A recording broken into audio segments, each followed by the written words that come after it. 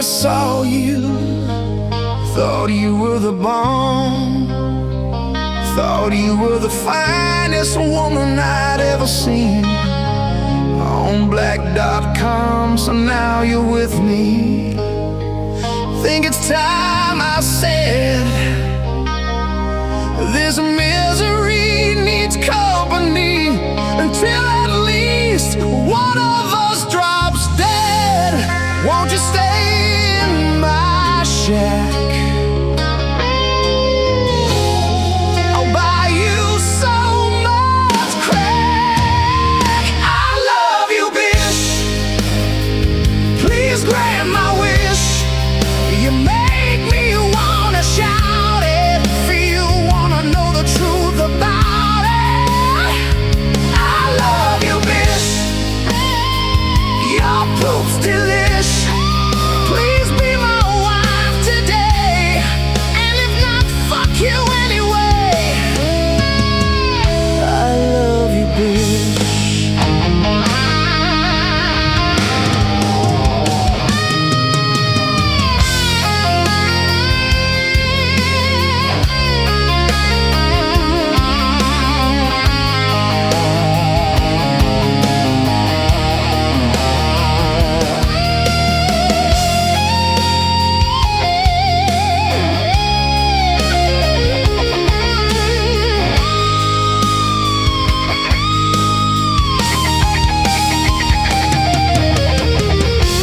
Won't you stay with me? Think how high we could be.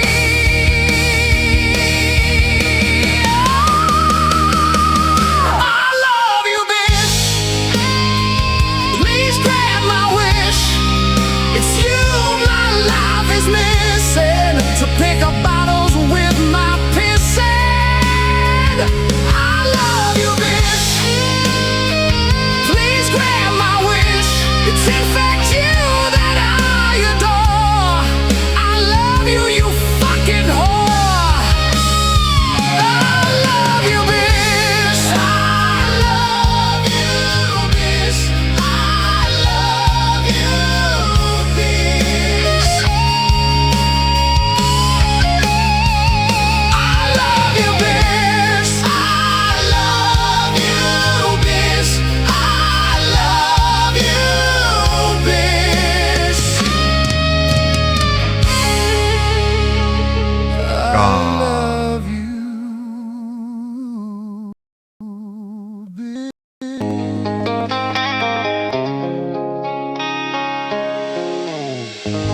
Surely a match made in heaven. You probably might have already heard that song before, but I wanted to play it again because there is a sequel song that have come out recently. It goes a little bit like this. Wait, rewind. Here's the real intro. Yeah. I loved you. Bitch, I gotta wonder just when will your crap stop? You stole my heart, then you stole my laptop. The tubby, grubby, chubby hubby I never had. You were 5'1" and you smelled real bad. You think you're the shit, you think you're all that. Memphis Micro softer than a little bitty kitty cat. So pop a Zanny and pour another cup.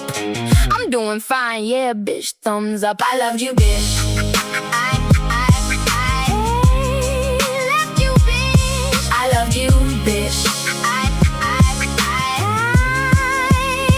loved you.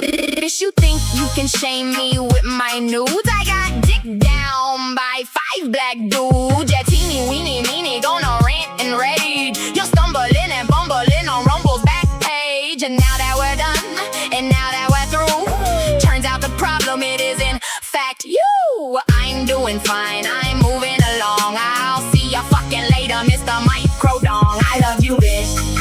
I love you, bitch. I love you, bitch. I love you. I love you, bitch. I love you, bitch. I love you, bitch. I love you, bitch. Very nice. All according to plan. It's God's plan, right, Ralph? Great intro. Good collection. Holy cow, look at the emotes. I'm adding more emote walls, so we get to love emotes even more. Thank you, Samurai Sansa. Big ups. Hope we're doing good. Samurai Sansa. Is he on Twitter a little bit, but not anymore, because I am no longer on Twitter. I've been banned again. That's all good. Speaking of Twitter, the Ralpha Mail was over there threatening to sue Mr. Medicare for making fun of him and all the antics that he's been going through lately. So Medicare has responded by announcing another stream. He's gonna stream again on Friday, which is cool. I haven't even listened to the stream from this weekend. Need to get caught up on that. I was busy. I was watching the Minecraft, or not the Minecraft movie, the Lego movie. It's better than the Minecraft movie, in my opinion. I was watching the Lego movie part 2, the second part. It's pretty good. Pretty fun.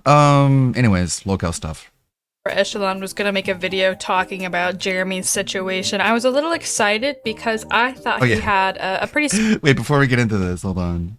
I want to show you DSP's thumbnail for his Switch 2 video. Oh, this is Russell Greer stuff. Next week, there's going to be some movement in the Greer case. So I'm waiting on that.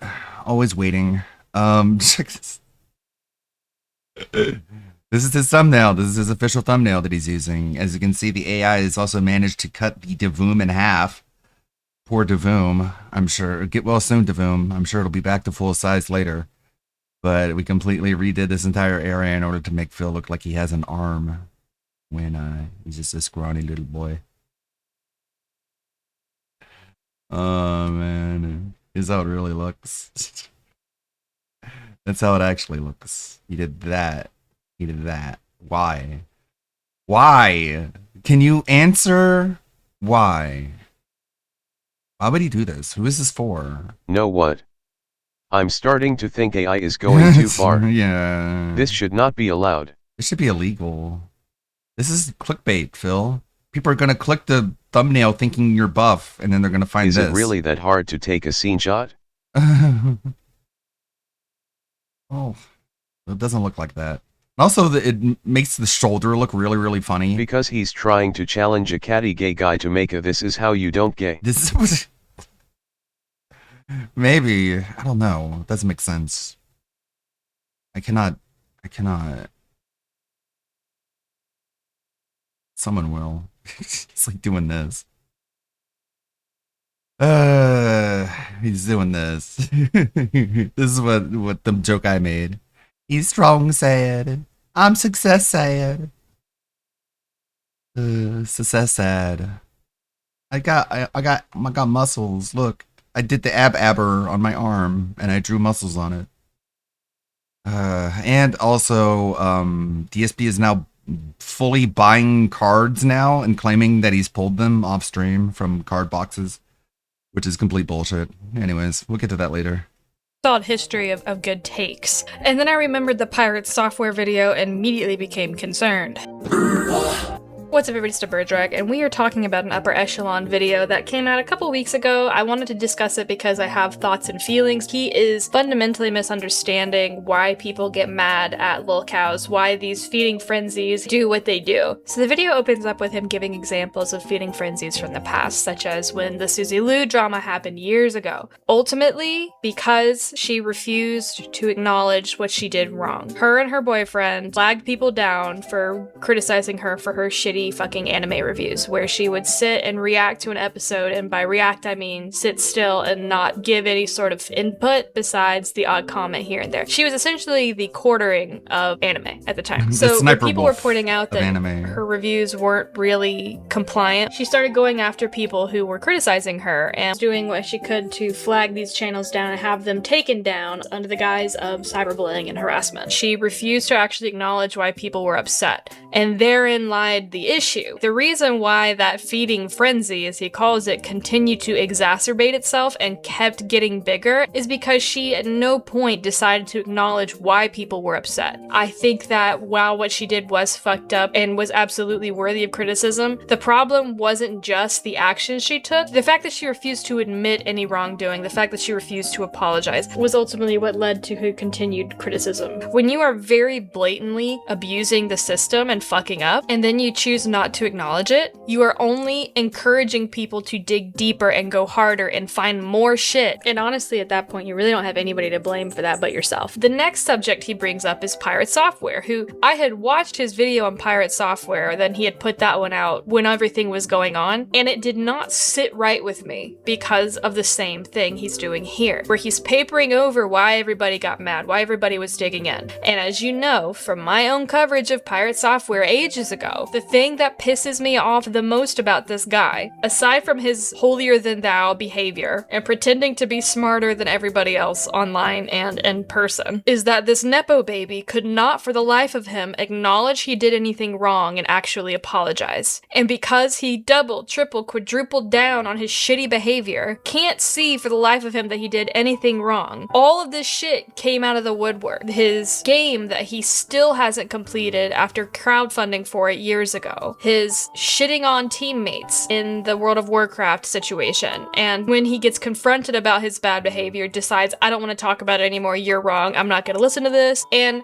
cutting the phone call off. The one that broke my heart the most was him not telling his dad happy birthday. The whole reason he got a job at Blizzard in the first place was his dad, and he hadn't texted his dad in a year. Like, how do you not text your dad? That made me really sad for his dad. The worst thing he could have done towards the end of his drama cycle, though, was the stop killing game shit, where he just did not want to acknowledge he was in the wrong or he had the wrong take. That one would have been the easiest one to acknowledge, because he could have just said he misunderstood what stop killing games was about, which, by the way, they're actually putting laws in place in the European Union to prevent game companies from being able to shut down service on something you paid $60 for and you can never touch again. So Pirate Software's whole thing ultimately came down to a feeding frenzy that did not stop because Pirate Software refused to actually acknowledge the fact that he did anything wrong. If you can see where I'm going with this, his behavior continues. His refusal to acknowledge the pattern continues into the quartering situation. Now, he does acknowledge in his quartering segment that he likes Jeremy, and he has only ever had good things to say about Jeremy, even gave him cash at one point for some fundraising shit that he did. And you could tell just from the thumbnail that he has a bias towards quartering because the thumbnail has Jeremy with hair in it. But the problems really start to come out when we talk about what Jeremy's done. The video that he put out makes me suspect Upper Echelon has not done his research on what's going on. He's just passively watching people get more and more mad at Jeremy and digging up more shit from his past. So while I summarized a lot of the stuff in the beginning of the video, I do want to go through and actually discuss certain segments of the video and have them side by side so we can hear what he's saying about quartering. This was the first thing that really caught my attention. He's threatened to have channels removed before when those channels criticized him, which ended up actually happening, by the way, creating a situation where people speculate about what level of influence he might have inside YouTube itself.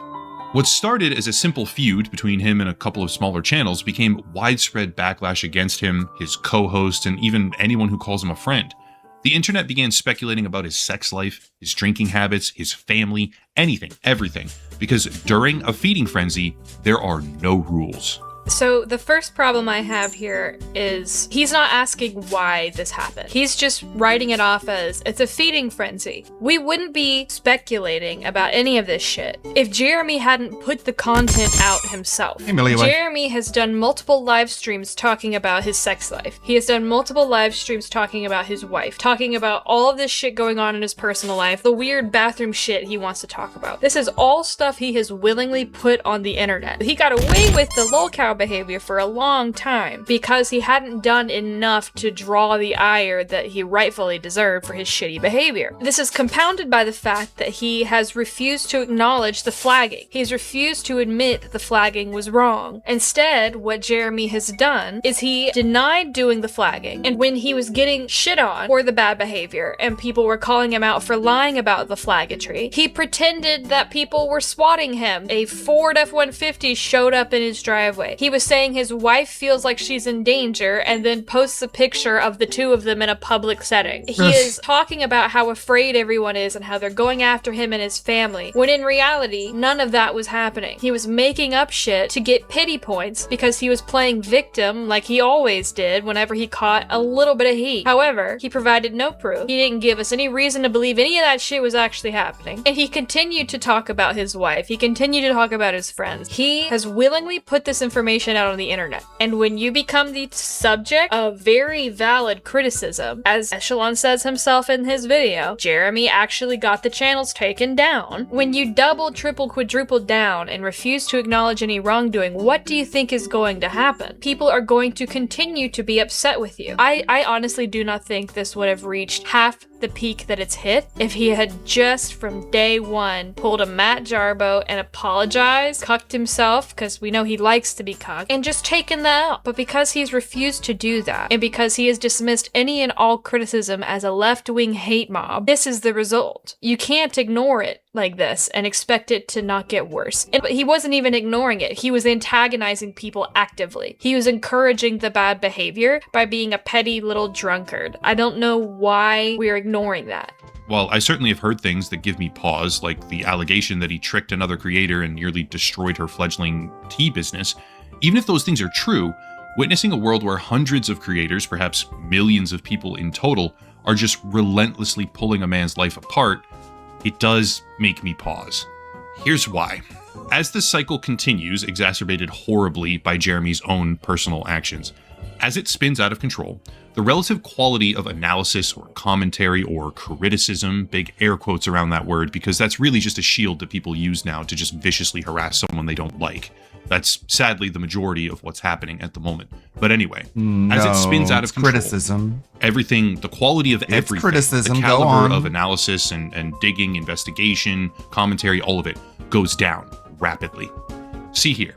This is a supposed lawsuit, okay, being brought forward by some random guy on social media as a class action retaliation against the Quartering and YouTube, for that matter, for the damage that they've caused. I mean, So they this deserve is it. interesting because this is the only example he gives I mean, YouTube deserves to have a class action levied against it.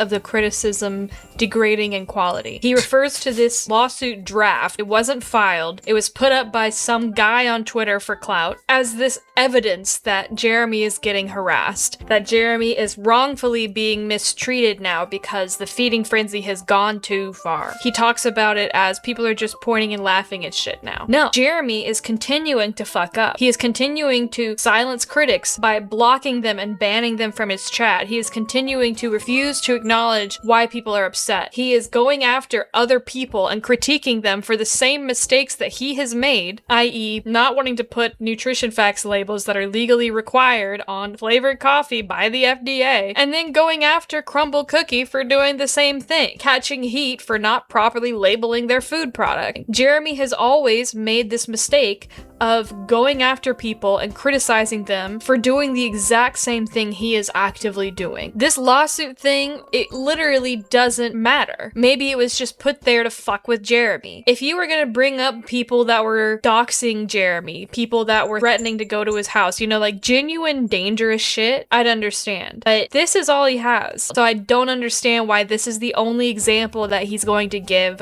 I'm tempted to use the word joke right now, but there's no joke here because the feeding frenzy is now attracting people who are genuinely unhinged. This guy, Chad Hughes, unironically, okay, and I wish him well, but I'm not making a joke right now, he appears to be suffering from AI psychosis, which is a real thing, by the way. People now suffer psychotic breaks from reality because of extended sycophantic chatbot cycles. And yet, again, no joke here, this delusional lawsuit draft, which has no future, no relevance, and no legitimacy whatsoever, this lawsuit draft YouTube is deserves being to get held up, sued. talked about, propagated, and spread by massive creators on the platform, by literal lawyers who should obviously know better, and by all sorts of vocal critics who are now obsessed with the concept of raking in views and ad revenue at the direct expense of accuracy and effort. So I think he does bring up a good point, talking about like people propagating this lawsuit up as being legit. The only one that I know of is Legal Mindset, which if we're really going to use Legal Mindset as an example of like a valid, legitimate law tuber talking about Jeremy for the clicks, I hate to break it to you, but he has this weird obsession with Moo Dang, a fucking hippo in Thailand, and he also is a sex tourist, so he's a fucked up little weasel, and I don't know why we're propping him up in this video as a legitimate legal law tuber. Like, if Oh my god, he goes to another country and has sex while he's in that other country. Kill him. Cancel him. it was Legal Eagle talking about this, I would And be... he likes a hippo. Fuck. I mean, locale material right there. What are we talking about? inclined to agree with him on this idea. But even Kino Casino acknowledged that this lawsuit draft is like weird. They didn't ask for it. They didn't back it. It was just this guy that put it up. And Upper Echelon says in the video that Chad Hughes probably has AI psychosis, which wouldn't be surprising to me. But the fact that this lawsuit draft is the core of his video, the core of his argument about shit spiraling out of control, when it is some random guy who is filing it because he wants to get in on everything and he's not a part of any of it. This doesn't hold a lot of water for me because it's not acknowledging the fact that there's a lot of other shit that people are very validly critiquing Quartering's behavior over, and we're ignoring it because we're pointing at this one example of some guy with AI psychosis not filing a draft lawsuit that is total gibberish, like you said, and propping this up as an example of the critiquing and the videos being put out about him suddenly declining in quality. It's like a straw manning type situation if we want to use debate language. Friends become enemies, at least the ones that only ever cared about the money to begin with, and the mob begins picking new targets, expanding the parameters of what qualifies as fair game, in this escalating protocol where the dopamine drama hit justifies anything and everything just to keep it going. This is a disconcerting that thing to mean? witness, but the sad fact of the matter is that you can easily avoid this happening to you, is stop talking. Ignore them. They don't exist. They're not camaraderie with each other around hating you as their sole rallying cry. The only correct answer is stop talking. Ignore them. They don't exist. They're not important, and you'll let the mob dissipate. The wrong approach is to try and defend yourself. Even if you think you're right, hell, even if you are right in a lot of circumstances, internet mobs are not governed by social expectations of reason or logic. They're governed by money, outrage. It's particularly a few shepherds usually that kind of whip them into a frenzy and then kind of unleash them in a certain direction. But they're governed by money, outrage, and the thrill of collective... This sounds like psychosis in and of itself. This also doesn't sound very mentally healthy. Because, dude, it's just people trolling you, criticizing you, making fun of you. And when you tell people, hey, just ignore it, don't just pay attention to the trolls, that works if you're like not a streamer. having If you're a streamer, like your audience is your community, and if your audience is filled with trolls, like what are you gonna do? You're gonna shut out your audience? It's like you're basically just saying get off the internet at that point. You're not saying ignore the trolls. You're telling Jeremy to stop putting out videos entirely. someone else that Are isn't you sure that's what you want him to do? It doesn't sound like that's what you want him to do. them to But attack that's what you're saying. If you all think at once about it. together. It's not a good thing, typically, although you could argue it happens to a deserving target here and there from time to time. But the only way to make it stop is never engage with it in the first Again, like I've posed the question before, is there a lolcow who doesn't deserve to be a lolcow? I don't think so. place.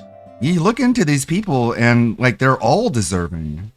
What I'm not understanding is why the Quartering is not a valid target for this. Because he's saying the only thing you can do is not acknowledge it. You know what Jeremy can't stop doing? Acknowledging it. And the worst part is, he is actively antagonizing people and goading them into continuing to fuck with him. He has missed the window of ignoring what's going on. And even then, this is not a situation where Jeremy can ignore what's going on. He never should have. Because the only reason people were pissed at him enough to start this level of critique and heat that he's getting right now is because he flagged down people that were making fun of his behavior that he publicly posted online. And he didn't like it. The free speech absolutist, the free speech warrior, libertarian, Trump-obsessed freakazoid that is the Quartering flagged down two Canadian dudes because he didn't like what they had to say about him. That's it. And because of that, he took away the income of their editor. And since all of this shit happened, Andy's channel got taken down. PPP's channel got taken down. The Kino Cathedral channel that was just to hype the live streams got taken down. People adjacent to this that were critiquing Jeremy, big names that were going after Jeremy, got flagged down as well. And he's saying that people that are being gone after with all of this, that are not quartering, but people surrounding him that don't deserve it, he's wrong about that too. Chrissy Mayer is catching heat because she's running cover for the quartering, even though she's also one of these free speech Catholic whatever women. Melanie Mack is covering for Jeremy and pretending she doesn't understand what's going on. Hannah Claire hasn't caught heat because she isn't there. Luke hasn't caught heat because he isn't there, okay? You're talking about it like they're trying to find anybody associated with Jeremy and going after them just because they happened to be aligned with the quartering. I'm not even making this video because you defend the quartering, because you're trying to act like you've got this feeding frenzy shit figured out. I feel like he is fundamentally misunderstanding why people get mad in the first place and why people stay mad. I think that the right thing to do when somebody very clearly and obviously fucks up and goes after other people in the name of protecting their brand only for it to backfire spectacularly is to admit that you fucked up, you made a mistake, take the L. In a situation where a mature adult would make a mistake, the right thing to do is admit that they fucked up, eat crow, and then move on. But Jeremy's behavior since this all started only suggests he's unwilling to engage with real criticism. He's unwilling to engage or acknowledge what he actually did wrong. And I feel that this upper echelon video talking about the feeding frenzy theory exacerbates that problem because he's not asking why this is happening. He's just seeing what he thinks is a pattern of behavior. I think that the peak of quartering criticism has probably passed because he hasn't really done anything other than continuing to fuck with people that show up in his chat. But until he actively acknowledges that he did wrong, there's nothing he can do. He has already earned the ire for good reason. He's acted like an insane lolcow. So what's going to happen to the lolcow? He's going to continue to be made fun of. He's going to be continue to be poked fun at for the duration of his career. You're going to say that everybody gets mad and tries to cancel them and kick them off the internet. You say that Suzy Liu, they tried to kick Suzy Liu off the internet, but she came back and is bigger than ever. Her numbers are a fraction of what they should be for somebody with that subscriber count. You're telling me somebody with 600,000 subscribers who can't break 100K on a video has got a healthy channel? Quartering's going to maintain his 2 million subscriber count because he buys subscribers. He bots his subscriber count. His views are pitiful. Upper Echelon clears the quartering on views. And Upper Echelon doesn't have 2 million subscribers. So quartering is only going to continue to fizzle. His career is over. It was on the way out because of his refusal to actually try to provide quality and put effort into his work, but he has exacerbated and sped up the process by his own shitty decisions. And people are going to continue to shit on him. And it's his own fault. And that's really what it boils down to. So while I appreciate Upper Echelon trying to give a word of caution to people jumping on the quartering and Pirate Software and the Suzy Liu, I think this is not the video for you to make if you're unwilling to acknowledge the core reasons for why this shit happened in the first place. So that's all I wanted to say about that. I'm hoping that he stays out of this kind of content in the future because he's very clearly not understanding the situation and he's not willing to do the actual research to figure out what the core issue is. But I will say that he's right about people just jumping on shit and spamming content for the sake of making money. I think that people that shit out the same video 1,000 times, I don't think that making a video like this equating valid criticism of the quartering's behavior to the next It's Over video makes sense. So anyway, that's all I had to say about that. I hope you enjoyed this longer form response to Upper Echelon's video, and I hope you guys have a great weekend. I will see you guys in the next one. Bye. Good video. Good to catch up for the quartering stuff. Just working on that model. Blender is still running very slow. I gotta figure out why that is. So here is what DSP has been up to lately. Let's do it. let's just buy another box so I'll have it on the back burner. So it's been here almost like a week, just about a week, okay? You guys had no clue about this. There's nothing in that box. Maybe buying from tcgplayer.com is actually a scam. Maybe there's nothing in these boxes. I haven't said a word or anything. I didn't want anyone to know. Oh, he's going crazy buying cards or whatever. I've only got 2 hits. It's the mouse. It's the full art mouse card. This is worth like Mouse $3. card. Well, okay, let me correct myself. I did research. Hold on, I lied. On basically all the current Pokemon sets. Maybe I am getting scammed. Maybe they purposefully leave some in or something. I don't know, right? All right. I got a card that's worth 15, and I got a card that's worth 19, and I got an $8, and I got an $8, and then I got like a $3, and I got the jackpot. This is the most valuable card in the Chaos Rising set. Jay, did you see the card? Did you see it? Did you not? Did you see the card Did you I see pulled? the card, Jade? I'm lying Jade, about did you miss it? How insanely lucky was I pulling that Greninja? The trolls are already spinning it saying that I bought the card online individually. Why the fuck would I do that? Doesn't even make any sense. Why? Well, you're talking to a little webcam, and the webcam isn't really going to be able to give you an answer. You're just looking at a webcam, and you're going, explain yourself. Talk to me. What is what you're saying make sense? Well, how does it make sense? Huh? Webcam, huh? Yeah, that's what I thought. You're not saying anything, are you? And it's like, dude, there are a bunch of reasons why you would do this. You want, yeah, just... So you did do what they said you did. Yeah. Thanks for confirming. Why would I do that? Why would I? You Okay, DSP, addicted. show the rest of the cards that were in those packs. Yeah, why in the world would he buy a box of cards and then unpack them off stream when it's been going so well to sell card pack openings? Why would he waste that opportunity and do something without making money off of it? I don't believe it.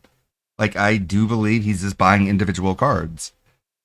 And he's using this really stupid excuse where he's like, I was trying to make sure if they were scamming people or not. I wanted to blow the whistle. I want to blow the lid off the whole Pokemon scam by buying this box and seeing if there's good cards in it. Guess what? There is a good card. Look, here it is. It's right here.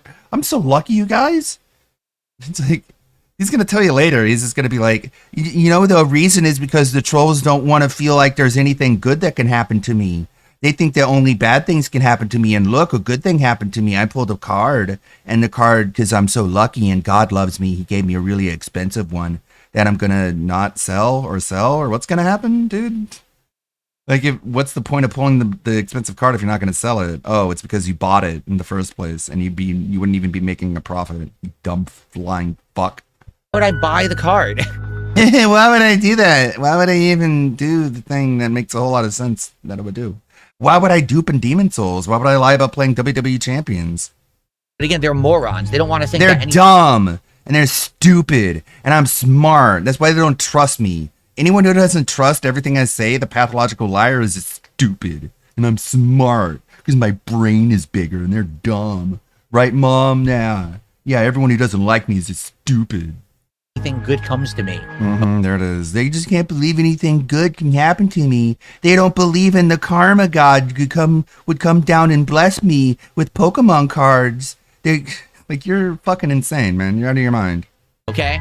Yay. Awesome. I have the All best he card has of to the do set, is show Chaos the other Rising. 340 cards from the packs he opened. He's probably bought more than that one box. I really don't care if he bought that card outright or pulled it in a pack. But you know who should care? His wife. Who he's still married to according to only him. Just so much money blown for nothing. What is this? What is he doing? He's going to try to cause a civil war. He's also setting all of this up because he knows he's going to lose. Lose what? You know what, I think he bought another box, opened it, and bought the rare card as a fail-safe if he didn't get a rare in that box to show off. Yeah, of course. So he's going to lose what? He's not going to run again, retard. He's also setting all of this up because he knows he's going to lose. Lose what? So he is going to try to cheat. He's going to try to enable people like the January 6 rioters to attack people. Those were feds, dipshit. He's going to try to cause a civil war because he knows he's not going to win. Win what? Win what? You idiot. It's not rigged, Horrid 7. It's not rigged. Don't get the fuck out of my chat. Go away. I'm not even entertaining this shit anymore. Go get a. So he thinks there is no such thing as voter fraud. How do you explain to people who are in jail currently for voter fraud? Are they like political prisoners? Were they whistleblowers who were silenced and thrown under the bus? Like, what are they doing there? fucking clue somewhere. You're an idiot. Okay, I'm smart. Go find one. Go find your fucking brain too. You're I'm dumb. not entertaining that shit. Wow, that's super persuasive. If someone doesn't agree with you, just call them a retard and then they'll have to agree with you, because I can't stand being called dumb by RTU. Oh my god, my ego, my feelings. Shit. Anyone who is still supporting this, who is still MAGA, you are subhuman. It's weird because I'm pretty sure RTU thought there was significant fraud in 2024. Yeah, what about Hillary? Who was literally like, Russia stole the election from me. Like, was she crazy? Is everyone who still thinks she's anything but crazy, are they cultists?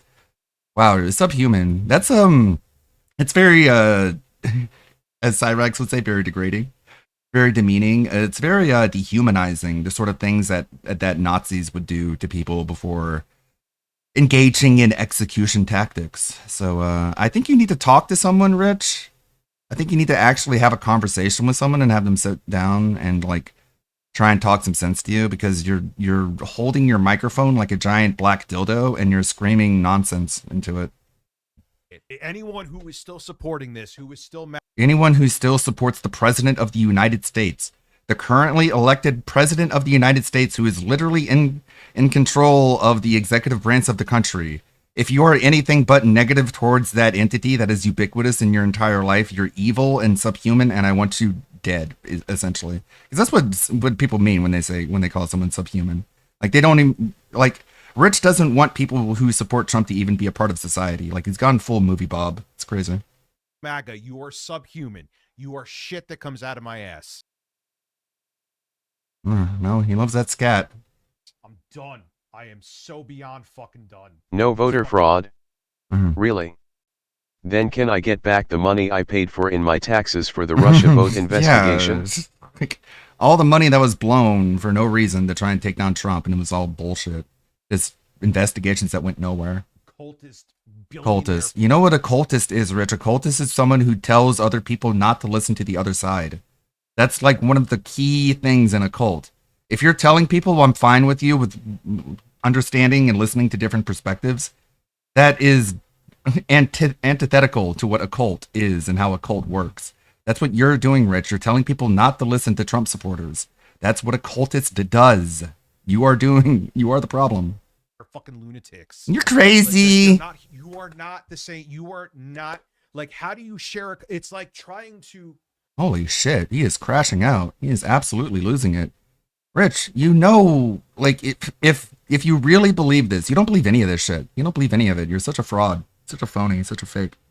If you thought Trump supporters were so stupid, you would talk to someone. You would talk to one, and you would totally humiliate them and make them look so dumb.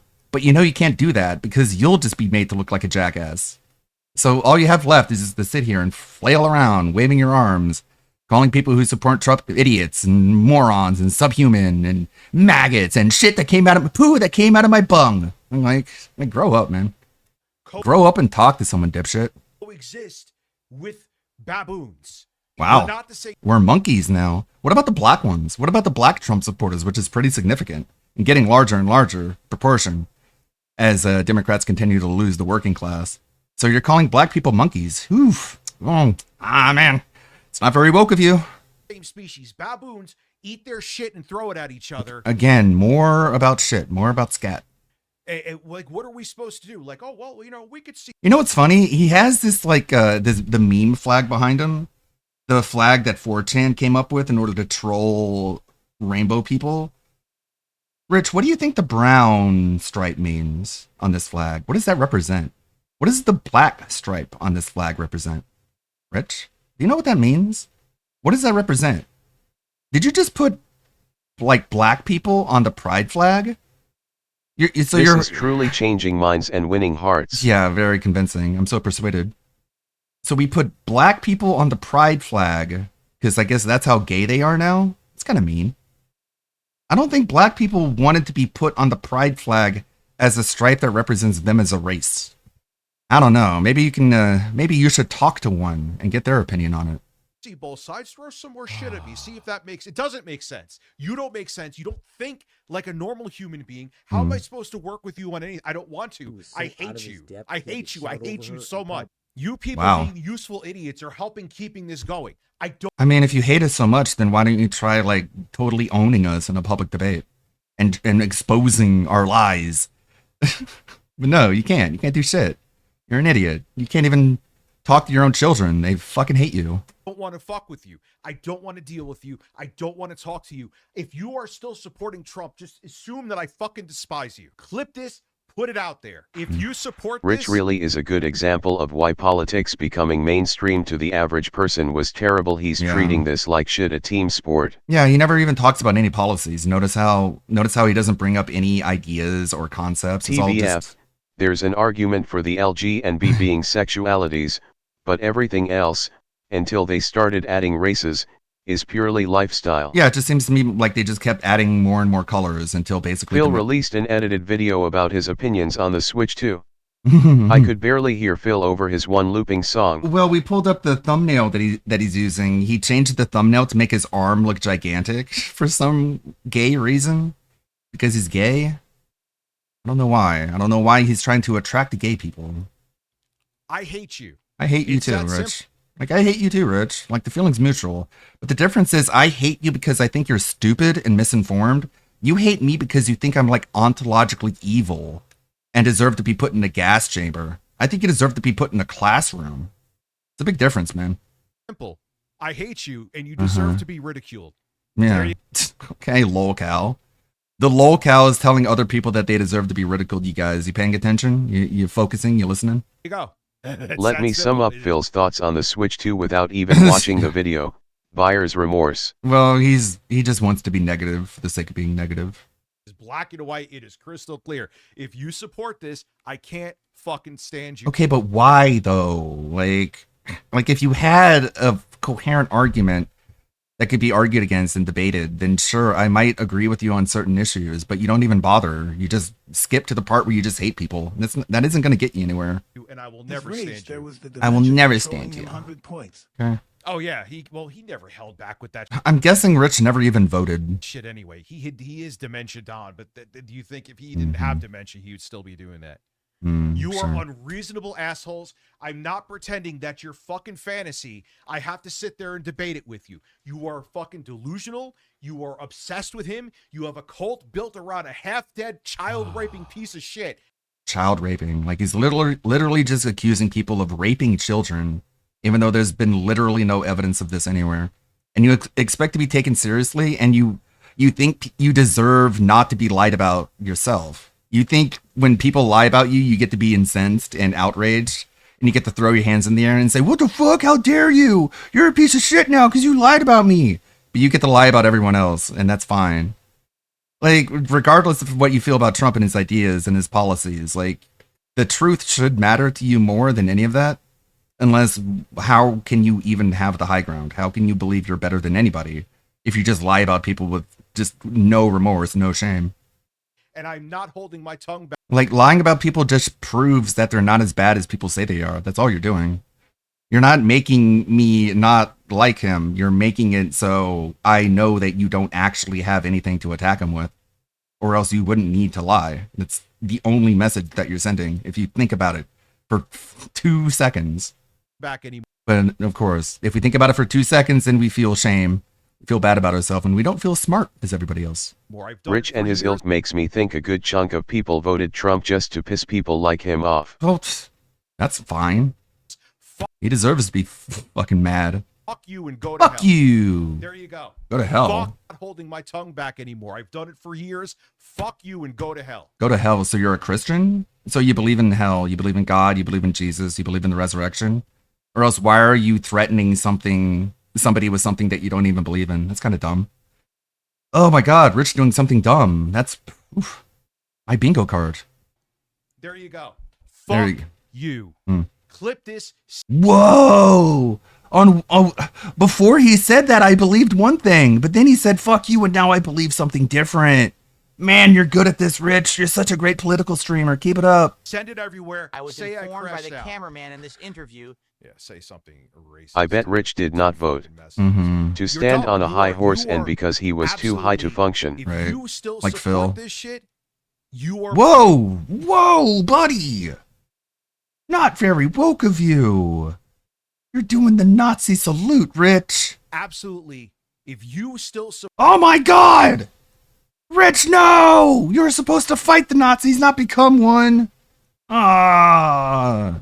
Oh, our most powerful soldier gone. Also, why the fuck isn't he doing this in full screen if he's gonna rant like this? Support this shit, It's like you're down here in the little cut corner while I'm looking at Smash JT talk about Halo. Okay.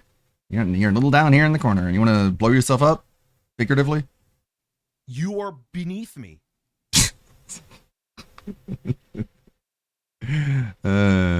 Wow. Yikes. Okay. Well, I mean, this is why I hate TDS so much. It's just like a bunch of stupid, unaccomplished idiots in a circle. Welp Rich, I'm convinced now. I'll be voting Democrat across Yeah. the board now. Policies. Who cares about policies? I just wanted to soothe the ego of a 50-year-old children's eyeball eater on the internet. Well, people on the internet told me I'm a bad person for what I believe. I mean, I didn't really explain it. All they did was try to make me feel bad. So I guess I have no choice but to agree with him. Is that how they work? I guess that's how they work. If they think that's how it works on other people, it's got to be just projection. You are in. No, yeah, I used to think I'd need facts and evidence in order to believe something, but you're right, Rich. All it takes is social pressure, and then I'll agree with you. Inferior to me. You really think you can break people down like that? Like, it's kind of schizophrenic if you think about it. They're just like trying to attack people's emotional state instead of trying to engage with them logically or with reason. They just be like, I'm just going to destroy your life. You're going to go to hell that I don't even believe in. How about that? I'm just going to throw everything at the wall. Everything other than, you know, the truth and facts. I'm just going to use everything else but that. That is not. It's not And I'm getting mad when it doesn't work. even subjective. It's not an opinion. It's a fact. If you support this, the only thing Support you're what? worth is coming to shine my fucking shoes. Support what? And that's it.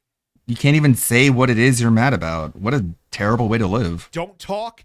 What a miserable, frustrating, like, irritating way to go through life. Where you're just like, yeah, I hate you, you support this. And they're just like, support what? And they're just like, you know, God, the stuff and things, man. Shit. You shouldn't have the privilege to talk. You're too fucking dumb. Oh, that's You set nice. yourself on fire turning on a light switch in your room, you fucking fools. You're dumb. Fuck I'm smart. You. It just sounds like a guy who's really insecure and really, really needs to feel like he's smart and doesn't really have any reason to feel like he's smart, but he latched onto this like political team sport where it's popular for one side to say I'm smarter than you. Every way possible. Okay, dude. Try and define a woman first. Go get your fucking shine box. Whoa, dude, you're such a mafioso. Danny, what the fuck are you talking about? Do you wait, so you're on board with all this shit? Is that what you're saying? With all this No. what? Dude, I don't care. I don't care if you're a member. I don't care if you're a Wow, member. this is really good as a content creator to have an audience that just like has to walk on eggshells around you. Snort. This is a cautionary tale. This is how you don't make a political show, for real. Like, this is an extremely, extremely prominent example of how you just melt down politically. And just everything about this is, it would be self-parody if I thought Rich was smart enough to be a satire of like a fringe left lunatic.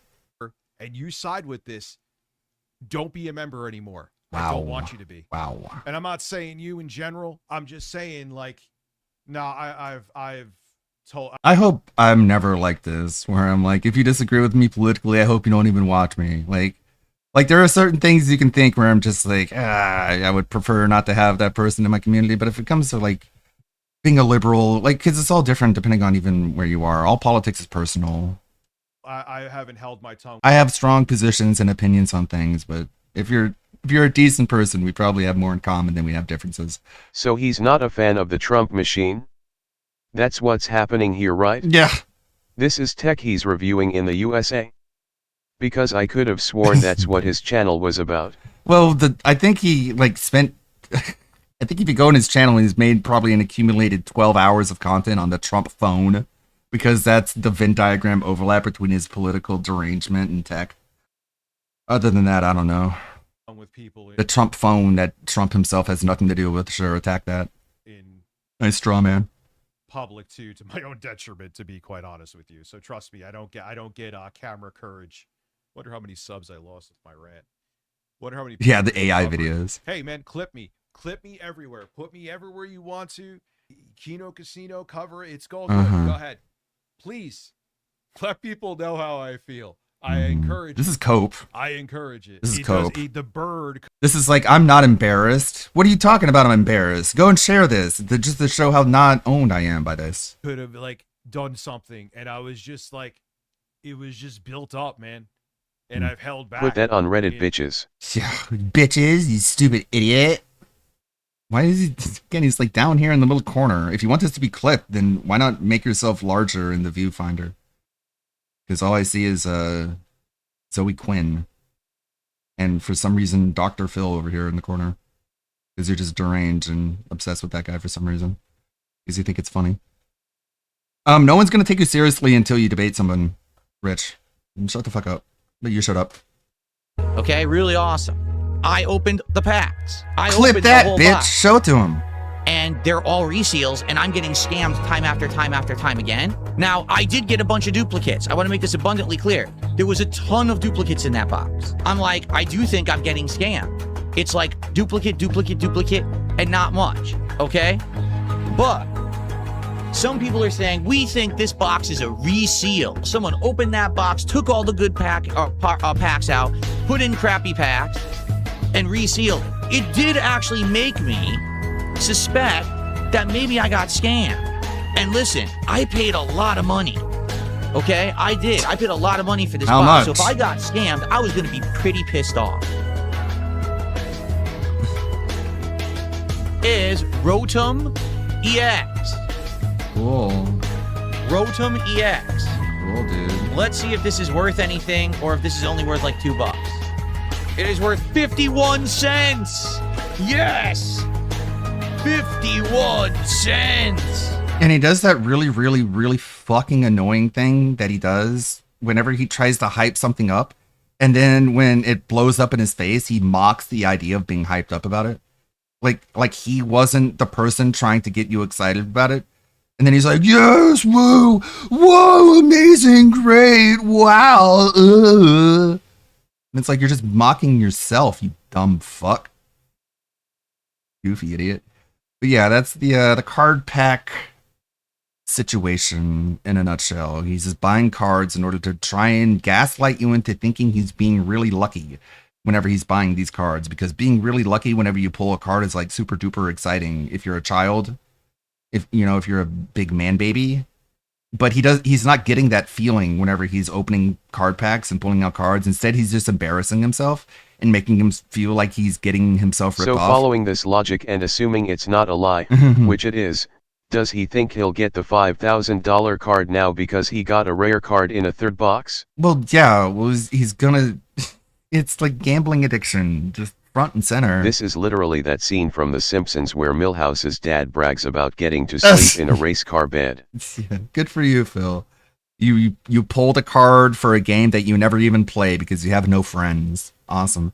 But yeah, this is the stream where we saw a clip of it before, but this is the stream where Marty and I think it was Inward Boy, they were celebrating the death of Cyrax because he said, I'm leaving the internet, and they're like, okay, he's dead. And then he comes back and he's like, no, I'm not dead. I'm here. Would I be able to do this or do that if I was dead? And we have that one, and we have the calls to Cassandra that she has released recently. And then after that, it's Morty again with the Toph update. This is not pre-recorded.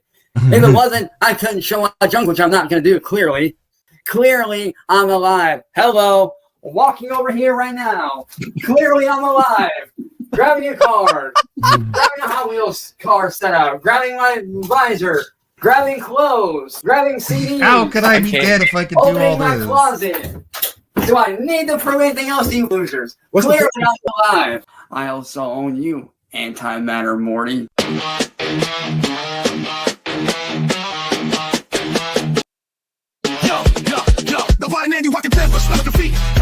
After buying and modding Card Shop Sim, I can tell you Phil would have a better time pulling cards if he modded Pokemon into this game.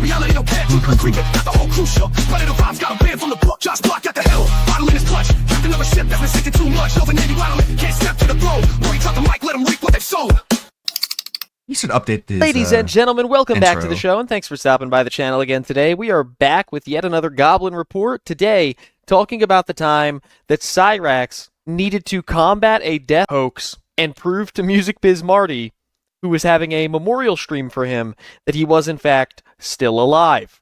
Cyrax was livid that people thought that he was dead, and went on stream to prove to Marty that he was still kicking. However, it was hard to tell whether this was old footage that Cyrax had pre-recorded to trick us all into thinking he was alive, or if the goblin was still around. He gets angrier and angrier every time that Marty and the other people on panel say that they don't believe him, and they know that he has actually passed away, and continue to mourn him, and it results in a pretty good meltdown. So we're going to take a look at the highlights today. Before we get started, please drop a like. It really helps me in the algorithm. And now, without further rambling, let's watch this goblin try to prove that he hasn't passed away. Hey, Marty. My hands, like, I mean, I'm trembling a little bit right now. So it seems that, and I know that a lot of you didn't like Cyrax, and I'll admit that I didn't either. I'm not going to focus on his negative qualities at this moment. Whether or not you liked him or didn't like him, regardless of how you felt about him, he was obviously somebody that had an emotional impact on all of us. He has brought a lot of people together, and for that, I'm grateful. Let me back up a moment here. Earlier this morning, I called the house phone looking to agitate Cyrax a little bit and play around a little bit, and have a laugh at his expense, as I had always done. And I'm not entirely sure what sepsis is. I think some people probably would be able to give a more qualified answer than I could, but Sally had seemed really shaken up. I've heard her angry before. I've heard her distraught. I've heard her exasperated, and I've never heard her like this before. She was definitely very shaken up.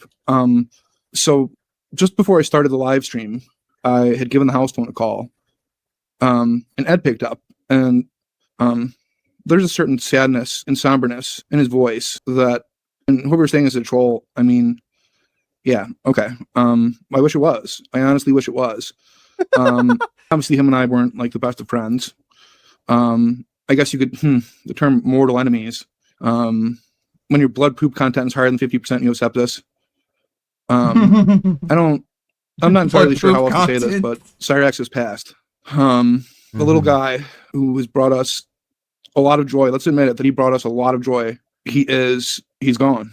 So it's important to remember, Marty did this multiple times, and Cyrax got just as angry every time that he did it. He did this one time for Ed. They had like a candlelit vigil for Ed, and Cyrax showed up freaking out trying to prove that Ed was still alive. They did this about Cyrax himself, and like, this is why Marty was the GOAT.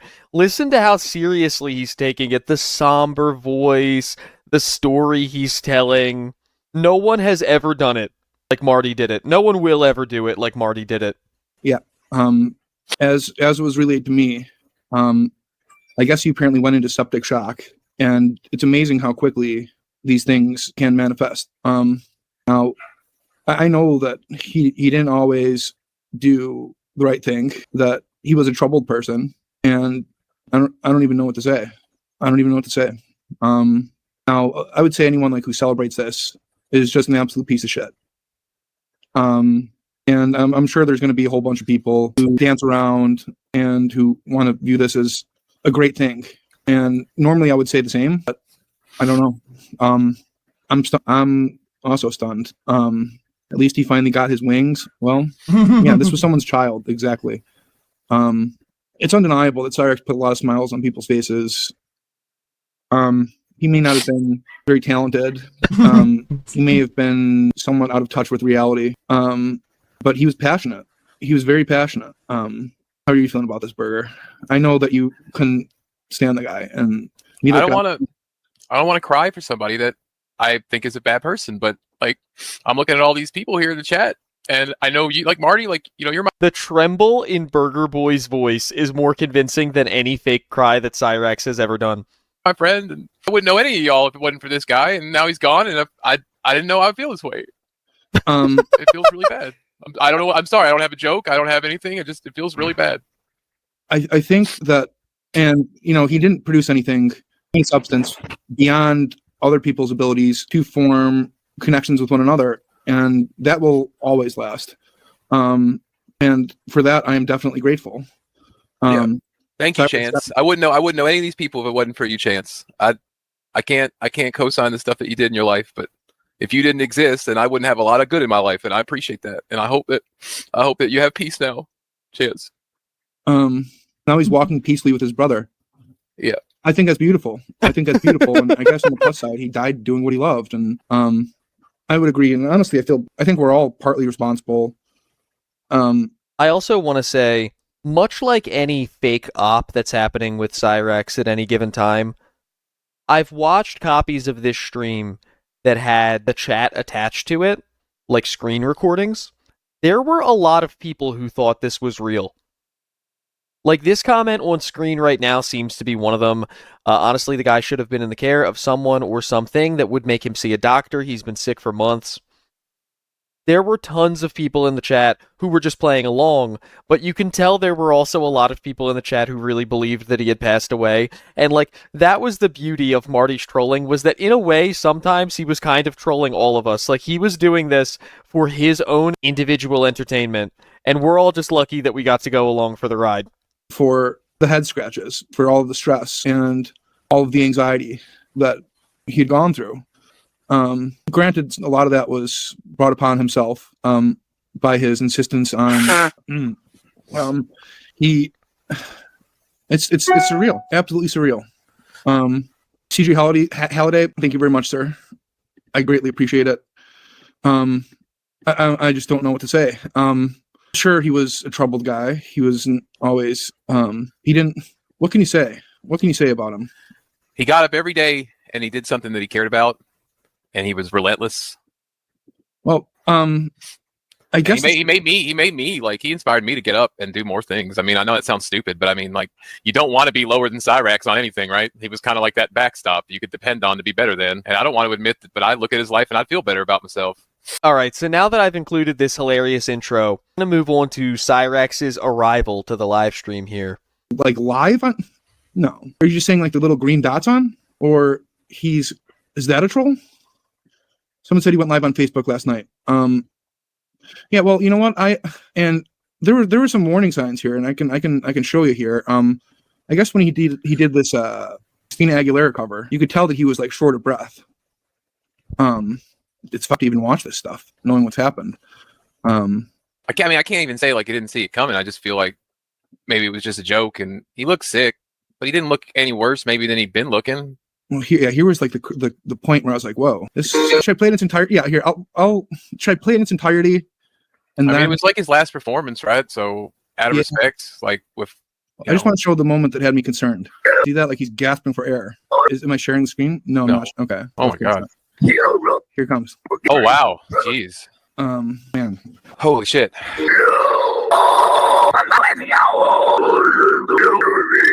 Okay, so I know that it's probably hard to make out what the lyrics are through the crude noises that he's making right now. He's doing a cover of Genie in a Bottle by Christina Aguilera. The lyric that he just rasped out there was, "I'm like a genie in the bottle. You've got to rub me the right way." I would imagine this is his ode to Security Jake. It's while Marty is showing off Cyrax's last performance of his life, but it's while Marty is showing off the last performance of Poor Chance's life, that they begin receiving a call, a request to join the panel from someone claiming to be Chance himself from beyond the grave. So, what's this in here about me being dead? Clearly I'm alive. Clearly. What the Like, dude, I've been alive this whole time, bro. I've just been away from YouTube, living my normal life, away from the bullshit. Nothing wrong with that. So to whoever is sitting there saying that I'm dead, you and the Blackout Records, I just want to say this, bro. I know you sent the voicemail to my mom's claiming that you sent her 10 grand or sent me 10 grand. That's a lie, bro. I checked all my shit. You never sent me 10 grand. I checked my PayPal. I checked my Cash App. To be fair, if someone mailed 10 grand to the house for Chance, we all know that Sally screens Chance's mail since the tattoo gun incident. She would definitely take that money and say that it never arrived. She would never let Chance see a dime of that money. Everybody in that house secretly hates each other, and if any of them had a dime, they would never let the others know. You never sent me a damn dime, you poser ass bitch. And Marty, for the record, quit making up lies about me. Clearly I'm alive, okay? So shut the fuck and quit making up lies about me, bro. You say no, shut the fuck, dude. I don't have time for this. Because unlike your desperate ass, I have a real fight to live, okay? So for you, and for that thinks I'm dead. Peace. Well, the interesting thing is that Cyrax didn't say anything confirming today's date. He talked just as normally as he always did. Like, it definitely seemed like it could have been pre-recorded. Exactly. I would need confirmation.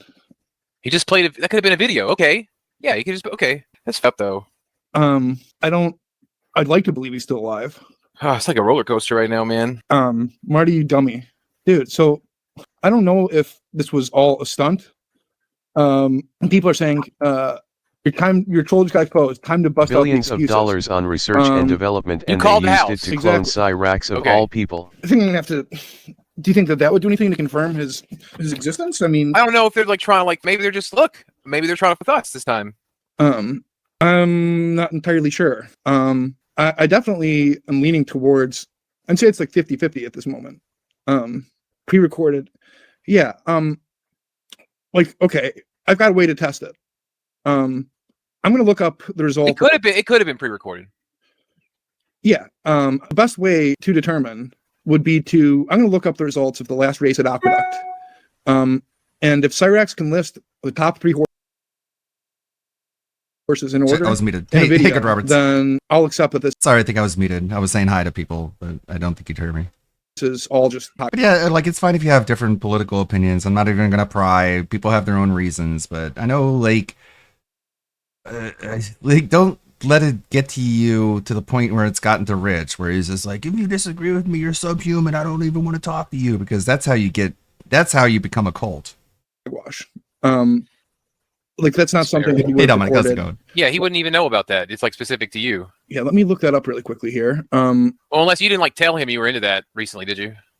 You didn't give him a tip on the race as a friendly thing. No, I think maybe we should take a vote here. Looking in Discord, Angela was getting Sally flowers. That's very sweet. Wow, that's really nice. It is. So let me look up the results here. So if Cyrax can make a video, he's blocked me on Facebook, so he'd have to do it. Black Hat, I'm legit. I'm still feeling sad. It's kind of incredible that back in the day, when Cyrax wasn't being hug-boxed, it was this easy to get him to come out of retirement. You could just do a stream saying that he was dead, or that Ed was dead, or that you owned all of his music, or that you were opening a merch shop with t-shirts of his face or something like that. And he would show up on your stream and call you 10 slurs and flip out. I miss the days before Jackie. I still feel like it could be true. I don't know. Now I feel like I'm being trolled by Sally.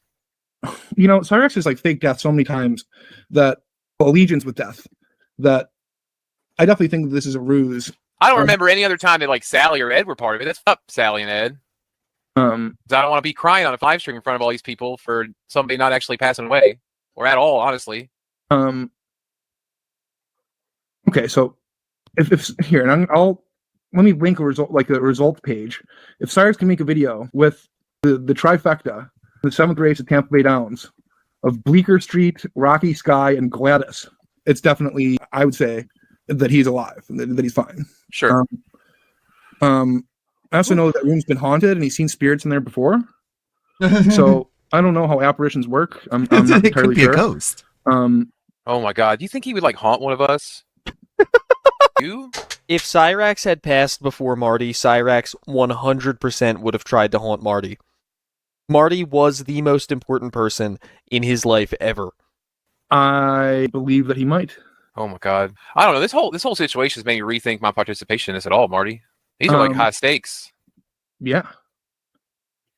I mean, I would hate for people to think that like I had done something questionable.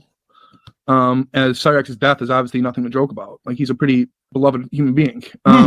Miss New York Cheesecake, we're confused. We're like 50-50. He's a pretty beloved human being. So Cyrax, if you can announce the trifecta in the 7th race of Tampa Bay, we'll know that this wasn't pre-recorded. Say something that you don't always say, okay? Like somehow. All right, so let me ask you this, dumbass. Okay. If I was really dead and this is really pre-recorded, would I be able to play guitar like this? And why the fuck do this? He says, Cyrax, to prove you're alive, do something you've never done before. Cyrax shows up defiling a musical instrument. Yeah, that's absolutely something we've never seen him do.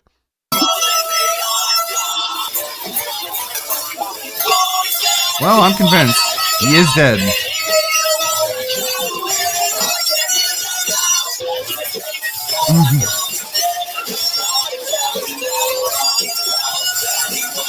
Now I really think he's dead.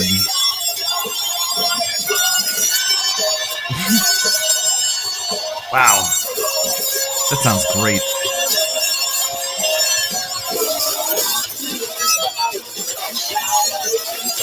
I'm even more certain than before that you're dead. Now I just wish he was DD just in Okay. Screen. He is doing this He's with the either guitar dead or on summoning the dead. screen, by the way, One for thing's like for sure. no less than He 5 ain't minutes. alive. It's an He has no eternity. life. I'm skipping it for you guys, but it's a nightmare. The guitar sounds like it's in pain. What's the matter, Marty? All it is that What's you're the matter, desperate. Marty? You can't handle the fact that I'm up here and you're down here. You're desperate. Ironically, all Marty asked him to do was say something that he doesn't usually say, but he's running on such a pre-scripted program, he's just repeating all of the same stuff that he always says, proving Marty's point. So my advice to you, shut the fuck up, leave me the phone, get the fuck to YouTube and get a life, you fat, ugly ass, bald bitch. Because all you are is I'm desperate up for here, views, you you're pompous ass down windbag. here. That's all it is. You're desperate. You're pathetic. You're sad. You're lonely. You have no life. So why don't you do yourself a favor? Also, the people in chat who are chiming in and playing along, yes, it's clearly old, are cooking me because you know he's seeing that pop up on his screen and it's just making him more and more mad. And actually get off of YouTube and get the fuck social media and get a life, you overweight, pompous ass windbag. I don't have time for little douchebags like you that are desperate. As all I have time for are them that give up about me. Like I told you, bro, I left this community. I want no part of this bitch ass community that you're so part of. You're pathetic. And no, this is not pre-recorded. If it was, you would know. So Marty, if I were you, I'd shut the fuck. You would know? And I'd get a grip on reality because clearly you ain't got one. He hasn't said anything that would even make you think that this was from the day that it was happening. He literally could have just been like, it's March 5th of 2020 or whatever, and that would have ended it right there. But instead, he's just going through the same motions. You could replace this clip with actual old clips, and it's all the exact same stuff. You got this guy at the bottom chiming in saying, yep, this is when he got in that fight with Schmeckel. ain't got a goddamn grip on jack shit. The only thing you got a grip on is that tiny ass non-existent that you have, which is why Jamie wouldn't suck it, because it's non-existent.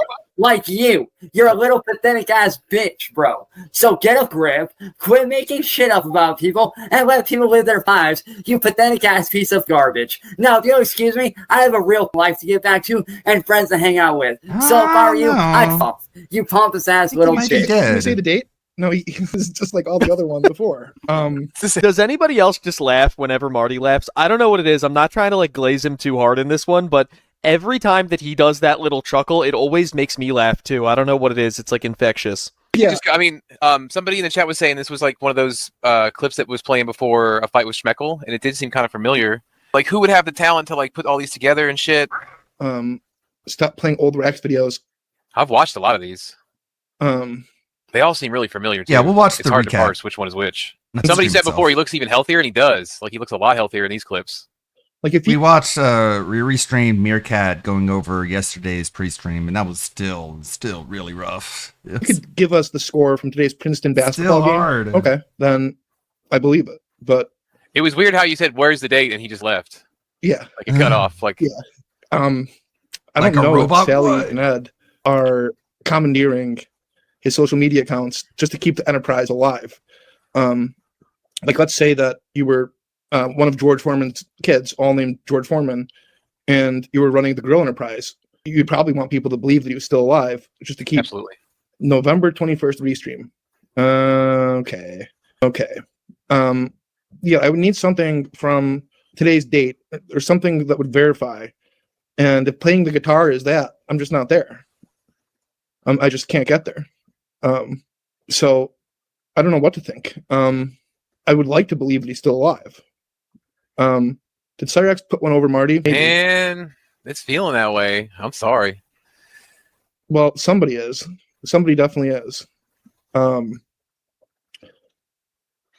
I don't know if maybe they had him, because you've seen times when somebody hops on a stream and they put up like a video. It's usually of somebody getting piped. You know what I'm talking about. Like somebody just inserts a video. What? Yeah. What? Like it's live? Yeah. Like, yeah, they put like a pre-recorded video of 99% of the time. It's somebody just getting it. Sure. So I mean, you can play pre-recorded videos. Just click the button. Bing, bam, boom.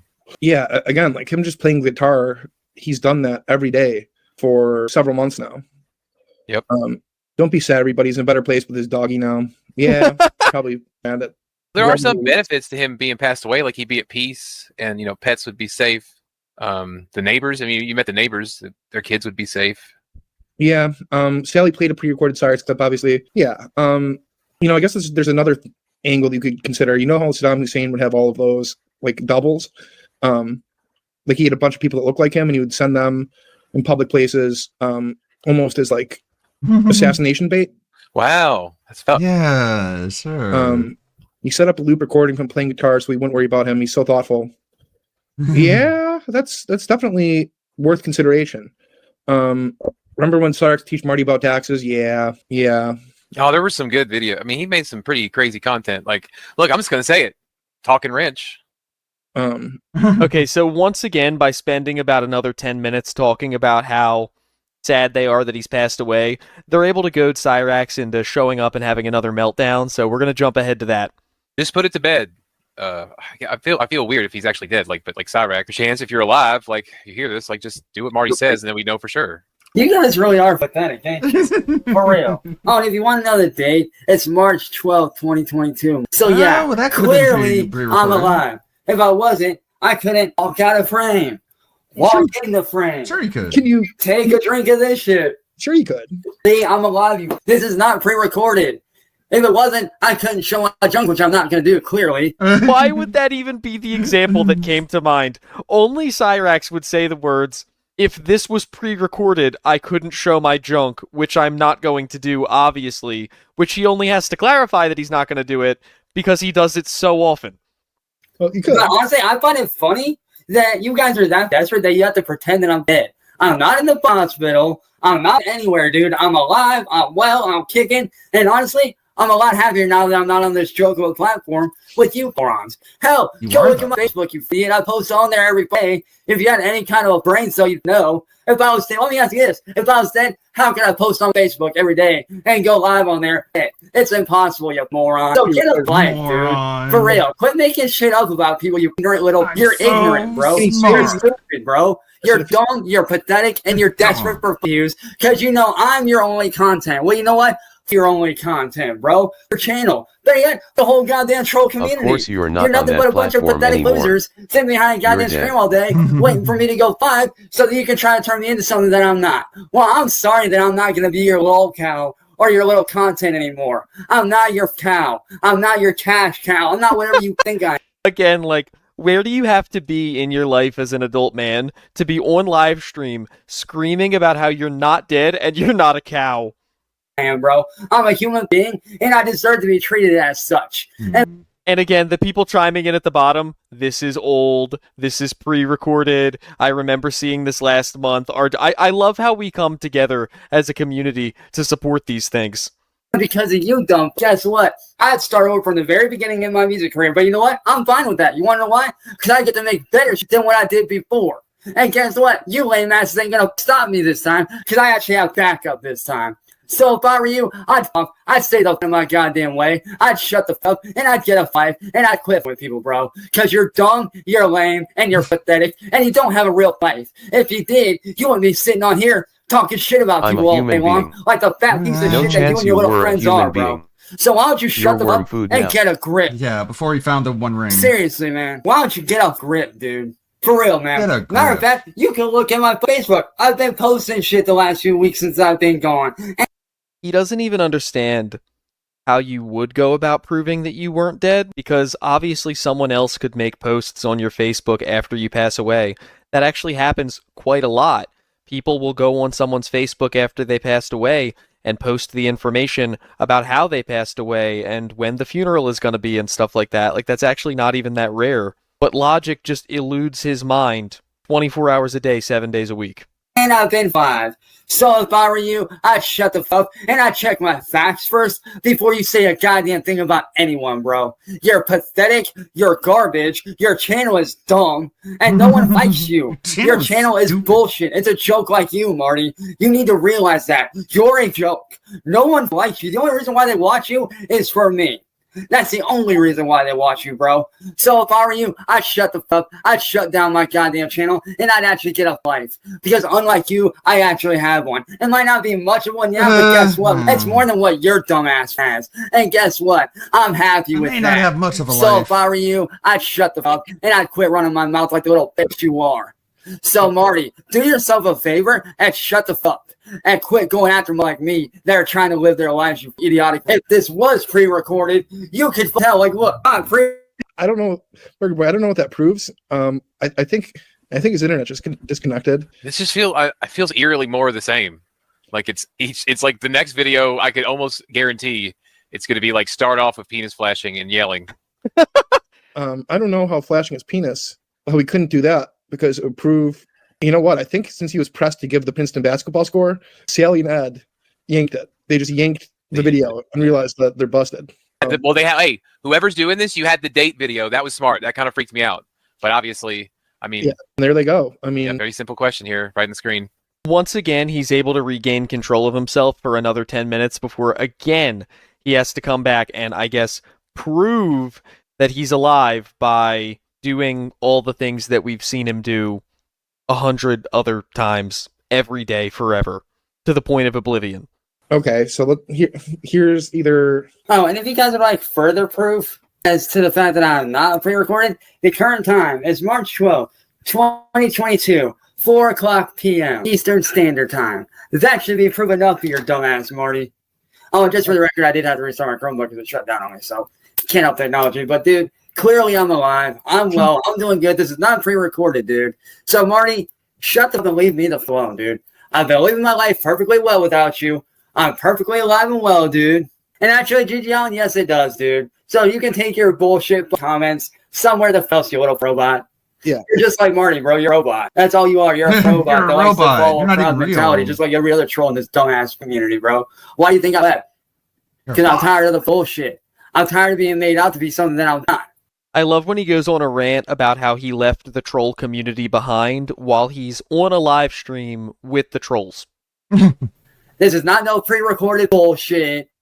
No, I know a lot of you want to believe whatever you want, and that's fine. But I'm telling you straight from this horse's mouth, straight from me, Chance Wilkins, right here, me, this guy, on the panel right now. And I'm telling you straight from the horse's mouth that I am alive. I am well. I am not in some hospital for whatever the y'all think I am in. Like, for really. Burger Boy, this For video, really. to me, if it was actually Wait, what do you Cyrax, like, bro? Let me ask you this. How could this be pre-recorded when clearly I have no mic on me, I have no camera. The only camera is the one that's back behind right there. And then I've got my studio. Wait, how? Why would he need to be mic'd up for this to be pre-recorded? That doesn't even make sense. He pre-records stuff all the time without a mic. Like, he's confused as to what they're even saying is happening here. Computer right there. Yam Ranch Records said, when you slow down his audio, you hear the clips where the date was spliced. It's amazing how well the people in chat pulled together to just infuriate him. And my other camera, my photography camera is down there, and my phone is right here on my desk. Right there, clearly. So clearly this isn't on. You're just looking for views, bro. You're desperate because I'm not on here. You want to make me your little fucking cow, bro. That's all it is. Well, I'm sorry to break it to you. You're right. I'm not your cow anymore, you douchebag. I'm not your cow, whatever you think I am, bro. Although, you know what? Think what you want, because you know what? Here in a few months, I'm going to be blowing the fuck, and I'm going to be leaving you douchebags in the dust, bro. I'm going to be leaving you dumb. Matter of fact, I'll be so huge that I won't even have time for your fesses. I know I'm not going to spill the fucking tea. All I'm going to say is this. All I'm going to tell you is this. Be watching PBS station here in a couple months, and you'll find out. His flex was that he was going to blow up so big that he appeared on a local PBS affiliate station. Okay. So trust me when I say, here in a couple months, I'm not going to have time for your petty-ass bullshit antics, bro. Hey. Why don't you get a grip, dude? This is not pre-recorded, homie. What in God's earth makes you think this is pre-recorded? Let me ask you that. What makes you think this is pre-recorded? Let's hear your bullshit answer.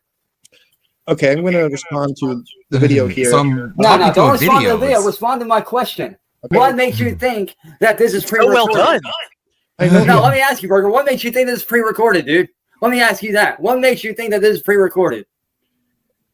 What makes you think that? Has really been incredible. Waiting for a response. Well, let me ask Marty. Don't change the subject. They messed up the video when they didn't even allow you a chance to respond. He just keeps talking. Like, come on, Sally, you got to do better than that. Tell that instead of responding to what he says, they're commenting on how convincing the pre-recorded video is like chef's kiss top tier to me. Don't try to flip it around. Answer the goddamn question. What makes you think that this is a pre-recording when clearly we're on a live stream right now?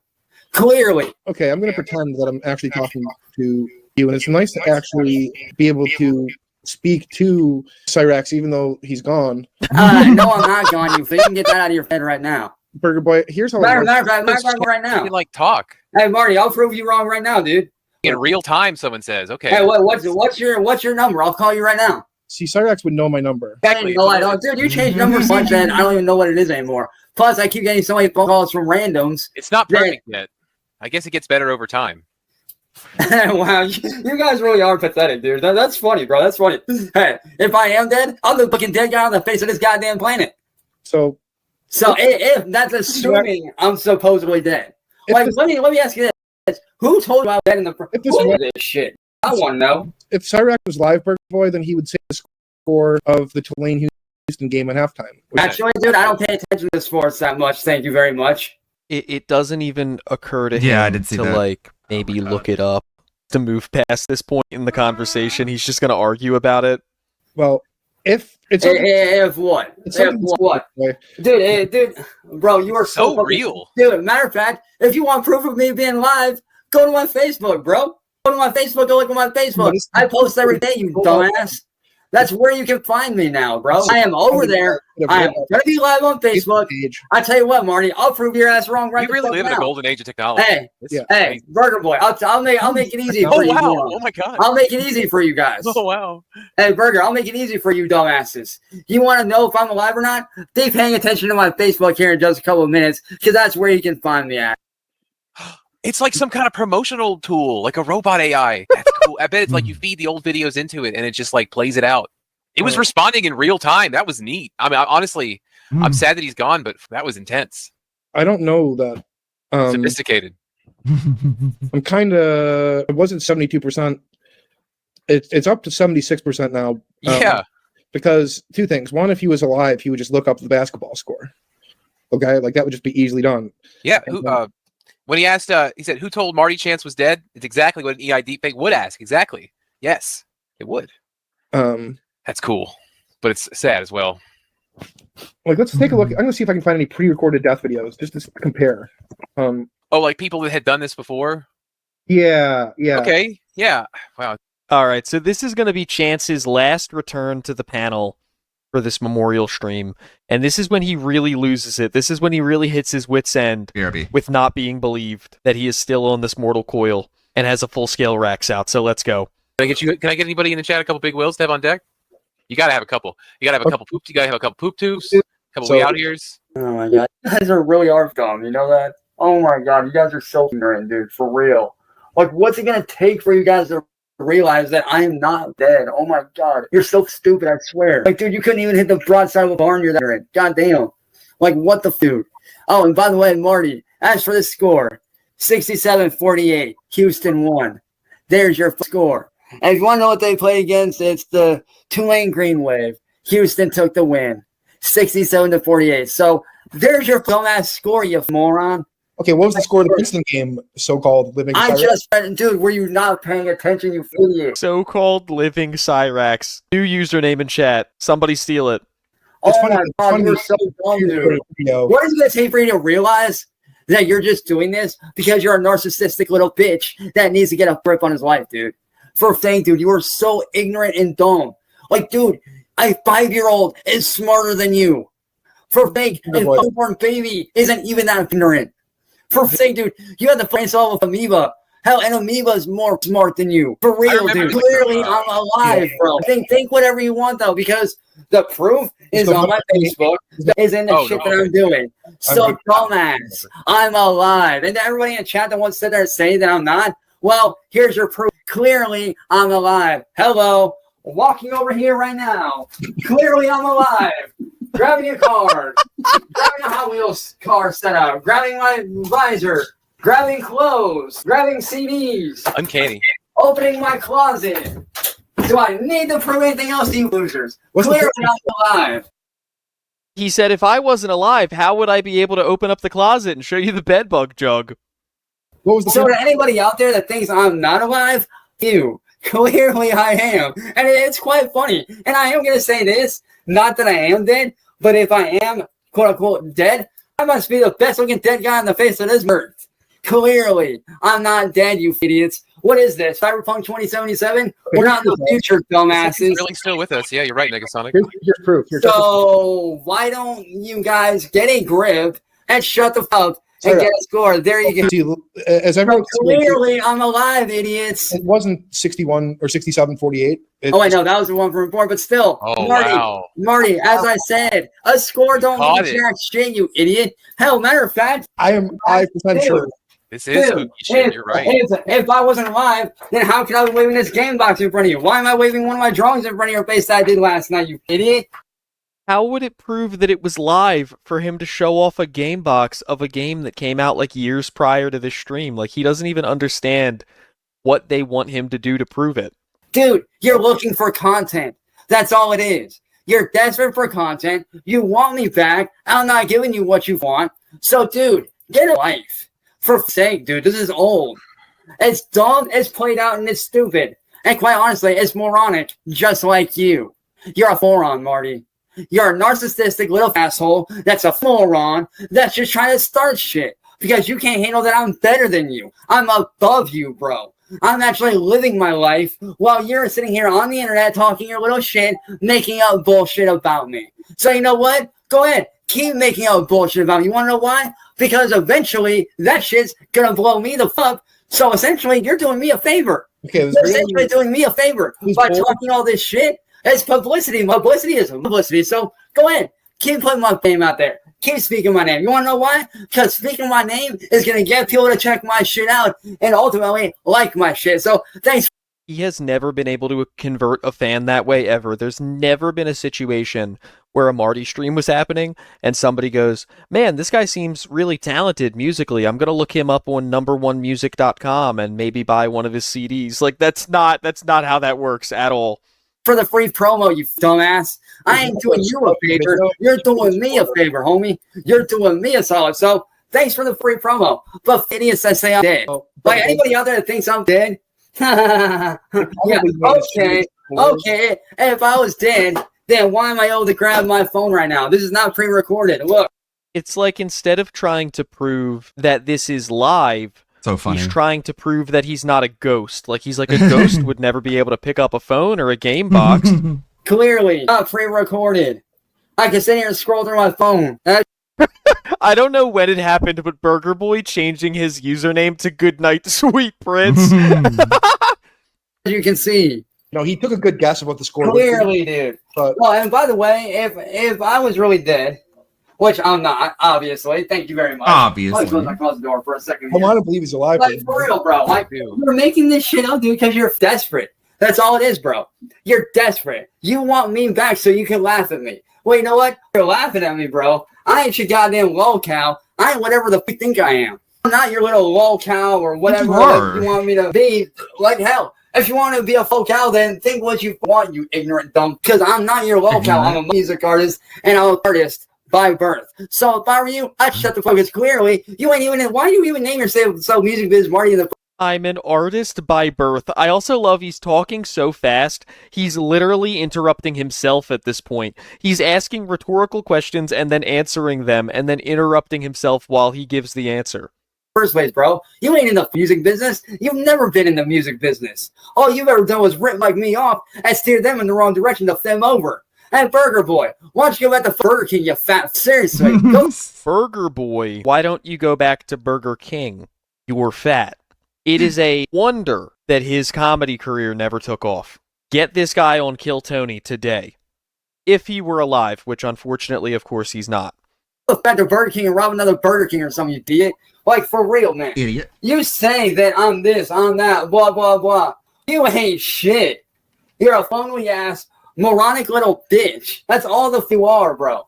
Oh, and just for the record, if I was dead, then why am I able to belt out this right here? Hold the phone.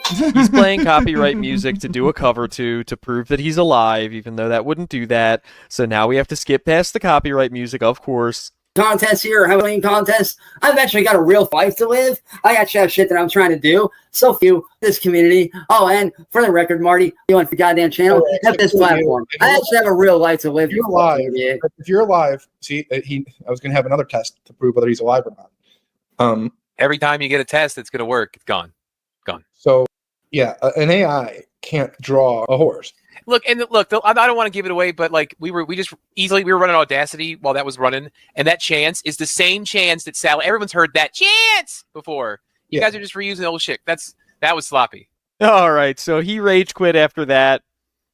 He went on Facebook Live on his own Facebook to yell a bunch of the same BS and bang on the guitar to prove that he was in fact alive.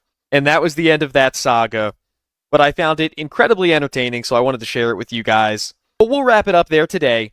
We'll be back tomorrow with another Lolcow report. There's been another new Nova leak since the last time we talked about Nova. It's like no matter how much I put out on Nova, there's always something new. He's getting exposed for new messages every single day, it feels like. So we'll be talking about him tomorrow, and tomorrow night we'll be coming back to night 5 of the Summer of Cyrax. I hope to see all of you guys there, 8:30 p.m. Central Time. If you haven't already, please like and subscribe. And until next time, you guys know the drill. Stay away from the goblin. If you're trying to prove that you're alive, make sure you get the score right to the basketball game. And of course, most importantly, have a good one. Thank you, Morty. And there's more on Cyrax here with this. Listen, Cassandra. I'm trying to help save you here. Okay? And you need to listen to me very carefully. John, William, and Southern and them, they ain't your friends. They're not your friends. They're evil fucking people. And so is N-word boy. They ain't your friends. They're going to use you up and then they'll throw you away. And right now, Cassandra, because of what you did, right now you're staring down the barrel of a 5 to 10 year prison sentence for your involvement in what they did. You know, when I went out there to the mall, I went out there in hopes that if you saw me, it would show you and make you realize and wake you the fuck up. There's real people and there's real shit involved in this. You know, I wanted to try to save you. But with the way you're being, Cassandra, I'm sorry to tell you this, but when that hammer comes down on you, there's going to be no saving you. Your mom, your sister, your friend, no one's going to be able to save you from what's coming. Because you will be spending time in prison. You know, I don't think you grasp what's going on. So, you know. So, take me seriously, please. I'm sorry to say this is a lesson you're going to have to learn the hard way. I tried to save you. I tried to be a decent person. I tried to fucking save you, Cassandra. Maybe. But ultimately, it's up to you on whether you go to prison or not. If you help me and the rest of the guys out with the trolls, more than likely you're not going to see prison. But if you don't and you continue to believe this lie that you were kidnapped when you know you weren't, you're going to end up in prison. Straight up. What? Okay. I don't know how that's... You need to wake the fuck up, Cassandra. Because right now is a very crucial moment for you. You're at a crossroads right now. You can either follow my path that I tried to lay out for you and, do the right thing and go against these guys and bring them down and help us bring them down. Can't press Or you can charges. continue on the path that you're going down, believe a fucking lie, and end up in prison. I ultimately guess that's your call. But just know this, when I get in contact with your mom, because I am going to be contacting your mom. I'm calling your and mom. explaining to her everything that's been going on. And she's not going to be happy. I don't think any parent would be. So, unless you want to end up in prison behind bars, I You're gonna suggest get you in start trouble helping. with your mom. It's gonna be the Because as of right now, like I said, you're looking at a 5 to Armageddon. 10 year prison sentence for what you did. And I don't think that the judges ain't going to go lightly. They will bring the hammer down on you full force. You trolled Cyrax! And you will have to serve every little bit of your time consecutively. Meaning, you'll have to do it with no getting out on good behavior. Uh-oh. You won't Doesn't be able even to matter how good I see act. your cats. You won't be able to go to work. So, I would think about your freedom, Cassandra. Before you even think about interacting with those trolls, William, John, Southern, N-word boy, and all of them, I would think about your fucking freedom first. Think about that. That's your freedom you're putting on the line. By not helping. By not telling the truth. It's time you wake the fuck up, Cassandra. Stop being so fucking stubborn and wake the fuck up. Again, They just are not your things, friends. They have never been your goddamn friends. things people say to him over and over again. If all y'all were to go to jail right now, they'd fucking trade you for a pack of Twinkies. They'd trade you for a 12-pack of ramen. They ain't your friends. Wake the fuck up. I know you're not stupid. You're smart. So wake the fuck up, Cassandra. Because right now you're headed down a path that's going to end you up in prison for the rest of your fucking life if you don't knock this shit off. Scary. So, think about that. Okay. Think about what the fuck you're doing. Trolling you. And I hope that this is a lesson learned for you to never do this kind of shit to anyone again, because it will lead you to getting in trouble. It really will. This sounds like So, I'm blackmail, sorry, Cass. threatening someone's freedom. Don't call your mom. You better wake up. I'm sorry. I'm But you sorry. gotta go. Oh. As much as I love you, I have I to let love you go. you, actually. Goodbye, Cassandra. I love you. I love you so much. Okay. I just wish you wouldn't have gotten caught up in all this troll shit. I wish you wouldn't have gotten caught I up in wish the you wouldn't clout. have made fun of me. Because I see a lot of myself in you. Ooh, gross. And it breaks my heart. It really does. It breaks my heart to know that I have to let you go. Maybe if you don't wake up. Okay. I hope that one day you learn the lesson to not hurt anyone again, like you hurt me. You hurt me. I'm sorry, Cass. I'm sorry. I'm sorry. I'm sorry. What are you sorry for? Maybe if I cry instead of threatening, maybe that'll work. Cass, I'll try it. I know you've been working with John. I know the kidnapping shit, all that shit was fake. Are you sure? Reason I know this is because I looked into the van. I looked up that same van that you were kidnapped in. And the video and photo shit that William posted. Yes, I was followed. But it had nothing to do with you. Well, it had everything to do with you. What am I saying? Because you helped them to get me up there. What? The reason why you don't want my little sister, aka Mavis, in the group is because you know damn good and well that she's the one that is calling you out on your shit. What? So, as much as I love you, Cassandra, as much as I fucking love you, you have to go. You done broke my heart. You done destroyed broke me, my heart. made me believe a lie. And you did it all for clout. You done broke my heart. So, I'm sorry, Cass. My little goblin heart. But you gotta go. Your days of gaining clout are over. Your days are over. You're done. You're done. As much as I love you, I will not sit here and be lied to. No more headbutts. I don't deserve to be lied to. I don't deserve to be used as a platform for clout. Yeah, you do. So, I'm sorry, Cass. But it's game over. I'm For sorry. you, for John, for everyone. For you. It's over. I'm sorry. It's game over. For you. As much as I love you, Cassandra, I have to put the safety of myself and my family first. My family. I'm sorry, Cass. I hope that someday in the future, you do better for yourself. That'll show her. Is that it? Those are the calls. I love you, but please come back. But I hate you, but it's over. But I'll call your mom. You'll go to prison unless you say you're sorry and then come back to me. All right. The Toph update by another Morty. How much it costs for a car. I lived in one. Ladies and gentlemen, welcome back to the show, and thanks for stopping by the channel again today. We are back with yet another lolcow update, and today we're going to be updating you on the status of one Tophiachu. It's been a while since we've spoken about her on the channel, Thank you, but she went live the other day and put out some very interesting information about herself, information that if it was about me, I would not want to volunteer, but go off, I guess. Toph decided to do an entire live stream going into the details of her financial situation, and it's like so much worse than I think many of us would have even imagined. It drives me crazy hearing her talk about money in this way. She is maybe the most financially illiterate person I've ever come across in my entire life. And since it was like actual details on her life and not just pointless complaining, I figured we'd take the day to cover it.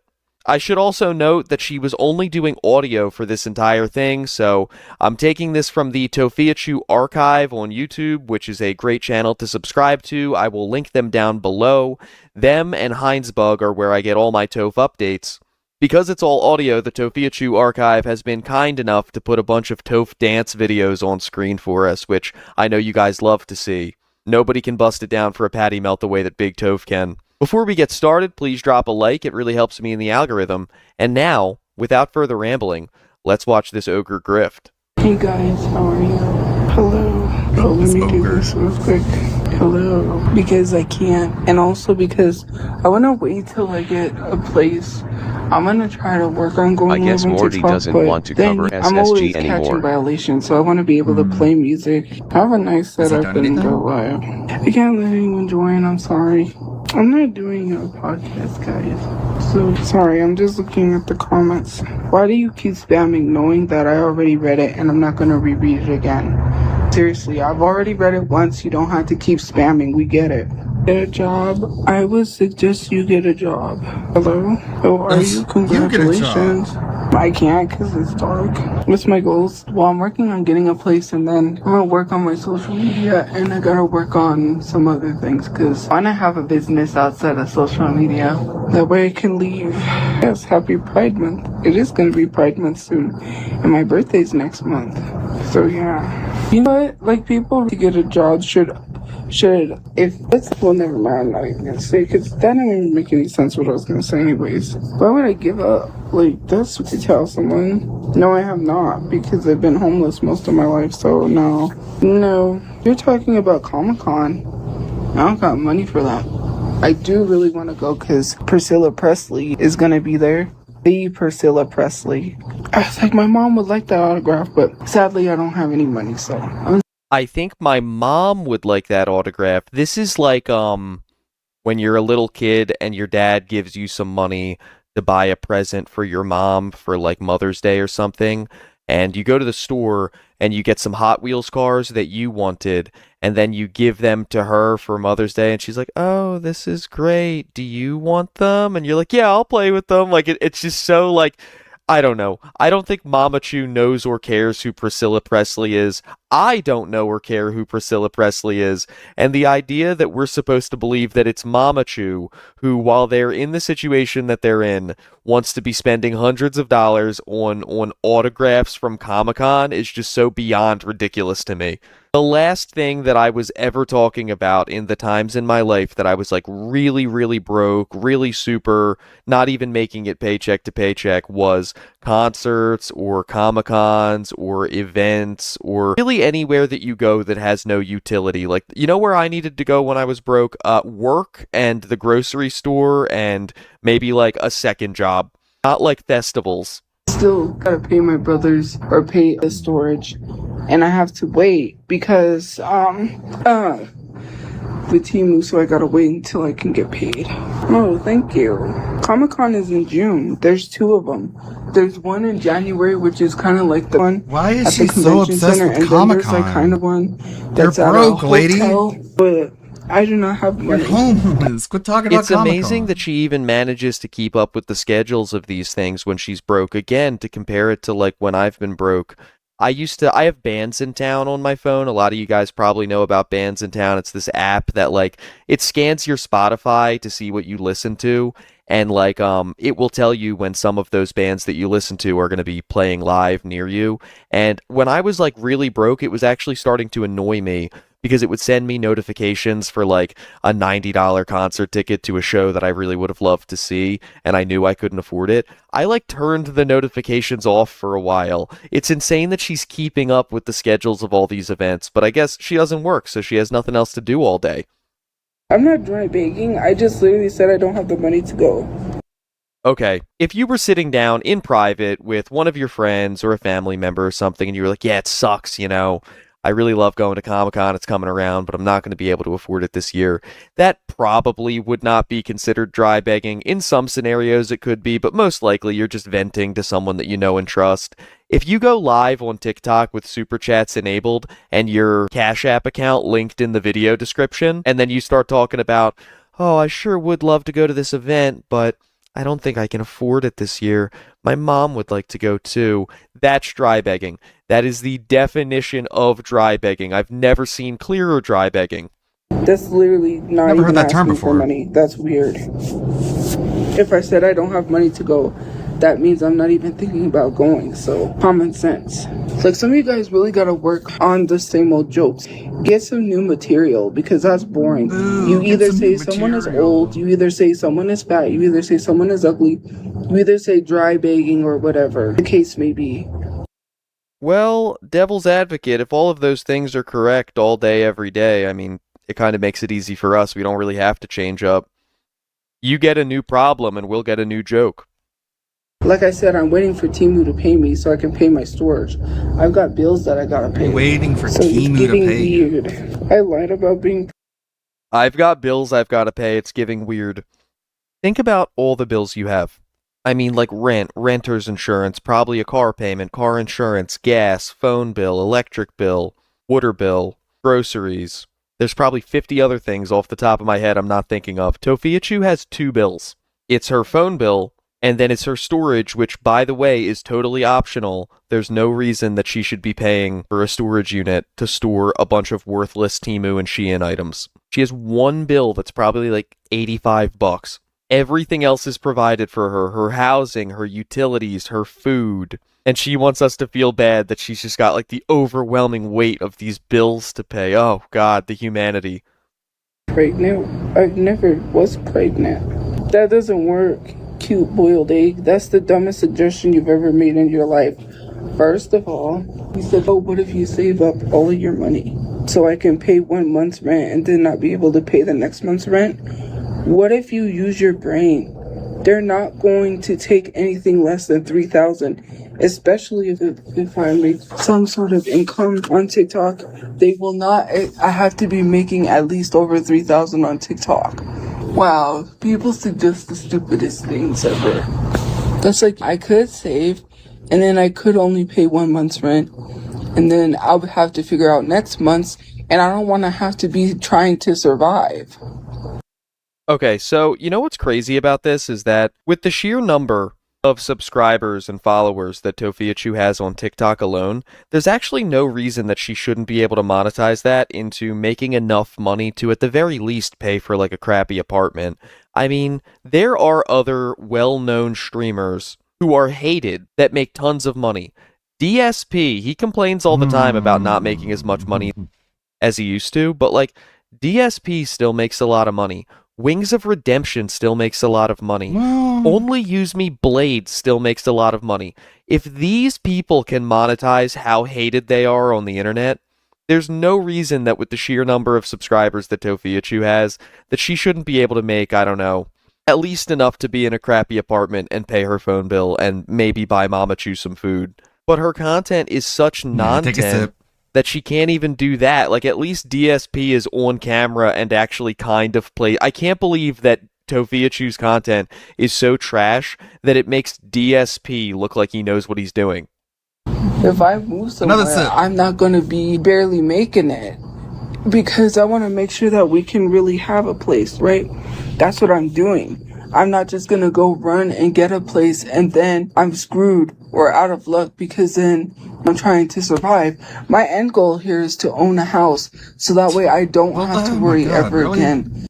Okay, but there's a difference between an end goal and a pipe dream. Like, if you say my end goal is to become an attorney, or even, like, let's make it even further, to have my own law practice, and then you enroll in a program for pre-law, then you can call that an end goal because you're like you have a plan, you're doing something to take steps to move in that direction. But if you're working at McDonald's and you're not in any type of education and you say, my end goal is to be a brain surgeon, and it's like, are you going to enroll in college? And they're like, no. Well, then that's just a pipe dream. Like, it's not a goal if you're not actually doing anything. About being evicted or not having a place, because an eviction could happen at any time. It doesn't matter, even if you are paying the rent. You know what I mean? I don't want to be at the mercy of people. Some of you guys got to really start thinking. You don't want to be at the mercy of people. You're at the mercy of the shelter and whoever is in office at any given time to see whether they're going to continue to approve benefits or not. Like, yeah, it sucks being at the mercy of a landlord, but at the very least you have tenants' rights. Right now, you are completely at the mercy of everyone around you. The government does not want you to own anything. The government does not want you to be rich, and you live that poor mentality. And it's not being rude, but some of you guys really, your priorities are all jacked up. If you're worried about someone that doesn't have a job that you claim is poor, then you're keeping yourself poor. Because rich people don't worry about poor people. They got all the money. That's why they're rich. They're not in poor people's business. And it's messed up because they're hoarders. To be honest with you, they're hoarders of money. And I will never agree with corporations. But the reason why some of y'all don't own anything is because you have that mentality. You're worried about someone that doesn't want a job, then block them. It doesn't make sense. If you had a significant other or if you had a partner that laid on the couch all day and didn't have a job, you're not going to be standing there telling them every single day to get a job. Actually, in many cases, yes, you would, especially if you needed their help to, like, pay the bills. Like, even just put it as a roommate. If you and your roommate agreed, we're going to sign this lease together and we're going to split the rent, and then they quit their job and had no income, you would absolutely be getting on their ass every single day telling them to get a job. What is she talking about? You're going to tell them to get out of your house and leave. If they don't want to have a job, you're going to leave that person, right? What is it with these lolcows and not understanding that saving money isn't hoarding money? Clearly, social Most media is a people job, save by the money way, in case mind of you. an emergency. It's only a job if you make money from it. That's like saying music is a job. Like, if you just play your guitar alone in your apartment, that's not a job. If you go to a venue and someone hands you money to play guitar at the venue, that's a job. You're saying that you don't make enough money to pay your phone bill even, so therefore, it's not a job. But for you to sit here and be like, oh, you need to get a job, if that person doesn't want to do what you tell them, then leave. And first of all, you got to stop telling people how to be like you. I do not want to be like you. And I thank God that I'm not like you. Nobody was born to be like each other. We're not carbon copies of each other. We're not people that are like twins. I don't want to be like you. I don't want to live like you. I don't want to live your life. Stop telling people to live your life. That is boring. I do not want to be a robot going to work every day. I live that life. I went and worked at Dunkin' Donuts. Okay, Tamir. I lived that life. Dude, you worked at Dunkin' Donuts for one shift and you got fired because they said you smelled. Like, I lived that life is something that you could say if you were like, you know, I worked for somebody else for 5 years, and then I woke up one day and I decided to start my own business. I lived that life, and I didn't want to do it anymore. Like, you worked one training shift at a fast food chain. People want to say, oh, you got fired for bad hygiene. No, I got fired for a piece of cheese. I worked for... I don't know what she means by I got fired for a piece of cheese, but it's not true. She got fired for hygiene. It's, like, well documented at this point. Only $200, only to get $100, and only have $50 left for spending because $50 of it went to my phone bill. I do not want to live like that. Corporations do not care about you. Good. These large companies do not care about you. You want to work for little to pennies. That's you. And that's not making fun of 9-to-5 workers. That's just saying me, myself, and I have bigger dreams than to be living to paycheck. She's saying, I'm not making fun of 9-to-5 workers. I'm not making fun of people who have a job. I just think having a job is a stupid decision, and I think I'm better than you. Like, you're dumb enough and you're untalented enough to be like a wagee and to work for some corporation that doesn't care about you, but I'm too talented and special to do that, so I'll, I guess, again, just be a burden on the rest of you and benefit from the fact that the rest of you are working and live in this homeless shelter until I make my big break. I do not want to have to worry about whether or not we're going to be out in the streets again. I want to be financially stable. And if you don't like that, then you could leave. Why are you telling someone to be less than because you're miserable and you want to drag people down with you? You're like those people that were on the Titanic that grabs onto somebody and said, I'm taking you with me. If I'm going, then you're going with me. What? Okay, if the analogy here is someone dragging someone else down, and the two categories of people are the ones that go to work and provide for themselves, and the ones that don't work, collect benefits, and are a burden on anybody else, is that really the Ludwig, order of who's how are you dragging doing, who buddy? down, the I'm way working that on a new Tofia Chu just costume. laid it out, really? No, I don't have to go with you. I'm just going to kick you off my leg, and you're going to go by yourself. See, this is a pretty good one. Check it out. It's one. Like combat suit. It's pretty cool. I like it. Almost done. Almost ready. If I'm not going with you, you're not going to drag me down There's with another you. hairstyle, Some of you guys got to understand that. If you don't like my thoughts or my thinking or my feelings, or if you don't like that I have these big dreams, then leave. I do not care. You know how many people it took them years? They failed. Vera Wang, which I believe it was her, it literally took her so long to become successful. It takes people years. Sometimes they're successful when they're older. Yeah, and the vast majority of people are working a day job while they're trying to make their dream come true. If you ever watch Shark Tank, almost every single person on Shark Tank, they worked the entire time that they were developing their product.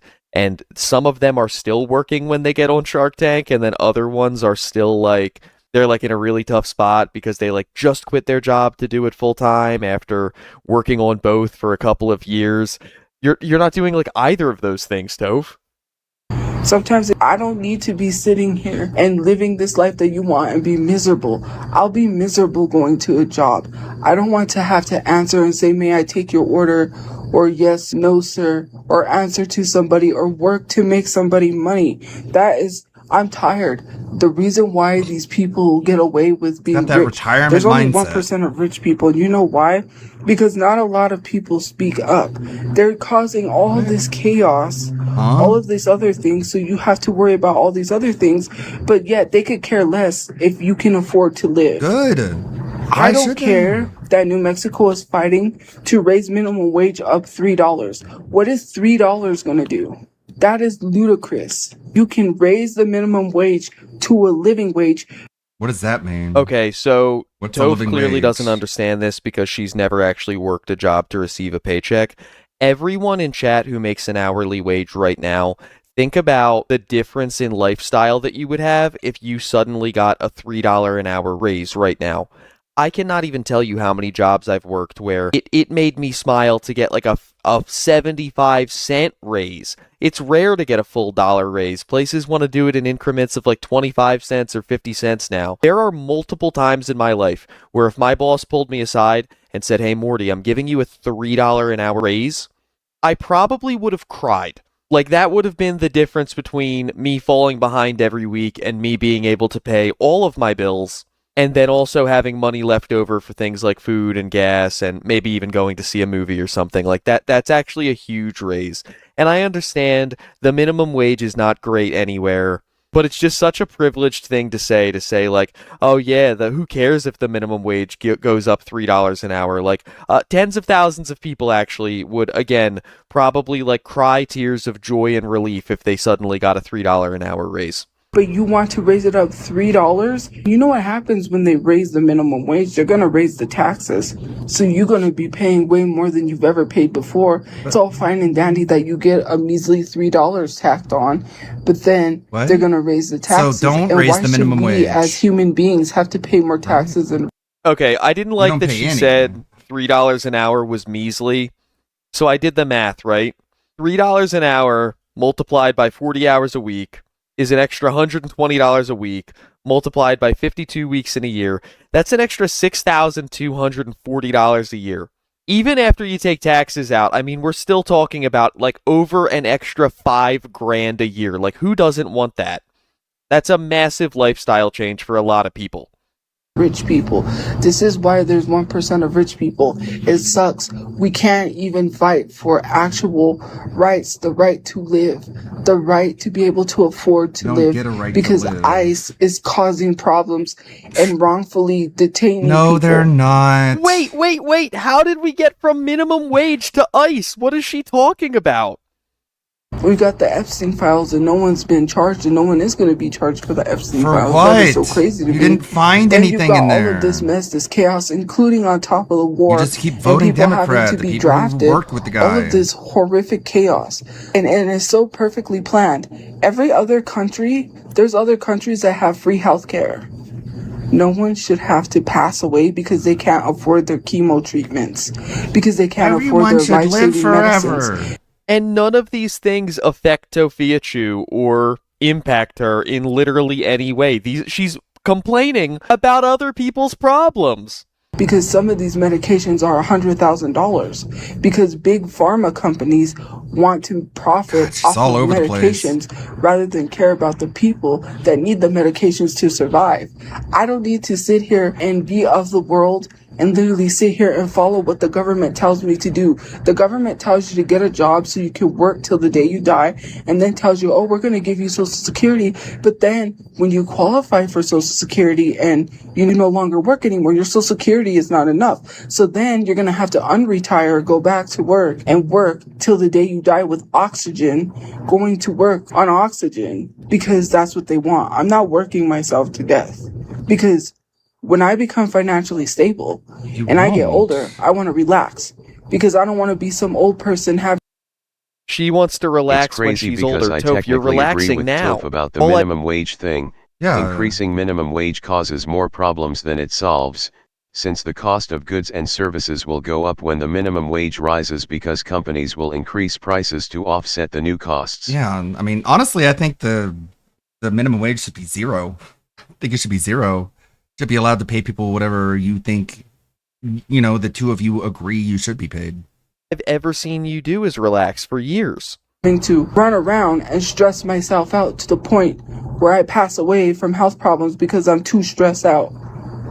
Because that is so stressful and it unalives people. Did you know way back before, let's see, around the time that Jesus was around, or back in those times? Way back before. Around the time Jesus was around, or around those times. I can't with her. People actually lived past 100 years. Do you know how crazy it is? I can't believe she's saying that. It's everyone knows that when they say that somebody lived to be like 250 years old in the Bible, it's because they were like measuring time differently. In reality, I have a few libertarian positions. People live longer today than they've ever lived. The life expectancy of the average American is the longest that it's ever been for a human being in history. People used to we used to think elderly was like 50. You used to be like the village elder if you made it to be like 57. Everything that she's saying is like the stark opposite of fact and truth. Even think that there are people dying younger and younger, and there's a lot of young people dying in their sleep. Haven't you ever wondered why people barely live to 100? Because of all of these things, all of the poisons in our food, all of the chemicals in the air, all of the pollution in our water, all of the working people to death. And then what happens when you get old? Does she think like you have to live a stress-free life, but God forbid you can't do that because you're freaking out because you can barely afford to live and you're elderly. Imagine trying to get around and being old Sometimes you can't move as fast as you once did when you were younger. People have to literally use that and have this mindset and get away from that. Seriously, you can work a 9-to-5 job. I'm not saying people shouldn't. We need people to work a 9-to-5 job. So you can give But me your for money. me, I am not going to go work for someone who does not care. What is crazy is that job never contacted about my brother that they were going to hire for a manager's position to say, hey, what happened? How come he didn't show up? They could give two craps. They've already probably relisted that job to someone else. I could care less about greedy mother effers that are making money off of me. I am working for someone else to sit pretty while I'm struggling. I'm not going to have to worry about whether or not I can feed myself or I can turn my lights on. I'm going to grind. I'm going to hustle. I'm not going to accept money from no one. I could literally sit here. I mean, your brother is dead, lady. He's not exactly fit to fill that Easy position. life, easy money. Yeah, they didn't But even for call him me, back. I'm gonna work, and if I that wonder means why. social media, then so be it. Why does that bother you? If someone does not want to do what you want them to do, then block them. You're not gonna sit there and literally constantly tell a couch potato that's your partner to get a job. What are you going to do? Stick with that person because they don't want a job and then keep telling them in hopes that they're going to, like, that makes no sense. If someone that I was dating didn't want to get a job, I'm telling them you need to get out. But since it's online, you have no life. So I don't understand why you are worried about someone when you are broke. You do not have money in your bank, and to literally sit here. I don't understand where she gets off ever calling anybody broke. She literally told us earlier that she can't pay her two bills, which are her phone bill and her storage. And be telling someone, that's pathetic, that's not good. So what if I got $8 in my PayPal account because I paid some bills? Granted, it wasn't the storage because I didn't have $200, but my phone bill is paid. Some of you guys are so stupid. If I'm broke because I'm paying my bills, then that should be a good thing. Some of you guys really need to reevaluate your life and really start thinking about what you really want out of life, because I'm not going to be in my 60s, 70s, literally working my tail off to barely survive. Well, I'm sorry. I'm not like you and you're not like me, and that's a good thing. That video that went viral where it was like, there's only one of me, and people were like, what did they say? They literally said, good, because I don't want to be like you either. It's a good thing that we're all not carbon copies and we're all not thinking alike, acting alike, being alike, because that's crazy. That's like another brick in the wall. At Pink Floyd, where these kids are being Sophia Chu, please, for the love of God, get Pink Floyd's name out of your mouth. Produced or whatever, they're going through that conveyor belt. I do not want to be prodded and told how they train kids to. She just mixed together the saying prim and proper with the saying poked and prodded. English is the only language that she speaks, and she has such a loose understanding of it. She's messing up phrases like she's Michael Scott left and right. Be exactly the same how these schools are. You gotta act, think, look exactly. No, I don't. I'm myself, and if people don't like me for who I am, then you can leave. You can block me. No one's forcing you to be here. I don't know how many times people are sitting here saying get a job when they could just block me. How many times are you going to tell people to get a job? That gets old. Because you keep asking for ways to how to make money. Influencers for the longest time to get a job. That's their answer. Well, not just any content creator or influencer. I mean, the ones that are like clearly making a lot of money, I've never heard anybody tell them to get a job. I've never seen anybody hop into the stream of somebody who's doing well, getting a lot of memberships, getting a lot of super chats, they have huge viewership, and been like, you should get a real job. Like, that's something that people say to e-beggars specifically. When you yourself hate going to a job, and you cannot lie and say you love going to a job, trust me. I could ask this question. If you had the opportunity to choose to be a millionaire or work a 9-to-5 job, what would you choose? You would choose to be a millionaire so you don't have to work a 9-to-5 job. Now I get it. Yeah, it. But that's not really the binary that you're in, Toph. That's not really the binary that any of us are in. Yeah, if we had the option to work our job or be a millionaire, we'd pick millionaire. But for most of us, if we had the option to work our job or live in a homeless shelter, we would pick work our job. And that's the situation. You're not in the situation where you get to choose millionaire or job. You get to choose job or homeless shelter. And it's crazy that you choose homeless shelter. That's it. If anyone was asked that question, obviously they would choose to be a millionaire. You can't sit here and lie in people's faces every day and act like you are so willing and you are so excited to go to work. No one's excited to go to work. I was not excited to go to work because when I came home, I was tired and barely had time to go live, barely had time to do other things. There it is. I didn't like going to work because then I was too tired to go live. Like, just lay out your priorities for us. I love it when a little bit of honesty slips through by accident. And then I had to come home and do things, and I was tired. I had to throw the garbage, clean my house, and do all these things, and then come home. That's called being an adult. That's literally what being an adult is. You go to work, and then after work, you still have to eat, you have to do dishes, you have to clean your apartment, you have to pay your bills. Going to work, yeah, not it going never to stops. fun. That's life. That is life for everyone in human history ever who is above the age of like 15. You have responsibilities and you can't just go on TikTok Live for 7 hours a day to talk about nothing.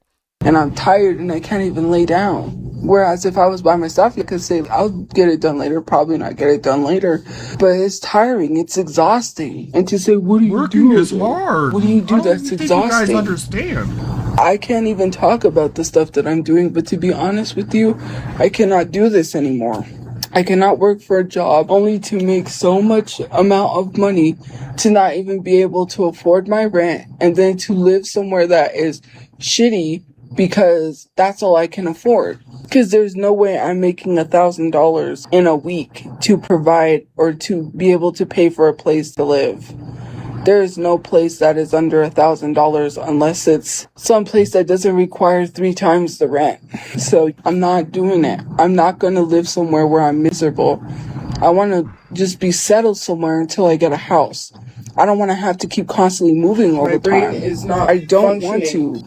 I'm not going to be making over $1,000 to pay rent unless I had someone else that was making an income and they had an income coming in. Plus, on top of that, if we get a place, it might not be all utilities paid. So then that means I got to pay the utilities on top of that. And then on top of that, if I want to get a car with car insurance, God forbid I get a car in this economy. The gas prices are too high. I don't even make enough for that. Mind you, for everything else. Then I gotta start paying my own health insurance, my own dental, all of this stuff. Wow. Right? Some of you guys live in cheap places, but that doesn't mean that people should have to move to places that are cheaper just because their city does not give a crap. They literally should be helping people to make a living wage. Instead of raising the minimum wage to $3, what is why a don't living you raise wage? the minimum wage to a living wage so people can afford it? What is an I don't even know what Tofia Chu means at this point by a living wage because she just said that people shouldn't have to live in bad neighborhoods. So it sounds like at this point she's saying that on a single income minimum wage job, you should be able to live in like an upper middle class suburb with a new car, with full coverage car insurance, medical, dental. Like this is a pipe dream. There's a saying, don't let the perfect be the enemy of the good. And it's like, yeah, it would be nice if on a single income Dunkin' Donuts minimum wage job, you could have all of that. But there's no avenue to that right now. So a $3 minimum wage increase would be great. In the same way that it would be great if Toph could be living in a house and paying a mortgage, but there's no avenue to that. So an upgrade, the good that you don't want the perfect to be the enemy of, would be renting an apartment. extra $3 going to do for somebody? Not really much of anything. And if you want to get a better paying job, well, then you better have a degree. I'm not going to work for a degree for some white person to take the job without a degree. Because What? She thinks that white people with no degree are taking jobs from people of color that have degrees? That's what she's arguing for right now? That's what she's saying is happening? So she won't get a job because that's stupid. Sure, she won't go to college to get a degree to get a good job because that's stupid because an uneducated white person is going to swoop in and take the job. Her delusions are so far from reality right now. a lot of white people are unqualified and they get the job just because of their skin color. And That's amazing. True. It's physically frustrating. It's amazing that you think that. Oh, some of you guys really need to think about things. And not even an expensive car. You have to think about things. If your car breaks down, you have to have an emergency fund to pay for cars. Because when cars break down, it costs thousands of dollars. Cars are not cheap, especially if something happens to a car part. That transmission I paid for to get the car running was $200. Cars are not cheap. Mind you, you have to pay for the registration, which is about $300. You have to pay a lot. And if you don't know how to change your own oil, well, you go take it in to get an oil change, you gotta pay for that. You gotta make sure you have money for things, because if something happens to your tires, you can't afford tires, well then you're screwed out of luck, right? I know how much it costs for a car. I lived in one. That car ran really nice, and of course, thank God we didn't have very many issues except the O2 sensor. But since the car got wrecked, it did get auctioned off, but now that car's gonna have issues, because eventually when a car gets beat up, it has a few dings here and there and people could get it fixed up. Then eventually those dings, it starts hurting the car, and then the car will break down eventually. They're gonna have a lot of issues to fix that car. Like eventually it's gonna start having so much problems that they're just gonna get rid of it because it's too costly to even keep the car. These are things that people need to think about. Plus you need car insurance.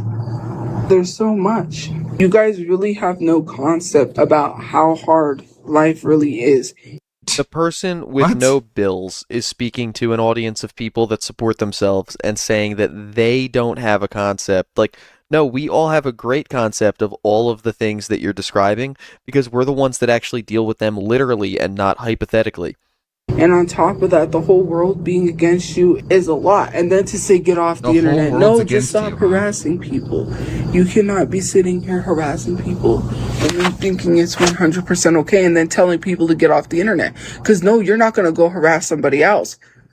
Because if that's the case, I've just had enough with people already. What are you going to do? I'm just about ready to tell people to start harassing you and see how you like it. And then when you start getting what you give other people, then you'll stop. I know what'll happen if you do that. Alone. The only way I feel like people learn is if they learn the hard way by having things happen to them. About to tell and people I don't to want to go be the harass person you. to do that because then I'll get canceled. I could easily. People need to start turning on you and doing that to you so you could learn to leave people alone. Because if people showed up to your work, if people notified your boss and you got fired, if you started losing your housing, if you actually became homeless and you really had to freak out and didn't know where to go, and then people turned you away because of the things you were doing on social media, hence harassing someone or stalking someone.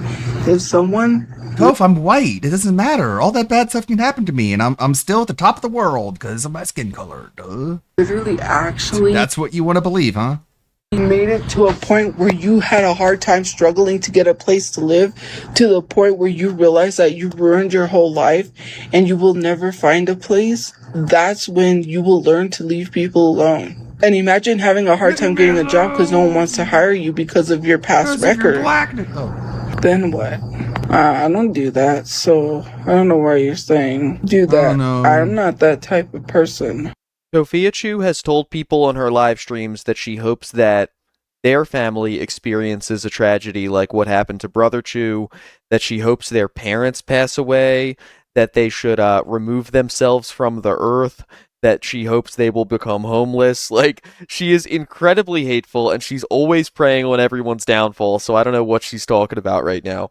I could be. Okay, well, if you say we all have a past, but we need to move on, then you need to move on. You see, it goes both ways, and you need to take your advice and not be here harassing me and not having hate accounts. If that's the case, then of move internet on. bullying. Some of you need to take your own advice. That's not even my address, so... That's you. Nobody... What is your mom having a stroke and you have to take care of her have anything to do with that? Nobody said I'm not taking care of my mom. I said I'm working on getting a place. So what does your life have to do with mine's? My family had nowhere to go and I paid for rooms for weeks. I kept up the room. Out of the money I made from social media, I paid for us to be able to stay a whole month. So for you to sit there and say something like that is insane, considering the fact that I helped provide for my family when they couldn't provide. What is this? Who did it better? I really didn't ask if you had to take care of your mom when she had a stroke. This is not come on here and brag. I could care less. If You know, it's so funny how negative her mindset is, because if she wasn't always such a hateful person with such a chip on her shoulder, when she heard something like that, maybe she would relate to that person. Like, she'd be like, oh, I'm so sorry to hear that you had to take care of your mom when she had a stroke. I understand what that's like because of how it is with Mama Chu, you know, like kind of a kindred spirits thing. Like, she'd look at it as someone relating to her. But instead, she sees something like that and she goes, this is not a place to brag. I don't care that you had to take care of your mom who had a stroke. Like, just, why is she so nasty and angry all day, every day?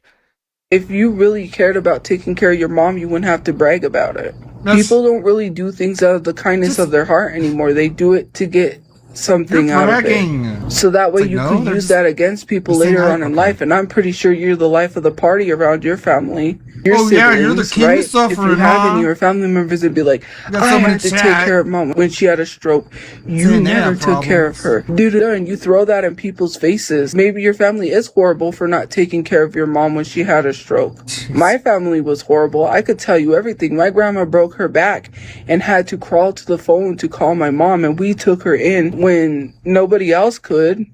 And I'm not saying there's one particular person that was shunned from the family, and that's the uncle that talks crap online. But yet he wants to act like he was so good. But where was he when his mother was crawling to a phone because she injured herself and couldn't even feed herself and had to stay with us when we had a house because he couldn't take care of her? What kind of a person cannot take care of their own mother? If you really want to go there, my dad took his mother-in-law in to take care of her. That's insane. He didn't have to, but he did. And to be completely honest with y'all, it's just weird. Y'all literally run your mouth, you talk this crap, but you don't know what I had to do to take care of my family. I didn't, like, you guys in your 20s can go out and party. Yes, I'm not a party person. I'm not that much of a drinker. All of these things. I don't go out and party. I don't drink. I don't do all of that stuff. But I didn't have time to focus on dating. I didn't even have time because my 20s were spent with my family, taking care of my family, making sure they had a place to live.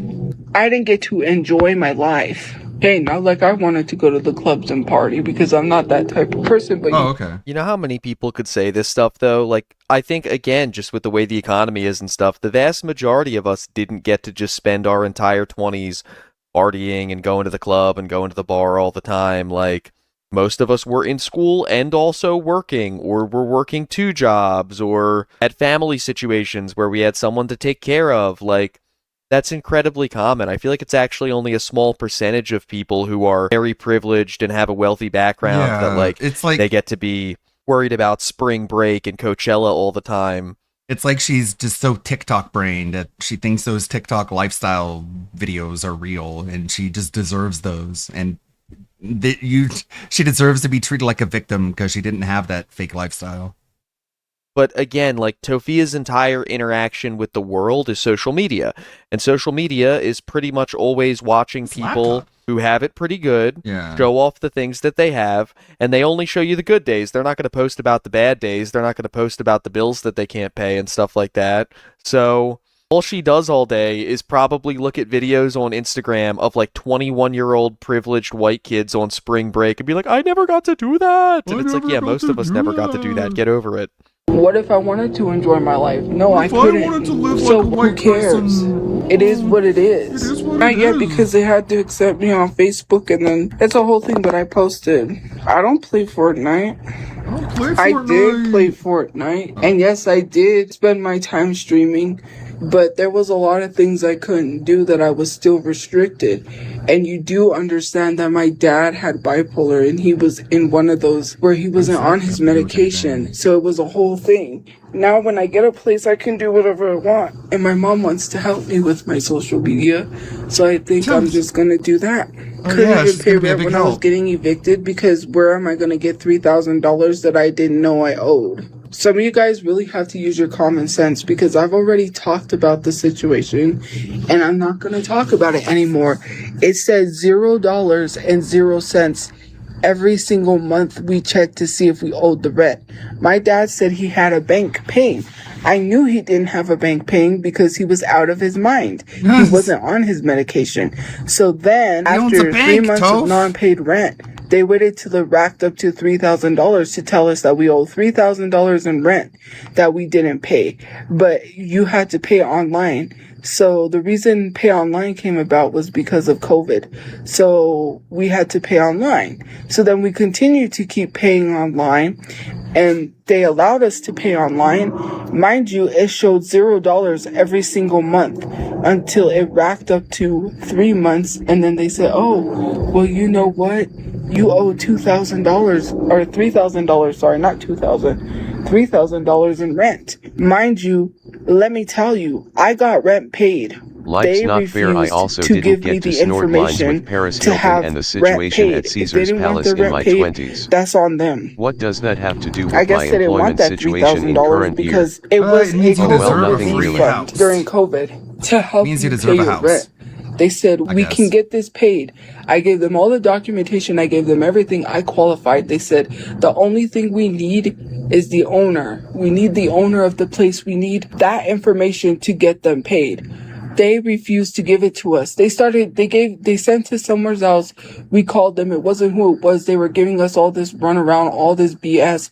We had the $3,000 check right there to pay them, to pay off the rent.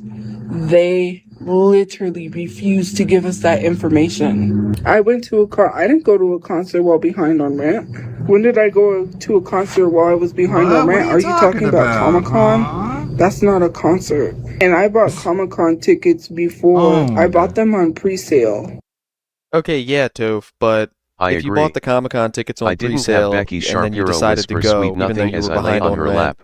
you probably Life shouldn't not have fair. been paying for True. autographs and merchandise and artwork and all the other hundreds of dollars worth of nonsense that you bought once you were there. Like, you probably spent more at Comic-Con while you were behind on rent, you know, promotional cups and stuff like that were probably $45 than you did on the tickets themselves. Which means I bought it before I knew I was being evicted. And since it was close to Comic-Con when I found out we were being evicted, there is no way somebody is going to buy the tickets that I bought last minute. It's called scalping. That's actually very common. If you know anything about Comic-Cons, people plan for these things, especially cosplayers. People go to Comic-Cons and dress up. No one is going to go last minute without a plan. Nobody is going to buy expensive tickets at the last minute. Not everyone dresses up at So I Comic-Con. went because it's better to go most people than don't. to wait than for my money to go to waste. I'm not going to try to go online and try to sell tickets last minute, because then I would have to lower the price, and then I'm losing out on money, because then I would have to sell tickets for half the price to even get rid of them. If you have tickets to an event that you can't afford to go to, and you have to sell them for less than you bought them for, that is not losing money. That is gaining money because you have no money and you have rent that needs to get paid. Like, her economic stance is like she should work at the Fed for how much she just doesn't understand how money works and just As we makes all the know, wrong you are decisions. legally obligated That to didn't cosplay make at no any sense at all, convention you attend. considering everything that you get with that No is choice. not worth what I would have been selling it for. Look at get you, one you free autograph, you get one uncostumed free picture. knave. My free Get out of autograph, here and I come used back it with on the Miss Foley. costume. It's like select people they have where you can go. Not everyone gives a free autograph, but you know which ones to go to. So I literally used my photo. I used my free photo on my brother to get a picture with Sergeant Slaughter. And then I said, well, he said, since you got the autograph, can I get the free photo? And I was like, yeah, sure. So then I let him use the free photo on Sergeant Slaughter because he was so happy. And he did like his boofy grip on the neck thing. My brother was so happy. At least if it made him happy, so be it. Some of you guys are so miserable. You can't stand to see someone happy. Even when I have some slight happiness, especially on my lives when I'm jamming out and playing music and things are going positive, you have to switch it to negative because you can't stand the fact that if someone is happy. You know, it's not that people hate happiness, but there's an old saying that you should never see someone who owes you money getting fat. And it's like, obviously, they're not just talking about them like gaining weight. They're talking about, You never want to see somebody who owes you a whole bunch of money show up to a party with a new watch and buy a round of shots for everybody. Because, like, if you got it to do that, then you've got it to pay me what you owe me.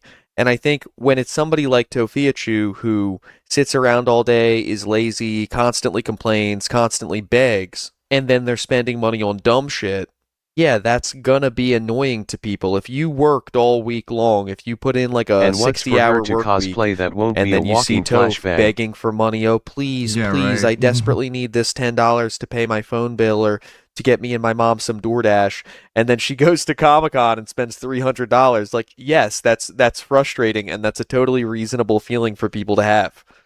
It's not just that they're hateful and they hate happiness. And I'm not saying that I had a relationship, but if I was dating someone, you guys would ruin it because you can't stand to see somebody happy. That is really weird. And to tell me to move on when people still are talking about Comic-Con is weird. They just literally brought it up. Have they moved on?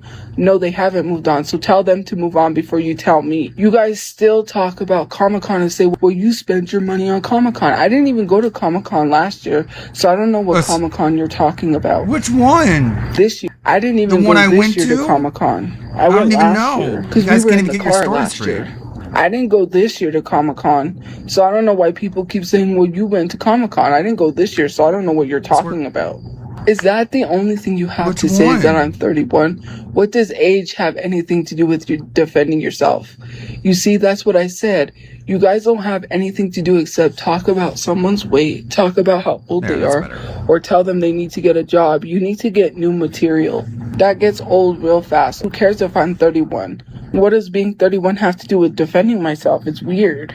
You guys literally sit here and you hate for someone to be happy. You want them to be miserable. I'm acting like a kid because I'm defending myself.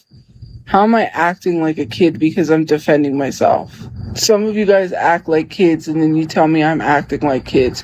You're whining and crying over something that you cannot control. You're not my parents. You don't get to sit here and tell me what I did. If I choose to do something, that is me. You don't get to sit here and tell me that I cannot have social media as a job. You're not my parents. I'm grown. I'm about to be 32, whatever I choose to do. No, Toph, it's the numbers that have decided that social media is not your job. If you're not making any money from it, it's not a job. With my life. Get over it. Why are you crying? Why am I outside? Because I'm sleeping outside. I'm in a tent.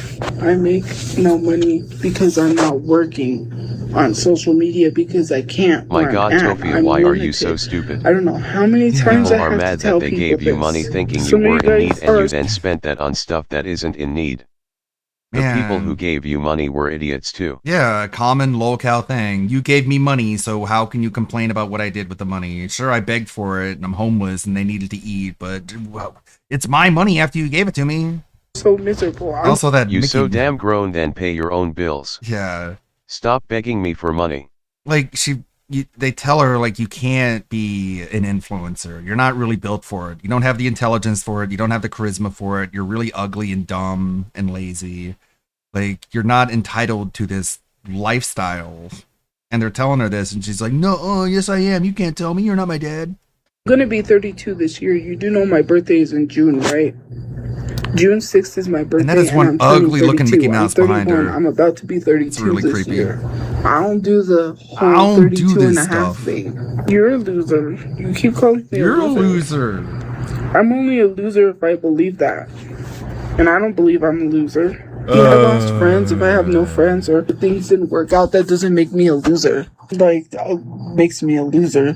I'm only a loser if I believe what you say. And I think you should look in the mirror before you call someone a loser, because the only reason why you call someone a loser is because you feel like a loser. It's self-protection. Wow! It's literally putting your insecurities on others. So if a cop arrests a criminal, the criminal can be like, the only reason you're arresting me is because you're a criminal. If you feel like a loser, so you call someone a loser. Yeah. I'm not losing in life. I'm alive. You're the speeder. I have air in my lungs. I have oxygen. I have somewhat good health. I'm breathing.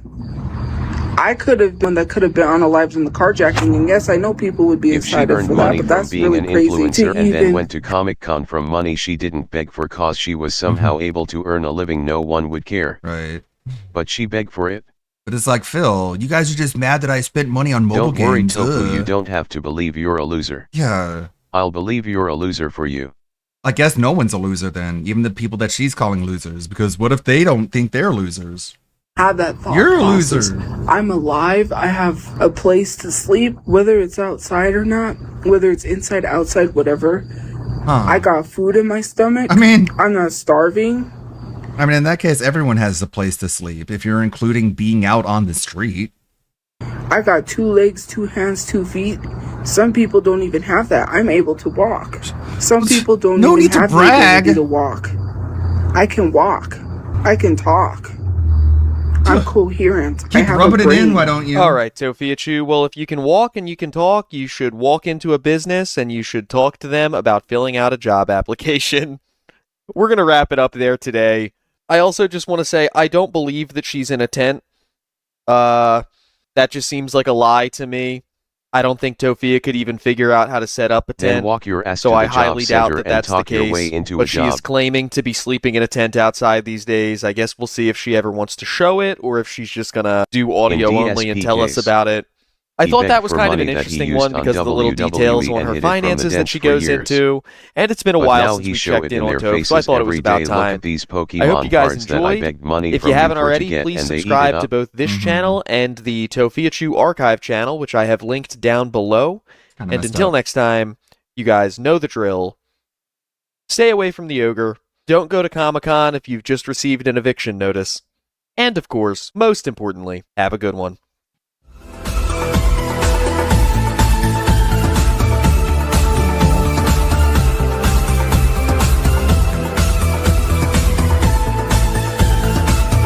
Thanks, Morty. Good video.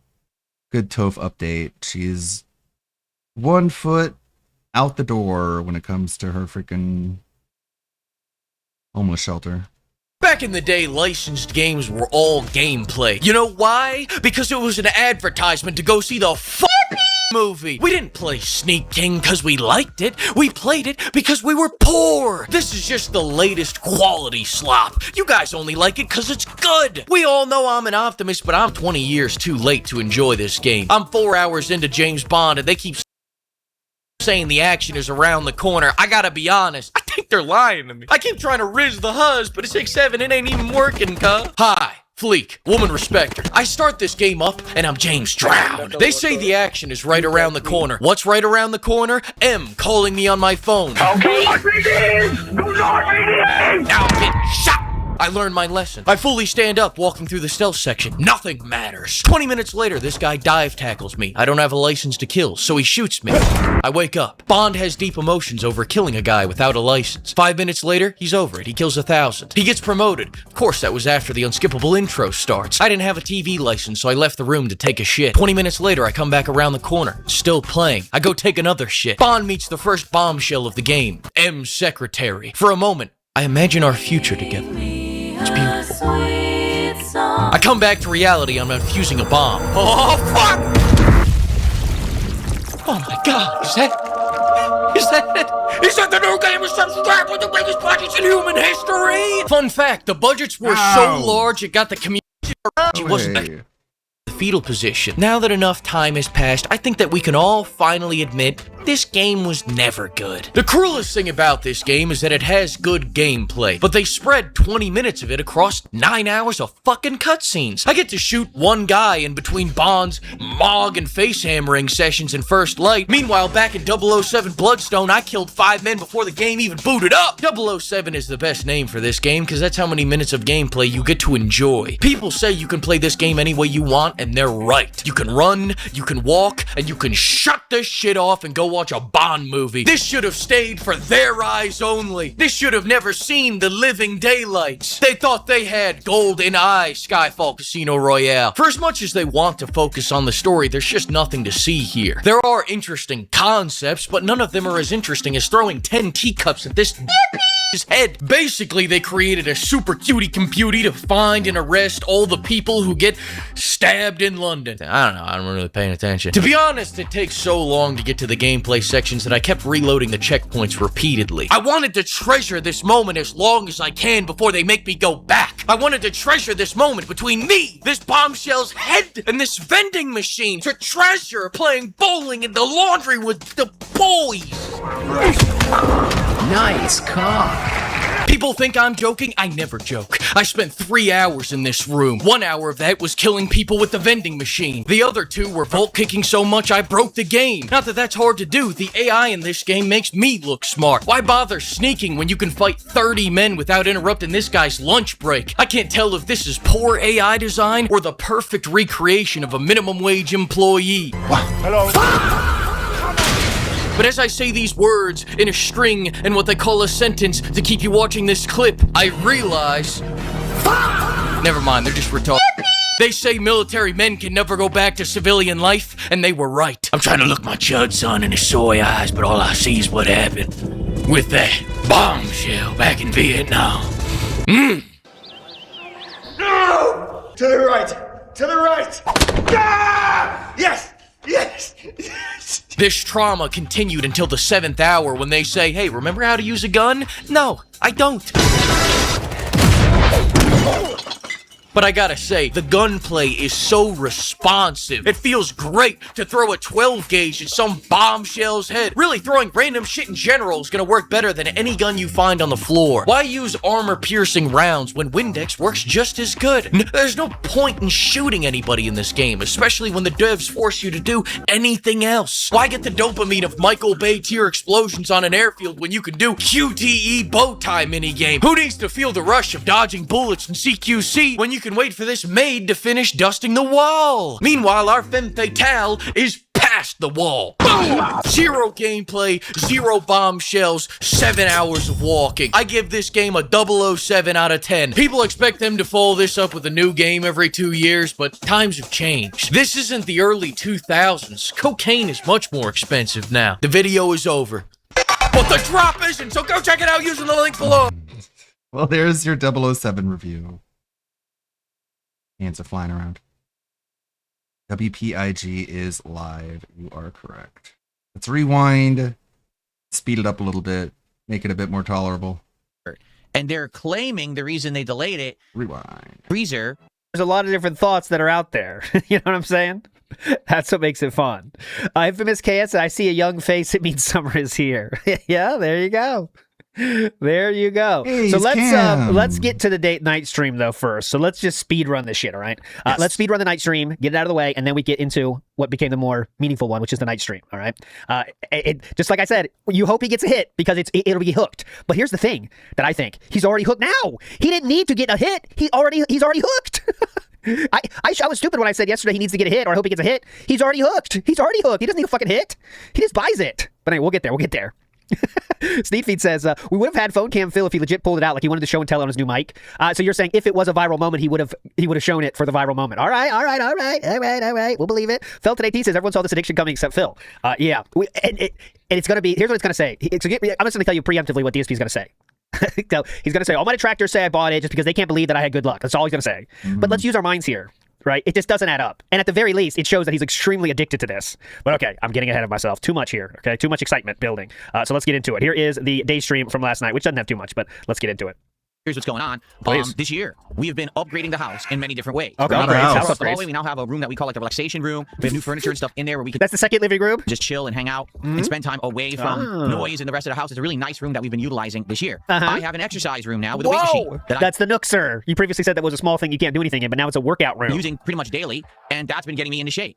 But one of the things that we have not really utilized yet is our garage. And we actually are at the point where we've run out of like all the stocked up food and stuff that we bought the last time that we did runs about a month ago, I want to say it was. Okay. And my wife and I have been talking about getting a freezer for the garage. For 2 people? So that when we go on runs to like Trader Joe's. 2 people need a separate freezer? I get those things if you got a family. Me and you were thinking about it because, you know, this freezer does get stocked, but that's because we got 2 kids running around. Arterius Gaming, I knew that was going to happen soon.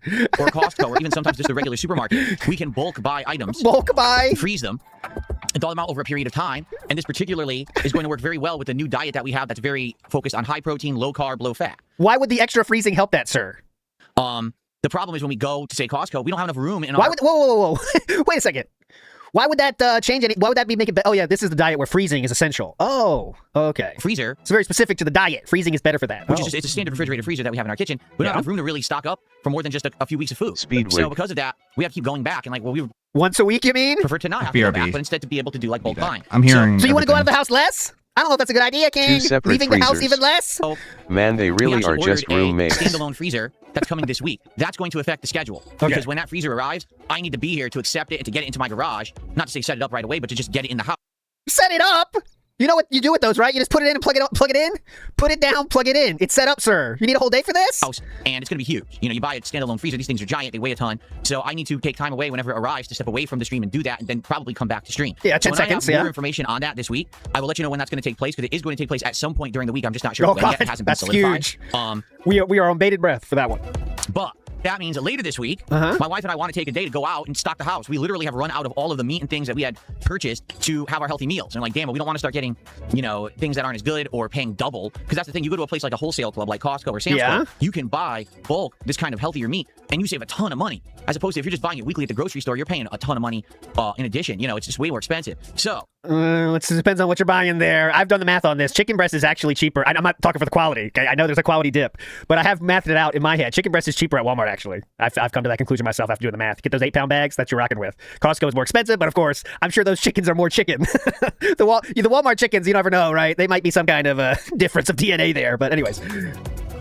Because of this, I need to have 2 days off this week. A whole day. My wife and I are going to have a day out. We're going to be bulk, you know, buying up and stocking everything again. And then our usual day off, we're actually... Exactly. That's the thing. Chaos Catastrophe, great point. And also, if you buy those Costco bags, they take prep work because they give you like, they get a pack of, let's say you get a pack of 10 pounds. But they're all separated in like 2-pound pouches. And they knocking out 2 pounds. Well, maybe so. I don't know. Maybe they do need 2 pounds. Maybe they do. They need the extra protein. The other half of this is that we want to deep clean our garage. But there's still a lot of trash and stuff there. So I need to take a day to go to the dump and empty out the garage and try to get it all to a point where now we can set a time to power wash it. We want to power wash the whole garage and the whole backyard and all of that. So obviously this doesn't really have anything to do with the streams, but it does. Okay, yeah, but that's all that's going on in his life, so we gotta hit it. This is what I'm skipping. We've got Castlevania Symphony of the Night, which I'll be honest. I love, but already I've noticed a sharp decline in attendance, engagement, and support for it, which is not good. We're not even halfway through. That means one stream didn't hit the goal, by the way. That's all we that haven't means. even gotten to the point where the castle flips, and that's not good because the castle flip is when the game actually hits into high gear and gets exciting. He's waiting for this fucking castle. The castle flip will save the business. That's also the point where I've never passed. I've only gotten to the castle flip, and then I never played past it. Doesn't matter if you don't remember anything anyway. Remember, he didn't know what turkeys did. So I'm not sure how that's going to work, to be honest with you. I want to keep playing it, but we have to see if we can get people back for it so that we get more momentum. Back if it for ends it? up being a dead stream, then we might have to drop the game, which I don't want to do. Oh, shoot. Trading card game, store shop, or... Don't care. Do not care. But here's the question. The last few times that we did retro fighting games, they've done pretty good. Like, oh my God, another support. Friday Night Fights did really good. Support. On Friday, people liked it. We had good attendance, good engagement, good support. Sir, it's Monday. Support for retro fighter. Oh yeah, this is, I forgot about Dr. Dre. Yeah, forgot about Dre. But what if I did it on Thursday, right? What if... Remember, I told you before, but I got one of my high school friends. We did this multi-year troll, okay? And we told him that it was Dr. Durr. And he believed it for years. So he would always say, we try to make him talk about it. So around other people, and he would always say Dr. Durr, and he thought it was real the whole time.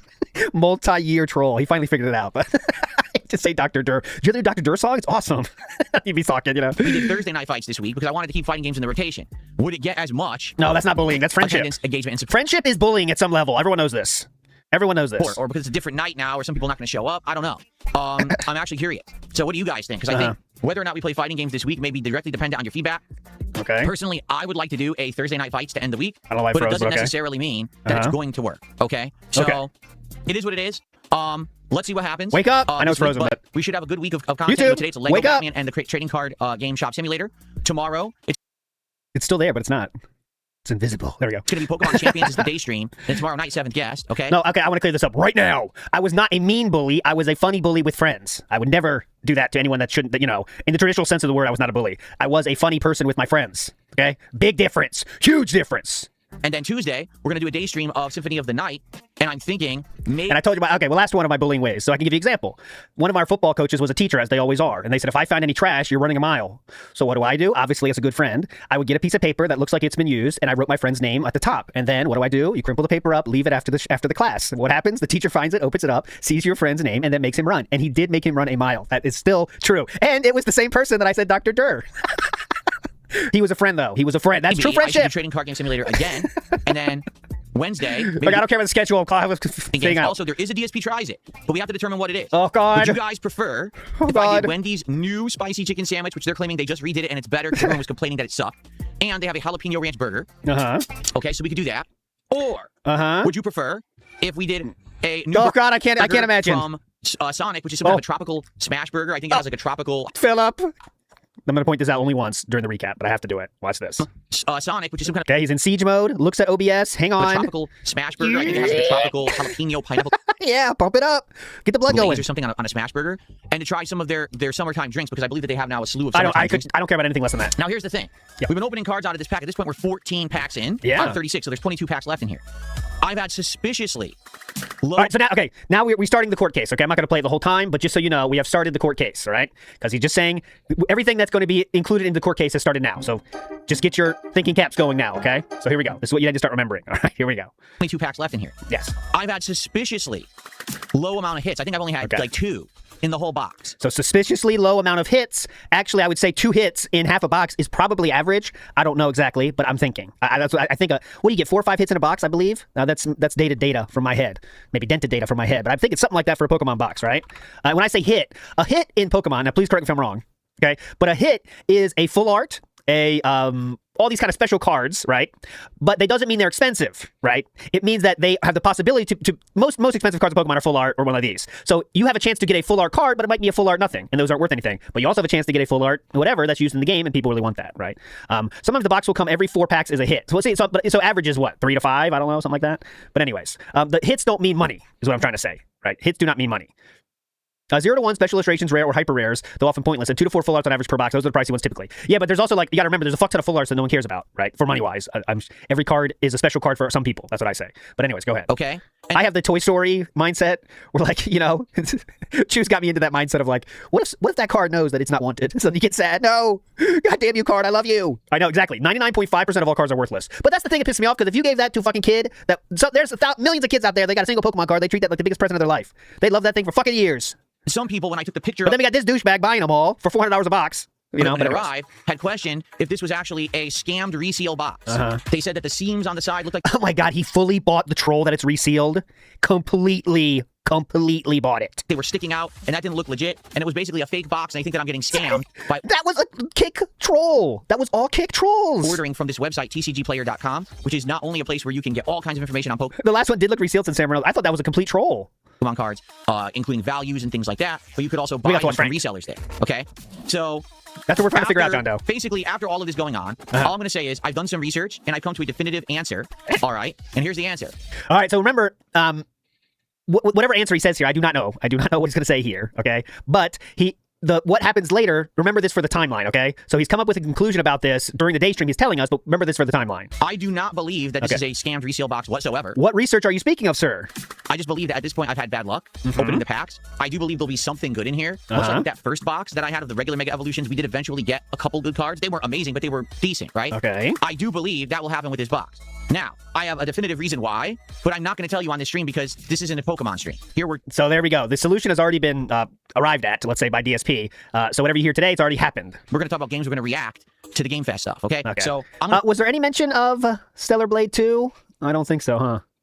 Oh god, if you I said on Twitter, on Discord, if you could mute an image on Twitter, I would have just so muted that image. It's so fucking, it's taking over everybody. Put this to the side for now. If you want to know, I'll be playing Stellar Blade 2 though. Why I come to this conclusion, why I think this is a legit box, and if you want to have your mind blown, attend tonight's TCG Card Shop Simulator stream. We're gonna have our mind blown. Pacific time. Gameplay starts around 7:30. When we start with the game, I'm going to tell you a story. It's going to absolutely positively blow your mind. You're not going to believe it, but it's going to be true. And it's going to show you why I do not think that this is a scam box whatsoever. All right. Okay. The stage has been set. ALT's Lonely Horny Uma's real. Big ups. Jordan Fadeaway says, DSP built a sensory deprivation room. Well, it's the only thing it stops is the neighbor's noise sneaking in, right? I believe. I think. But yes, that's what it basically is. Tommy says, if DSP did indeed buy the hit card separately, that's one of the options here, guys. Even better. There's no outcome to this that isn't a W for us. Thanks for locking in, Phil. Exactly. No matter what happens, guys, this is an incredible thing that's happening. Okay? So I'm not saying it's going to be... I did see the tweet of the muscles, guys. I got it. Don't worry. We're going through chronologically. I saw the muscles, though. Don't worry. We'll get there. So I want to say, the WWE Champions, right? It started behind the scenes. Well, not behind the scenes. He was saying he's playing it, but it's just a normal thing DSP was doing in his life, right? Yeah, I got some mobile games. I'm playing WWE Champions. It's not fun. It's not fun at all. It's stupid, actually. It's what it was. I hate. But, that. But we didn't know what was going on behind the scenes. Well, now he's starting this new thing in front of the scenes, and we all know where it's going. if you know what I'm saying. And he's slowly going to keep admitting to more and more stuff. And then maybe 2-3 years, we get another Side Scrollers interview, and he says, I got trapped into this and I was buying 10 boxes. Because you can't trust anything. And he has proof of saying, I don't even play this. He has proof of saying, I don't play WWE Champions, while that very same weekend spending thousands. So it doesn't mean anything what he says. But he is admitting, you got to go with what he does admit. So what does he admit? He just admitted that he did buy at least something behind the scenes. Okay, that's what he admits later. But again, I'm getting ahead of myself. Sound good? Sounds good, dude. All right. So if you're interested, come back tonight. We will open packs on this stream if people contribute. Oh, okay. But if not, all right. We'll check it out. All right. Come back tonight. I'll let you know. Come back. Right. Come back tonight. He's excited already. So thank you guys for the early support. Please, guys, keep it support going the podcast today. Okay. The reason I say that is because the last time that we played Lego Batman, attendance plummeted and support completely dried up. It was just like no one cared about Lego Batman. That's a shame because we've already played over 15 hours. We only have 2 chapters left. Within 2 streams, we should absolutely beat this game. And I want to beat the game. I don't want to just drop it now. So if you like the content this morning, if you like the fact that I'm... No, I don't care. I don't like it, actually. Okay. I killed that guy. Oh, she lifts. He's made such a mess again. She lifts like me. Think. What? I just cleaned it up a week ago. Philip, if you... Philip, if you need to go that hard to find your angle, I don't know if it's worth it, buddy. What the fuck is this? She lifts. Look how much he's searching. Hang on. I just cleaned it up a week ago. It's like a boulder. Think. I just cleaned it up a week ago. It's like a boulder rolled through here. Hear that? Oh, yeah, okay. Okay, I should bring this up. What? People are asking me, what shirt did I wear today? It's my Fallout shirt. It's all the different Vault Boys from Fallout on one shirt. And you might say, oh, that's interesting. Why did you wear that shirt today? Well, because this morning was the Xbox showcase. And of course, they were going to have all kinds of information about Fallout, right? Okay. Seriously. Okay. What a joke. Guess what they talked about today? You ready? What? Fallout 76. Uh-huh. Okay, if you're still playing Fallout 76 in 2026, I got a message for you. What? Stop having fun? Reality's calling. Stop playing that stupid busted piece of shit game and stop wasting money on a games as a service so that Bethesda will actually make real games again, because you're part of the problem of why they don't put out games anymore. Seriously, your supplemental income of you just giving them money for slop is why they haven't made a new Fallout. So stop. Oh, it's your fault. But that was it. Nothing. No Fallout 3 remake announcement. Nothing about a new Fallout. Nothing. Just Fallout 76 garbage that no one fucking gives a shit about, besides like the same maybe 50,000 people who keep giving them money every month because they're idiots. All right. There you go. Don't stop having fun. Stop having fun! Solid Colt says, I got an Ace hit on the first OP box I bought. Oh, Ace is the real hit. Ace is not to call him Charizard, but I know Ace has a lot of hits in that game. I don't know if it hits him in One Piece though that well. Chew does, but I don't. I just like to get the decks. That's like, I just get like, there's no like, my favorite way to play card games is drafting in Magic the Gathering, honestly. And that's why I play Battlegrounds now, because it's kind of like that, you know? But too expensive. Can't do it. Remake, not the trilogy. They're actually making a brand spanking new Spyro, which I think is great news. Let's find that. Excuse me. No. Well, artwork is fine, but... What was it called? Spyro, A Realm Beyond, or The Realm Beyond? But we're a One Piece card game enjoyer. I get the pre-con so we can play. I just want to play the game. That's why we have the cards. But anyways, go ahead. What was it called? Spyro, A Realm Beyond, or The Realm Beyond? Oh my god, who cares? What was it called? What's it called? I can't find it now. It's not showing up in YouTube search. Oh, Realm Beyond. Here it is. A Realm Beyond. You'll figure it out, Grandpa. Use the search bar. Oh, wait, I hear somebody. Just heard him. He's grown up, dude. He's not a kid anymore. He's like a He's not a kid anymore. Look at him. He's all grown up. What a glow up. He's hot. No, dude. He's not a kid anymore. He's just like an adolescent. Not a kid anymore. Yeah, look at his features. He's really filling out. Nice. Awesome. He's looking hot. What the fuck? No gameplay? Never mind. Here we go. Gameplay. Cool. He's really growing up. Really growing up. Looks good. That does look good. Okay. Okay. Good stuff. What's good stuff? Great reaction so far. Hold up a second. Let me go full screen with no effects on my camera. Okay. And let me react to this, but let me fall asleep while I do. Just like this. Oh. Oh, wait, that's what LTG does. Sorry. I'm actually here to put out content.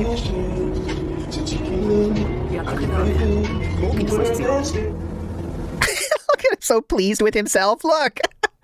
Oh, I really felt it with that one. Oh, man, he was cooking. You got him, Philip. You owned him. He's going to crash out on that one. Jesus. J-Dog says, I used to complain about how adult collectors were ruining action figures for kids when he was telling the Wolverine doll story. Absolutely true. He has no morals. He doesn't give a fuck. Yeah, Terra Unit says, the thumbnail is so good. That's actually a tweet from Logan Paul today. I had a whole different thumbnail ready, but then I saw that Logan Paul tweet. He put that out today. I was like, all right, I guess I got to use that. So that's what I did. But big up, sir. But yeah, J-Dog, as I was saying, he has no morals. He doesn't give a fuck. Whatever he feels like doing after the day is what he does. Same with politics, same with everything. Ava Cowboy fan, thanks for... Oh, God, what? What? Huh? Okay, see, I cannot fight against the names this long. Derek, returning, choose, Dojin. Okay, see, I can't. This is ridiculous. That's too long. No one's gonna see that, sir. I got the point though, but too long. I don't know how you can make a name that long. Ava Cowboy fan, thanks for a 250 tip, but no, I'm not going to react to the Final Fantasy VII Revelation trailer. There's no point. You guys don't like it and will not show up for it, so I'm not wasting time on it. What? Some people might love it. There's no point. I don't even want to see it because I'll probably like it and I'll be disappointed that I can't play it. Oh, now he's saying he likes it. Oh, there was one ban. Oh my God, one awesome ban I saw. Fuck, I should have copied it. I'm not gonna find it now. He called it Final Fantasy got tit quitted or something. God, it was so good. Like, it was something like that. I'm not doing it justice. It was something like Final Fantasy VII Rebirth was tit quitted instead of wage quitted. It was very good. I wish I took a screenshot. God damn it. So there you have it. Sorcerer of Soup says, ALT will say Dave has no morals, but then also say he doesn't think Dave willingly manipulates tards. I'm saying Sorcerer of Soup, something that is actually much more offensive to DSP than what you were even saying. I'm saying DSP is too stupid to manipulate anyone. You know what I'm saying? I'm saying to manipulate someone, you have to be of higher intelligence than the person you want to manipulate usually. I don't think DSP is even smart enough for that, is what I'm saying. That was my main statement about the autistic thing. Okay, moving on. So, Gears of War E-Day is set on E-Day. You'll be playing through the stories of people who were there on E-Day when the world was destroyed, when all the locusts erupted from the Earth's core. And also, there's going to be sliding and jumping, and the game's going to play basically nothing like Gears of War because they're changing it all to be like an action-based third-person game, which kind of sucks because, in my opinion, I feel like they're actually throwing away the identity of the game from what I saw. Now, the reason I'm telling you all this is because I don't want to react to it because they did an insane amount of coverage about this because it was the focus of the Xbox showcase today. Okay. Even though it's a prequel, I don't think it DSP matters. won't play the new Final Fantasy because it uses the job system, and we all know how he feels about jobs. Oh, this is the prequel. He does hate prequels. We know this. Somewhere, this is a prequel. We already know what happens after it because we've already played all those scenarios and we already played those games. Oh. So to me, it's not a very interesting story. Like, I already know what happened. You've already talked about it in previous Who needs games. them? Who needs them?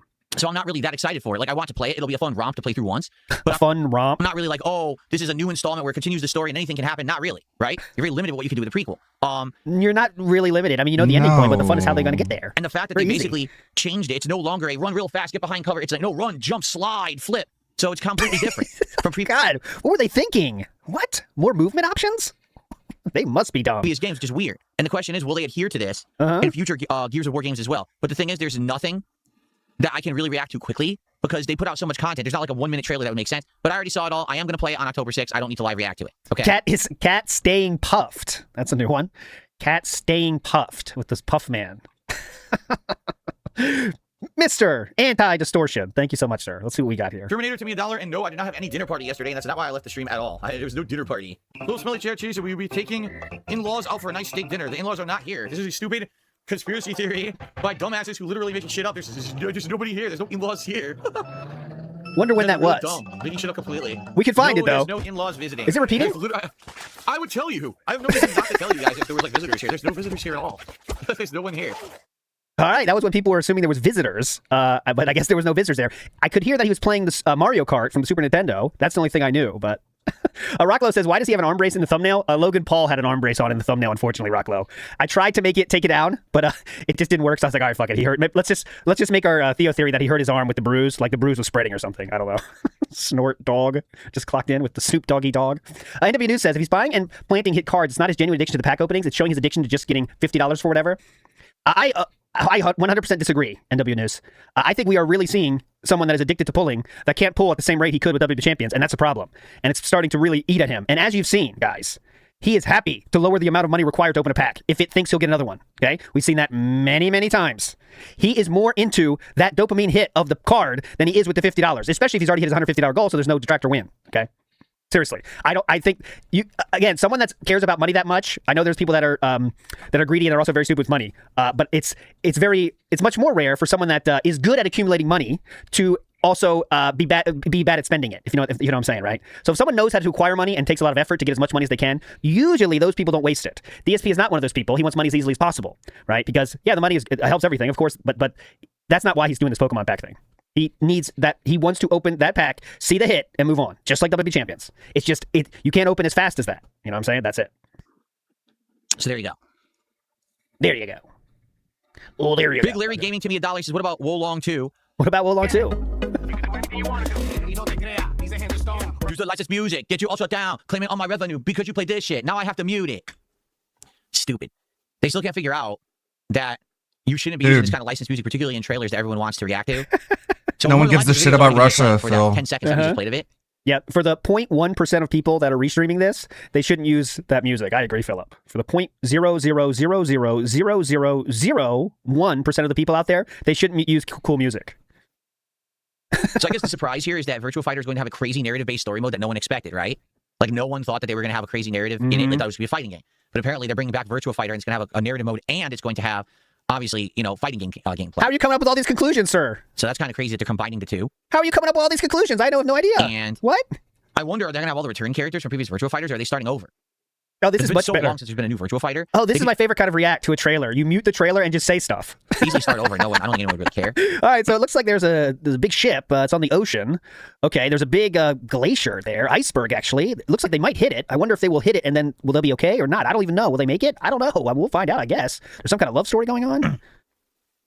What are the chances that they're not playing music if I unmute it? It's not gonna blow us, Yellow. You fuck with the Chinese mafia. Fighter 6's story mode? I was gonna say, I wonder how the gameplay will be. Will it be like Street Fighter 6's story mode? Or No, I don't know. How could you figure it out? Combat? Like almost Final Fight or something? I don't know. Cut the fucking head off. All right, just take it easy. Huh. Okay, I don't care that much. Go. Sorry, I do need to shamelessly chill, guys. If you could please support the stream, I would appreciate it. Like I said, after... Why are you saying sorry now? After this reacting, which is going to be a while here. We're doing Lego Batman, and last time I played Lego Batman, sadly, basically no one supported the stream. So please support the show today if you're enjoying all this reacting. Thank you in advance to anyone who does. Yes, I will open a pack of Pokemon cards for $50, but that's... I will open a pack, regrettably, but if you want to give me 50, I'll open another one. Thank you in advance to anyone who does. Regrettably. Yes, I will open a pack of Pokemon cards for $50, but that's really not part of the content. I have an announcement regarding Pokemon cards tonight on the late stream. It's a really big one, like no lie. This is anyone who's interested in that. You're gonna watch. He does a mini Stellar Blade take. Okay, that's worth it. On attend the TCG stream tonight. I have big news. Okay. Oh. Okay. You are correct. Here we go. Let's see. That's your. Madam Sue? You play the part of a fighter, but you are lacking in kung fu. She has the voice of an old woman and she has the face of like a 20-year-old. Philip, that's the you're making a mistake here. That's the Stellar Blue thing. I mean Stellar Blue. That's the Stellar Blade take, Philip. You got them mixed up. What happened? That's the Stellar Blade take. Acting like they know who she is. She's like an old, like a fighter. Yeah. Oh, I muted it, my bad. Why does she have the character model? Stellar Blue. That's the stupidest thing I've ever seen. You could have made her. Yeah, that's what I was going to say. Stellar Blue. That's what I call my nights when I take my blue chew and then log in to Stellar Blade, boys. Stellar Blue night. Look old, it would have been fine. What? Okay, say it again. Being out or something. Why does she have the character model? That's the stupidest thing I've ever seen. You could have made her look old, it would have been fine. Okay, well, again, she is Asian, sir. The stupidest thing I've ever seen. Anyways, okay, is whatever. Yeah, it's like that's the stupidest thing you've ever seen. There used to be a Japanese animation style that looked just like this, and it predates the Studio Ghibli stuff. In a way, I almost feel like Studio Ghibli. I've never heard Ghibli. Ghibli stuff got inspired by Ghibli. I've never heard that take on it. It's Ghibli. But they totally made it look like hand-drawn art. It's pretty crazy. Friends you always need. No. Why'd you pick up on that? It looks hand-drawn. And golden moments which linger on the warm breeze. Looks hype, though. Not gonna lie, this looks hype. Yeah, this is even like predating like Dragon Ball art. No! You know what I'm saying? Like the Akira Toriyama style. Oh my God, this guy's an expert. I'm trying to remember. Wouldn't this be like old school like Lupin the Third and stuff like that? Oh, Like this guy knows his shit. Konnichiwa, Philip-san. Yeah, it's that style of art. Konnichiwa, fellow weebs. As you live your days. As dreams. Huh. Ooh. Are you inside? She's living in a snow globe, basically. No. He was gonna say, is she living in there? See, something like that is refreshing, even though it's not going to be everyone's cup of tea, and you know people are going to hate it and be like, it's too cutesy, it's kitty. That's something unique. They're going for an old school art style. They're trying to make a game that looks like it because now the technology is caught up, right? It looks like it might be very unique, right? Okay. Yeah, how is that a snow globe? Good point. It's actually not Ghibli, it's Ghibli. All right, Studio Ghibli, I'm being told. Okay. Ghibli. I'm saying Ghibli from now on. I'll tell you that right now. It is I don't really Ghibli. care how it's pronounced. No one cares. Shout outs to Porco Ghibli. Rosso. Yeah, the older style stuff, right. Porco Rosso is the older style. Do you know that Studio Ghibli, sir? Bad example, King. But anyway, to me, this looks completely... Whoa, what the... This looks completely unique. Bad example, Philip. That's Ghibli. That's something I would like to try, but I guarantee you people will be like, oh, that's too kiddie, that's boring, that's, you know. Yeah. But that would be up my alley, something completely different. Oh, definitely. He's into it. He's into it. But here's the question. Oh, let's see which thing's up Fable. They had all that in the game, and that was actually the direction of the game they were going. Why didn't they present that 2 years ago when they first announced the game? I don't fucking know. Maybe they changed things. Why did they present the game as, oh, look, it's this You never know the depths of the stupidity of these takes. Like, no one on earth would think about this. Why didn't they present this 2 years ago? Because they've been working on it for 2 years? You seem to have answered your own question, sir. Female protagonist character, and it's a cutesy game and everything. Like, if they had all of that, right? And that's the game, and that's the antagonist that you're going to be going against and everything. And it has a deep plot like that. Why on earth didn't they present the game like that? Why did they present the game in such a stupid way? Yeah. And then basically now it's like a bait and switch, or is it basically that's only like a tiny part of the game? I love the bait and switch. But now they want to present it differently because for those who don't know, go ahead, when they first announced Fable a couple years ago, that we're serious, it's coming back, and they first started showing gameplay of it, everyone was like, oh, it doesn't look that good. It looks very, it's going to be a cutesy thing. Oh, look, you're the hero. Why didn't they respond to the feedback before they received said feedback? It's going to be liberal. It's going to be leftist. It's going to be one of these stupid games, right? So now all of a sudden, I don't know what he's talking about. Release. They just delayed it for the record. It was going to be coming out this fall. Fable was always cutesy. But they delayed it to February 23rd. Yeah. And they're claiming the reason they delayed it is because they didn't want to release in a very busy gaming season. But you could also do shit like, I remember there was hookers and stuff, and you could like throw up on people. I remember doing that. They want Fable to be highlighted. So they wanted to delay it to a point when it would be able to be highlighted more early next year. The only problem is there's a ton of games coming out in February already too. So they're full of crap. What it is they were afraid if their game came out with other games around it very close, no one would play it. Because of all the marketing and the PR that they put out previous, no one thought the game looked good. So therefore they said, what we need to do is we need to take more time now to fix this. And we need to represent this game in a new way. I don't care about this. This is the ravings of a wild man. He cannot be contained. These takes. Ruin Rat says, song you might like, Rider in Red by Savant. I'm writing it down. I'm writing it on this paper. I did add, this person suggested some band names, and I did add them. But, it's random if they come up. But I'm definitely writing this one down, sir. Rider in Red. Okay. Again, guys, if you like this big amount of reacting I'm doing today, please support the stream. We still got about a half an hour to 40 minutes left to get through as much reacting as you guys want. But I do need people to support the podcast because sadly, I think when I start playing Lego, we're going to see a huge drop-off. So please support right now if you can. Please give me money now. Please support if you can. Oh, by the way, guys, to be honest, we don't want a temple today because the temple is not completed. So I'm secretly hoping for not a temple. Of course, we will track it if the temple does happen. But we're not ready. We're not camera ready for the temple yet. So we're hoping no temple today. They never beat it. Maybe there could be a game where they actually beat it. Or he's like, doesn't come back. Or maybe a different plot. Like, not to say that Dracula wouldn't be in it, but imagine a plot. Like I was thinking about this morning. Oh, yeah, go ahead, please. Yeah. As I was watching this presentation, I was like, imagine a game where there's someone who already knows that Dracula is going to return no matter what. So rather than it just being about the Belmonts fighting Dracula, someone tries to harness Dracula's power as a source. It seems like he's talking about a prequel, though, Philip. Huh? What? We don't like those. The Belmonts fight someone who already knows that Dracula is going to return no matter what. So sort of like a prequel. He can turn. Rather than it just being about the Belmonts fighting Dracula, someone tries to harness Dracula's power as a source. Like, they're like, we know he's going to come back, so be ready for it. And when he comes back, also, I think someone said that was already a blood. To create like, so they an energy source, or use it to create like an army of your own people or monsters you're controlling. So Dracula isn't necessarily the antagonist every game. Because at one point, does he get tired of fighting Dracula? I'm tired of this shit. Can we fight someone else? I mean, yeah, I'm tired of this shit too, dude. But no, we're just fighting Dracula again, and now we changed the visuals a bit. I'll definitely check it out in October. I don't see a reason not to. Oh, it looks, yeah, definitely. Jaden says you'll immediately drop it because it won't get support. Well, Jaden, I'm not getting any support now on my podcast. Am I dropping the stream? Am I turning it off? You threatened to do that, yes. We've gotten one sub that was an auto resub. We've got no kicks. YOUI are streaming SOTN right now, and the main antagonist is not Dracula. You threatened doing that. So. Okay, Exodus. Okay, Exodus. Want to talk about? Please support the stream. Like I said, I know for a fact that when I start playing with Lego Batman, sadly, we're going to lose attendance and support. So if we could get some support right now. When I start the game, we're going to lose attendance and support. So support now before we lose support. Lego Batman, sadly, so give me your money before you leave and not give me your money. So we could get some support right now. It would be great. Get support because we're going to lose support. So before we lose it, support. $50 contribution. We will open a pack of Pokemon cards. However, I don't think we're going to do that. As I've already said at the top of the show, I have a huge announcement. Hold on to your butts on that one, boys. Court's coming up soon. What is this huge announcement? What does it mean? What does mean? How much did DSP buy? We're going to court in about 10 minutes. Cards to Pokemon cards and card opening. This changes everything. Notably, how recently we've been questioning whether or not some of these boxes of cards that I bought are reseals. Okay, I have a ginormous announcement regarding that. Here we go. And my determination that I don't think this is a resale box on the late stream when we play TCG Card Shop Sim. What is successful sandwich business we had here? The owner is begging for money before he could get any orders in. Okay? But nonetheless, $50 for a Pokemon pack or... Okay. Siri says maybe cancel Lego Batman and extend this. Well, to be honest with you, yeah, people were actually like jumping up and down and supporting this stream. Maybe I would have continued, but I mean, we're not even at $30 to support, and I've been streaming for 2 hours, so I think we're gonna move on. We're gonna play Lego Batman, and we'll do this tomorrow morning again. Okay, so it sounds like you have a reacting goal. Today? What? I thought we're done with this shit. Oh God, we're in trouble. You are. Well, it is a reseal because they're numbered on the top of the lid. What? If they were individually sold, they won't have a number putting them as a resale. I was hoping that we're gonna get a lot of support early on here from me reacting to stuff. That hasn't happened. So sadly, we might have another dead stream because I'm playing Lego, which sucks. I think the game is great, but sadly my audience doesn't stick around for this kind of stuff. Sadly. Okay, I like the game. He was just about to say, I like the game. It's to my discretion about pack opening. All right, here's what we'll do. Here's exactly what we'll do. If another person contributes $50 or more on this There you stream, go. okay, we will do a pack opening at the end of this stream, tail end of the Batman gameplay. Okay. But if we don't, we'll save that one pack and we'll open that along with the freebie pack and more that we'll do later tonight on the TCG stream. Again, I have a major announcement about the Pokemon card stuff on tonight's late stream.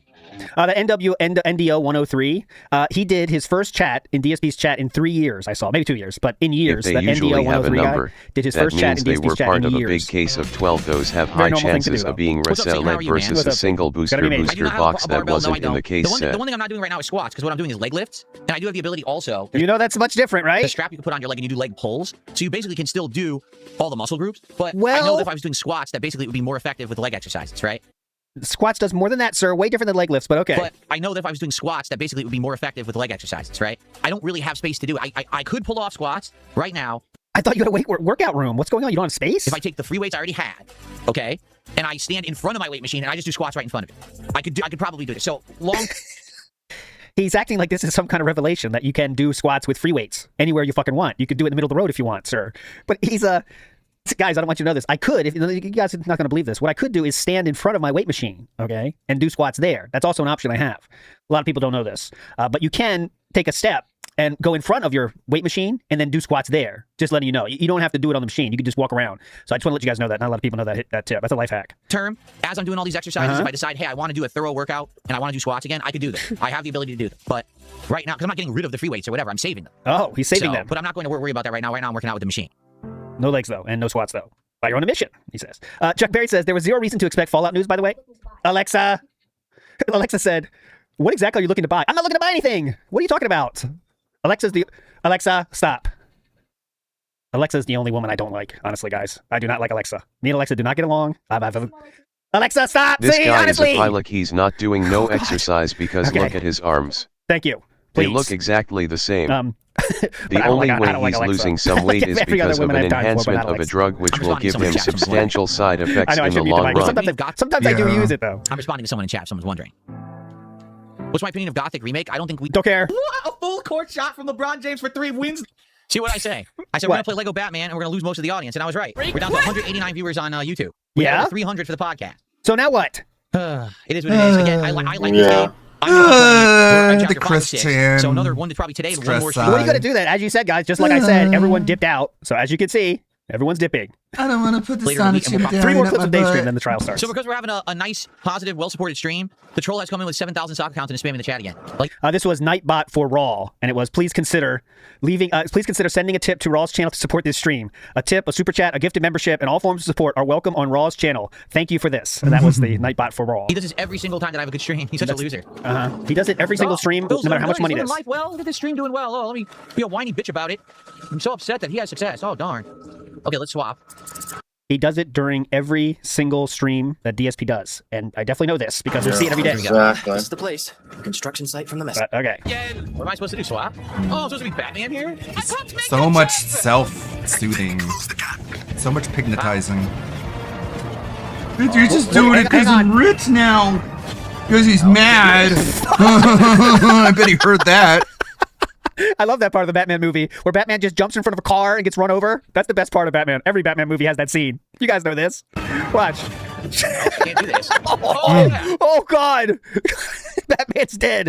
You got it from here, Robin. I don't know what they want me to do. Oh, now they tell me. How's I supposed to know? Okay, let's see how you're supposed to know this. How? I don't know. I'm seeing something shiny and white here that's saying, look over here. What do they want me to do? Oh, he was using the wrong item. What do you want me to do? Oh, it's there too. No, look, it is there. It is there. I Look, can't do this. it is It's there now. His impossible. camera's blocking it, but I promise you, it is there. Watch. So he has the item now, and look, it's showing right now. See? Look, you have the right item. Use this, bitch. It's telling you right now. It's telling you right now. Oh yeah. Now they give you the extra yellow paint. This is the special mode. That was me. How's I supposed to know to do that? They gave you a yellow target there. I couldn't see the target in this freaking wheel, the wheel well there like that. Yeah, more yellow paint, please, developers of Lego games. Thank you. Burgess Meredith Penguin, here's how I know you're a liar. Uh-oh. Because he says, oh, I would give 10 subs if I get a pack today, but not if I have to wait till the late stream. You don't have to. We have one person who contributed, and it was enough for a pack. And I said, well, if we're not going to have any more, then we'll do it on the late stream when we're guaranteed to do at least 2 because we're doing a free one on the late stream. But if someone else contributed during this first stream, we would do them now. Oh. That's what I said. But you were never going to give 10. See? You said I do it. He says, oh, yeah, I know because you're a liar. 10 10. This first stream when we're guaranteed Oh my to do at least god. 5 Imagine liars. Because he Liars says, "Oh, I are the would worst give 10 people, subs, but Phil. But I have to wait until Get back tonight. today, but not I after the hate late stream. That's- liars. Oh, yeah. Look, and the person beautifully wrote, "You always take the bait, Burnell." The person that said the comment that set him off just said, "You always take the bait," and that's what DSP is responding to. Have to. We have one person who contributed, and it was enough for a pack. And I said, well, if we're not going to have any more, then we'll do it on the late stream when we're guaranteed to do at least 2 because we're doing the free one on the late stream. But if someone else contributed during this first stream, we would do them now. Okay. That's what I said. Oh. But you were never going to give 10. See, you like, I do it. What did he say? He says, oh, yeah, I know because you're a liar. No, he said you took the bait, sir. Sit there talking nonsense, and then, you know, I dare to even give it a second of attention. He's like, oh, I was messing around. Of course No, he said you took the bait. You're an idiot. That's why you're banned. That's why I don't pay attention to Kick Chat 90% of the time because you're all idiots. But then you took the bait there, and that then person keep called that demanding out. money so from good them, job, dude. person. All right. Good job, person, for shouting that out. Okay, now it is time for court to begin, my friends. So I will start. I showed you during the day stream. You're all that idiots. DSP, Give me your money. not that. I showed you during the day stream that DSP was shouting out this big announcement. Right? You heard it. He shouted out, "I have a huge announcement, guys!" And I will hit the music now. Hold on, real quick. Master Blaster says, we as a community need to convince Gundam that convince him that Gundam models are the next moneymaker. Let's let the Pokemon cook. Let the Pokemon cook, because he's going to be going like that for a while. Even after it dies out on stream, now he's going to keep buying. Okay, it doesn't stop now. He is now on the train of Pokemon, and it's not going to end soon. He can't get enough now. It's a new thing for him. He's still in the honeymoon period. Father Time says, I take no joy in this, but the over-under on either Burnell being found in Garage Freezer by Rented's finest post-wellness check. Over-under on either Burnell being found in Garage Freezer. The most likely Burnell to be found in the Garage Freezer. I would say he wants some of the ants. Some of the ants will find themselves in there. And they count, obviously. Clearly, they do count. Pat Noticer says, he's just sad they announced their split screen and he has no Rambo to play with. Well, that does affect things. There's no Rambo. Wet Floor says, Phil bought no boxes, he bought singles. Okay, thank you, Wet Floor. I'll hit the music for you. Phil bought no boxes. He bought no singles. Pay attention with how defensive he gets over the matter. He bought those singles 100%. Thank you, Wet Floor. I will take that into the evidence, think either of and I them will would review fit in this a later. freezer. Okay, thank you, Wet Floor. Master Blaster says, speaking of pulls, a question for ALT: what is the more satisfying, a cheese pull or a dried paint, especially latex pull? What's a cheese pull? You mean like a cheese stick pull? I don't find those. I don't like those. They're not as satisfying to me. I'm not a big string cheese guy. Oh, like on pizza pull? I don't like that either. It's messy. Ooh, don't. We keep the cheese on the where. Okay. Let me make this real simple for you. You have the cheese because you want to enjoy it inside the mouth with the other ingredients. Why do you want to pull and fuck that up? It's supposed to be like this. It's supposed to be cheese on top of the pizza and put it in at the same time. What are we, animals? Please. You don't have to be Michelangelo. All right. Anyways. That's my stance on that. I do enjoy a good piece of tech pull. For example, pulling the plastic screens off things. That I do enjoy. And I did, let me tell you, fucked up a treadmill we got because I thought it was a plastic pull. But it was not a plastic pull situation. So I pulled off the plastic. I was like, oh, this is kind of hard. So I pulled it. I was like, oh, God, go on. So I pulled it, and then all of a sudden under it, I was like, oh, my God, it's like straight up glue on this thing. So I tried to push it back and stuff, but that one corner is still there. She was not happy. We had this for one day, and this happens? Like, it's not my fault. Trust me. The manual. Always say the manual. The manual's confusing. It happens. NW News says, never laid. Well, DSP has never laid, for sure. Later silence says. All right. So DSP announces this, and I will read the announcement.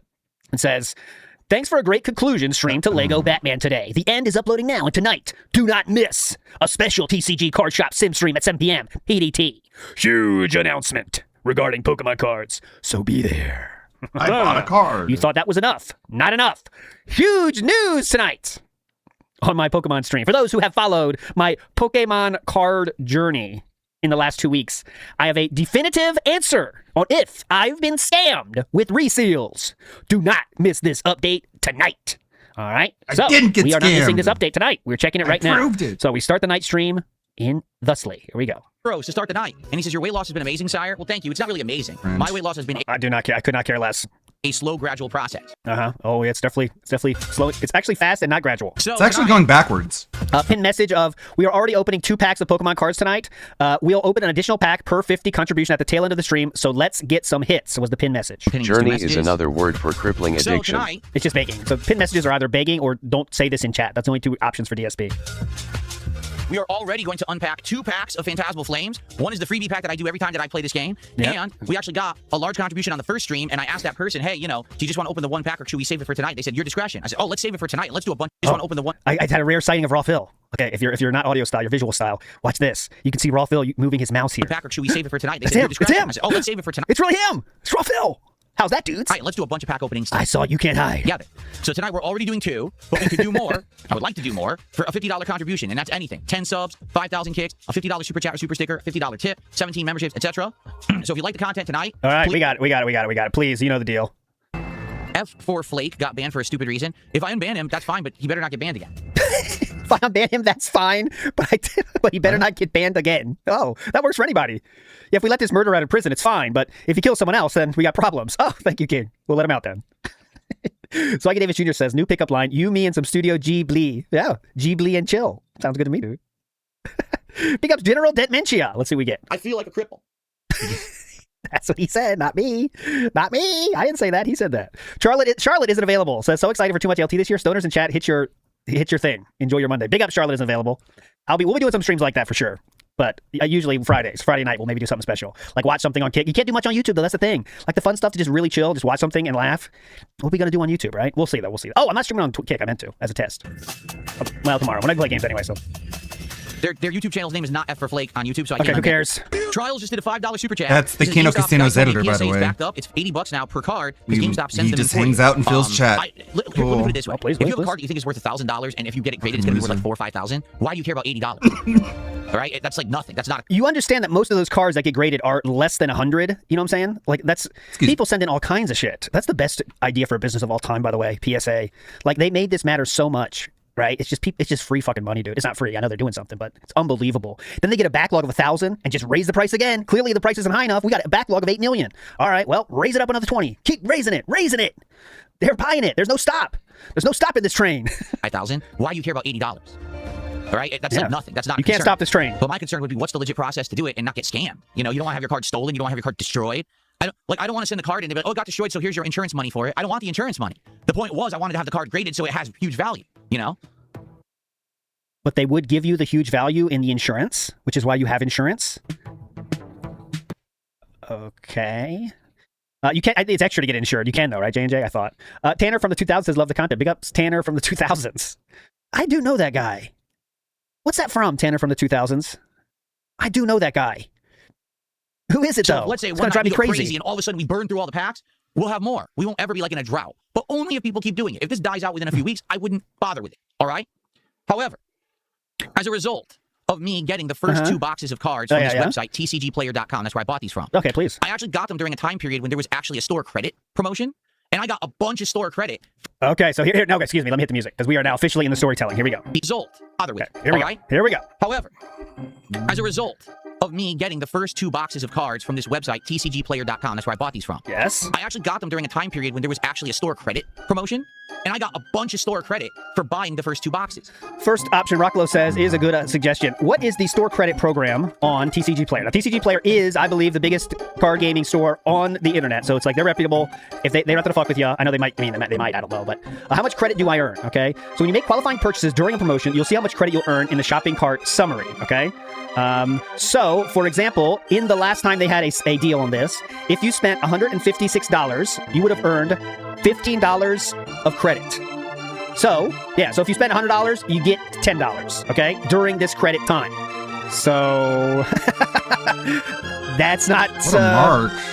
That's not really making up that much. I turned on the music, you can't hear me, but... And I said, you know what? Let's do it. Let's just buy another box so I'll have it on the back burner. And so you guys had no clue. I have control. All right. But last week I bought a 3rd box of Pokemon cards, but it was the most current set, which is called Chaos Rising. Okay? So I've actually had it here for a while. Yeah, it actually arrived, I'm not kidding you, right after this. So that box right there is the expensive one, and let's be generous and say that costs even $400. That means we're up to $40 right now, okay?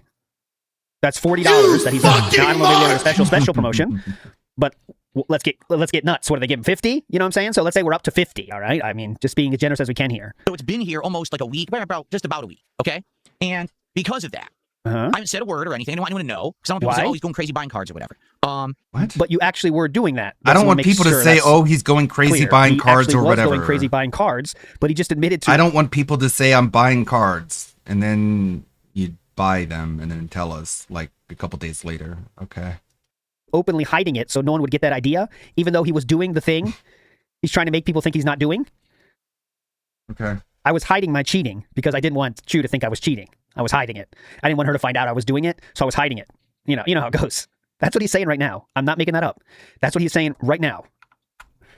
Just about a week. Okay. I don't want people to make fun of me then. I'm okay with it now. Some people say, oh, he's going crazy buying cards or whatever. Because you were going crazy buying cards? Go ahead. But I wanted to have it as a backup just in case something happened. Now, some crazy stuff has happened since then. Basically, we have gone through 14 packs out of the 36 packs in this box. Okay. And so far, I've only got 2 hits. And both of them are full art cards. In fact, this was the one that we did last time. Right? This was the one that we got last week when we played TCG Card Sim. Okay? Toga, I can't even read it. It's the mouse. It's a full art mouse card. Yeah, the mouse. There's only one of those in Pokemon, guys. You know this. The mouse. This is worth like $3. Okay? Okay, that's so a hit. Only getting those 2 hits, and they were low value hits. Some people are saying, we think... I want to reiterate, Pokemon has no control over the price outside of maybe they can print more product. But again, they don't decide the prices of individual cards that come in the packs from Pokemon. Go ahead. This box is a reseal. And I actually shared a picture of this on my social media when I received it sealed. And people were looking at it and they were like, didn't you see that the edge here, the plastic was pulled out? That's a telltale sign of a reseal. Someone opened that box, took all the good packs out, put in crappy packs, and resealed it. Okay. In addition, we've been getting ridiculous amount of duplicate cards in this box. Like, that's not true. He's been getting the average amount of duplicate cards in Pokemon cards. Okay, Pokemon packs. Ridiculous amounts of duplicate cards. That's what Pokemon is. To the point where we're 14 packs in, and I'm not even sure I have like a third of the deck yet. Why are all the cards duplicates? Okay, so it did actually make me suspect that maybe I got scammed. And listen, TCG Player, it's multiple. They're kind of like the Amazon of card packs, of card shops, because like they're just like the gateway, and you sign up individual stores to the gateway. But I don't think resealing will be allowed on TCG Player. And I'm sure if it was ever found out, it would be shut down pretty quickly. But that's just, I don't know the details. But I paid a lot of money. Okay, I did. I paid a lot of money for this box. So if I got scammed, I was going to be pretty pissed off. How would you know? So tonight I have news for everyone. All right? Oh, hey, listen up. I've called the FBI. I'm just kidding. No. They have banned people for it before. Yeah, I would think, like, TCG Player is a pretty fucking big website. They can't have people that are working their website scamming. It's not the news. Here's the news. Hold on one second. How's the mute sound right now? I received a $10 whoever that. So I first thought he would just get the cards to get money from his dents and use the Pokemon cards that way, but I actually think he got hooked on the dopamine he get from opening the packs and he is addicted now. There's something up here, and maybe that's not up. There's nothing up there. Feeling. You know what? He wants that feeling of pulling a rare card. I don't know shit about any of this Pokemon card stuff, but the more he LARPs about it, the less he's LARPing about working out. Yeah. So by all means, Phil, keep buying into this. Yeah, he just loves the feeling of pulling a good card and he's not getting it on stream. So he's trying to gaslight you into thinking that happened behind the scenes.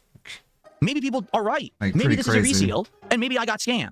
So guess what? Oh no! I realized maybe the trolls are right. I can't let that happen because I had an additional box of I cards. have to buy an expensive card to prove them wrong. Okay? And so just to reiterate where we are now, okay? So DSP bought a just so you can understand his motive here, if he gets scammed, the trolls are going to make fun of him. So he has an incentive to make you think he's not being scammed by buying a really expensive card and saying, look, this shit I'm buying is paying off, bro. He said he was buying his next box. He is claiming now to have actually bought 2 boxes during that time. He didn't want to show the second one because he didn't want people to think he was going crazy buying packs, okay? So right now in this story, he's already opened the first box. That's all gone. He has a second box he was going to take packs from today. And then he has another third box. This mystery box is what he's saying he had behind the scenes. Go ahead. I looked at this box of cards yesterday, and I looked at the plastic on it and the seal on it and all of that. And he has no reference to what it's supposed to be, except for what the fucking people in Kick Chat said. Go ahead. Okay.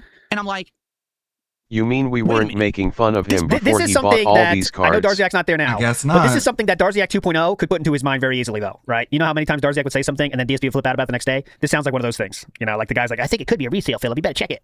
And then he would start doing that. Oh, yeah, obviously, whatever this guy says is true. Box legit looked worse than this box. Oh, it looked worse. This box had seams, and the seams looked like they were all uneven and shrunken, and that all the Pokeballs were like deformed on the side of the box. Like, no lie, you guys thought this box looked bad. This box looked 10 times worse. Okay, this is a classic over-explaining of the situation to make sure his truth seems to be the only option, right?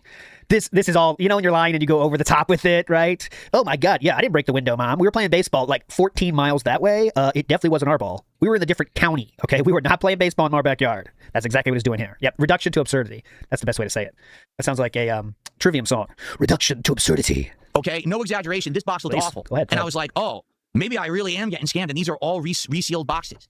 Okay? So, I'm here to fess up. Please? Yesterday, I'm here to fess up. What? Really Did you do something wrong? I'm actually so curious, and I was like, now I don't know if I'm getting scammed. So, I didn't experiment. Okay. Biggie yearns for the pools. Cat, we got nothing to do. I'm opening up the box. Okay. Yesterday, I opened the box of Chaos Rising Pokemon cards, and I opened the packs to see what would happen. Okay, so he is just outright admitting now to opening an entire box. Okay, so that at the very least is $300, right? What was the box again? Ripping up packs. Oh, another experiment. Yesterday, I was actually so curious, and I was like, now I don't know if I'm getting scammed, so I didn't experiment, okay? Yesterday, I opened the box of Chaos Rising Pokemon. Chaos Rising. So how much does Chaos Rising cost? Let's see how much this experiment cost.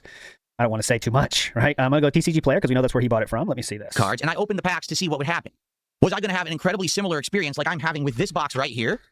And was it going to end up being a situation where there's nothing in that box? In which case, maybe buying from TCGplayer.com is actually a scam.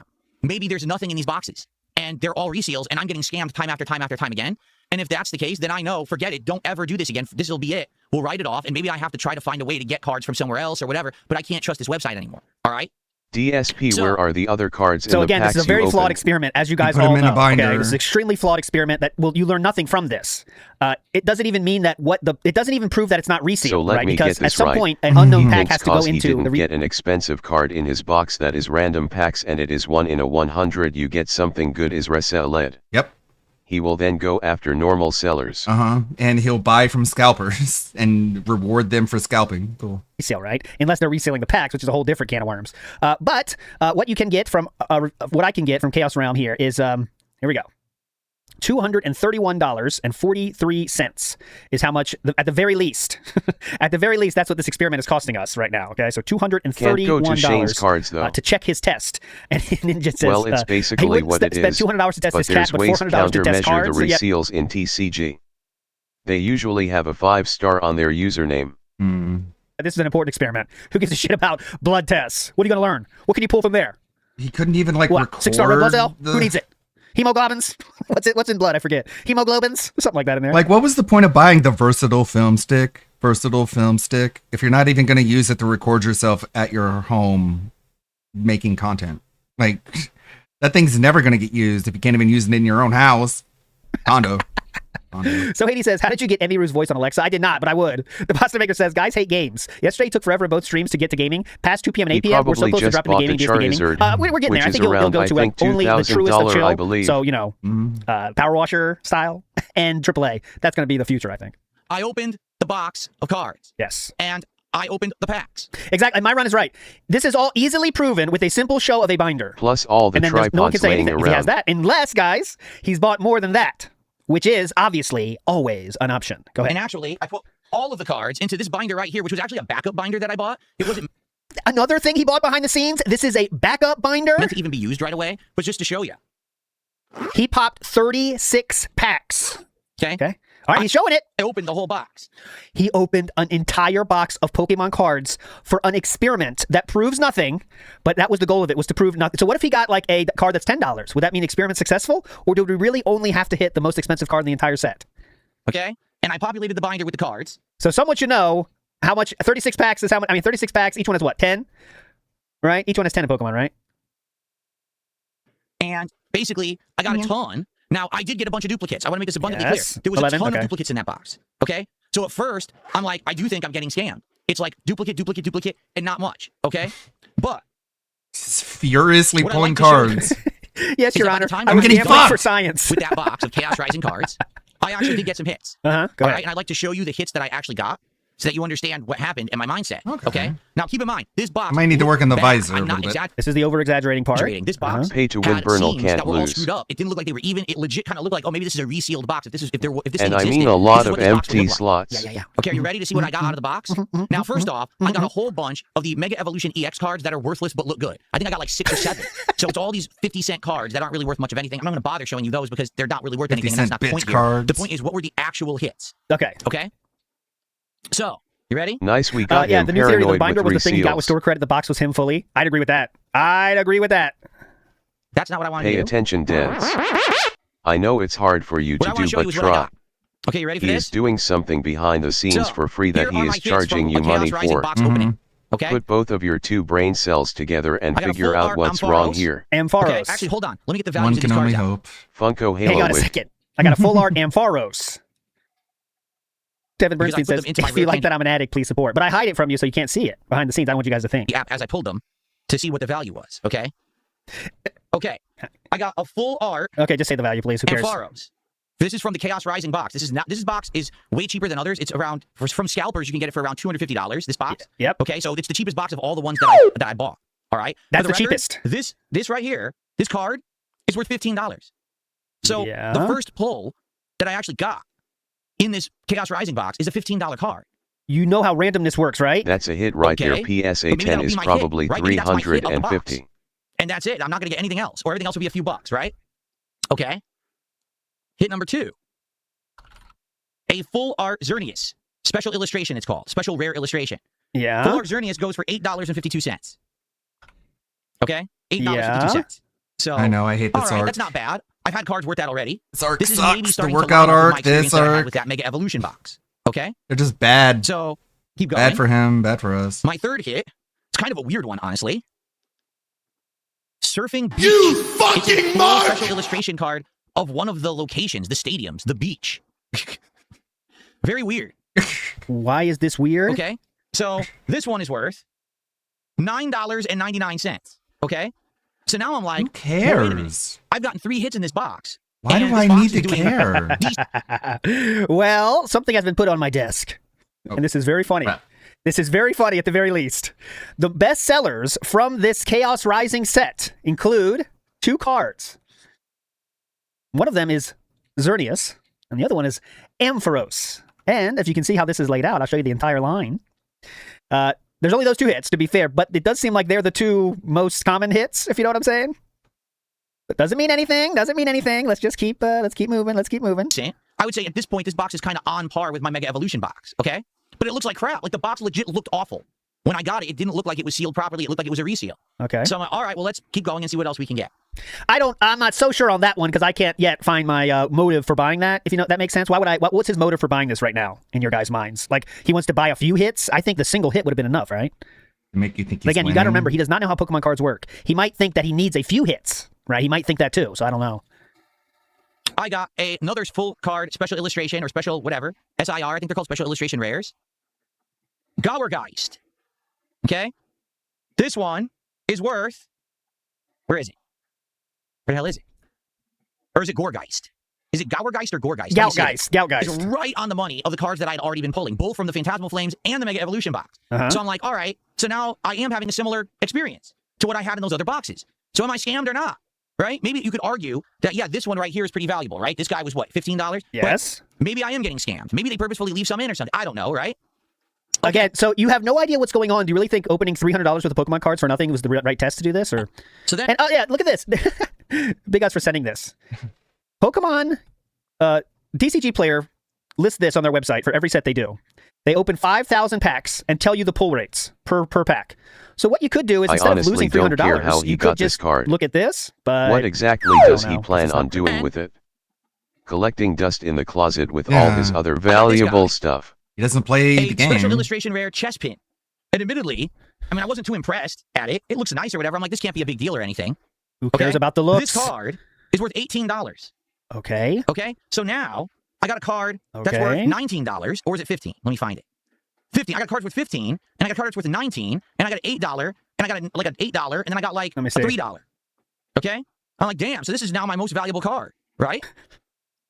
That's pretty crazy. It's Well, pretty crazy, still, arguably, even though I would say this pull, you know, these hits are very similar, or at least close to what I got in the Mega Evolution box. I got one Yes. extra, right? Yes.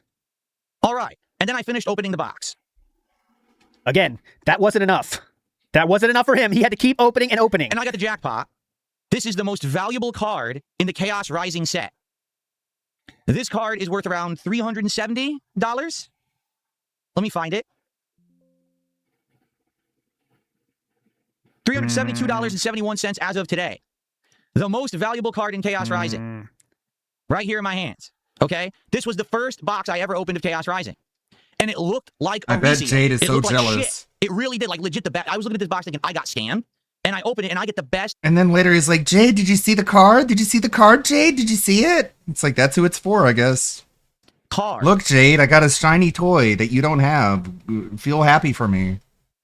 Okay. Okay. So I will check that theory. Is it different kind of case than all of Phil's other cards? Look, what were we at now? 5314. Let me see the other one. I think it looks similar. Oh, yeah, it looks same to me. Is Sure, it you less can't room on walk, top? but Who cares Great about Bill, no, I'm sure you're all getting the trolled other by kids in the this is playground double are sleeve, jealous. boys. He's got the small one in there, and then he put the double sleeve on it. But The wait, worst that does part look like a little is, bit less. I was thinking this arc is so it does lame look like it a little makes bit Jade less look functional, room but up that there, is a doesn't it? little spicy. Yeah, no, you're right. It looks like there's less headroom up there on the top. Oh yeah, maybe that is a different one. I don't know what that means, but the most valuable card in Chaos Rising, right here in my hands. Okay, this was the first box I ever opened of Chaos Rising, and it looked like a reseal. It looked like shit. Yes, Attic Loaf, this card is expensive. Most expensive card in the pack. That is real. On eBay, it goes for that price, $360. Let's see. Let's go for finished ones. That's the hit card though, for sure. It really did, like legit. I was looking at this box thinking I got scammed, and I opened it and I get the best card. Okay, so I'm gonna be honest with all of you. I think the whole reseal thing is bullshit. I don't think that the whole, people are scamming. They're buying these, scalping them, opening them, resealing them, and all of that shit. I don't believe it at all. Okay? I don't. I think it's a lot of people online coping with bad pulls, and it's a lot of people who want people to think they're getting screwed over and scammed. I started doing more research, and I started looking at pictures of people who are putting up pictures of what they thought they got scammed with, and their boxes looked exactly like the box that I got this card in. Okay? So, complete nonsense. I actually do believe that it is luck. That it's not, it's not that people are getting screwed and being robbed of their of proper cards or anything like that. It's luck. Like legit, I could open this entire box and if that was if that was your thought already, why did you open a $300 box just to prove it was luck again? I think two things here that in my mind. Okay, number one, DSP will go to great lengths to not have a situation where detractors will laugh at him and the internet will laugh at him.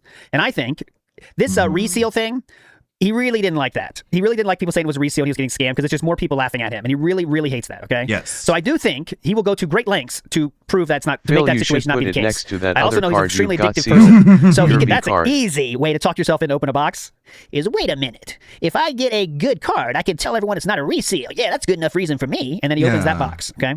Now the leap we all have to take, here is that he opened a single box of that card, that set, and got the biggest hit in the whole thing, which again is an extremely, extremely, extremely unlikely situation. All right. So I think what I would say now, and I also think if he opened that, really, I'm pretty sure that would have been on Twitter. I think it would have been an even bigger deal than he's making it now. I think he would be losing his mind. I think he would be, when he pulled the Hogan, he cannot contain those emotions, if you know what I'm saying. And right here, he's being very chill about this. He's being really fucking chill. And that's weird. So I think why would he be chill? If he spent $300 on it, it's not that, it's not the same hype as a Hogan getting lucky and getting, like when you hear a song on the radio. Well, back in my day, we had a radio, and the songs would be random. It was all random. You couldn't choose it. But when a song you like comes on the radio, it sounds better than when you put it on the CD. Now, CD, let me tell you, CDs, but I'm saying, same thing. So that's what I'm saying. He bought this specifically. He knows he's going to get this, right? So that doesn't hit the same as when it's a random, see what I get and get it. So I definitely think the most likely situation he just bought the singles is what's basically recommended if you are just looking for that particular single. That's number one thing. He's addicted to shit. He paid a lot and then for it. Kind of thinking the resale thing might be true. Who knows, right? And then that's an easy hop, skip, and a jump in opening a whole new box.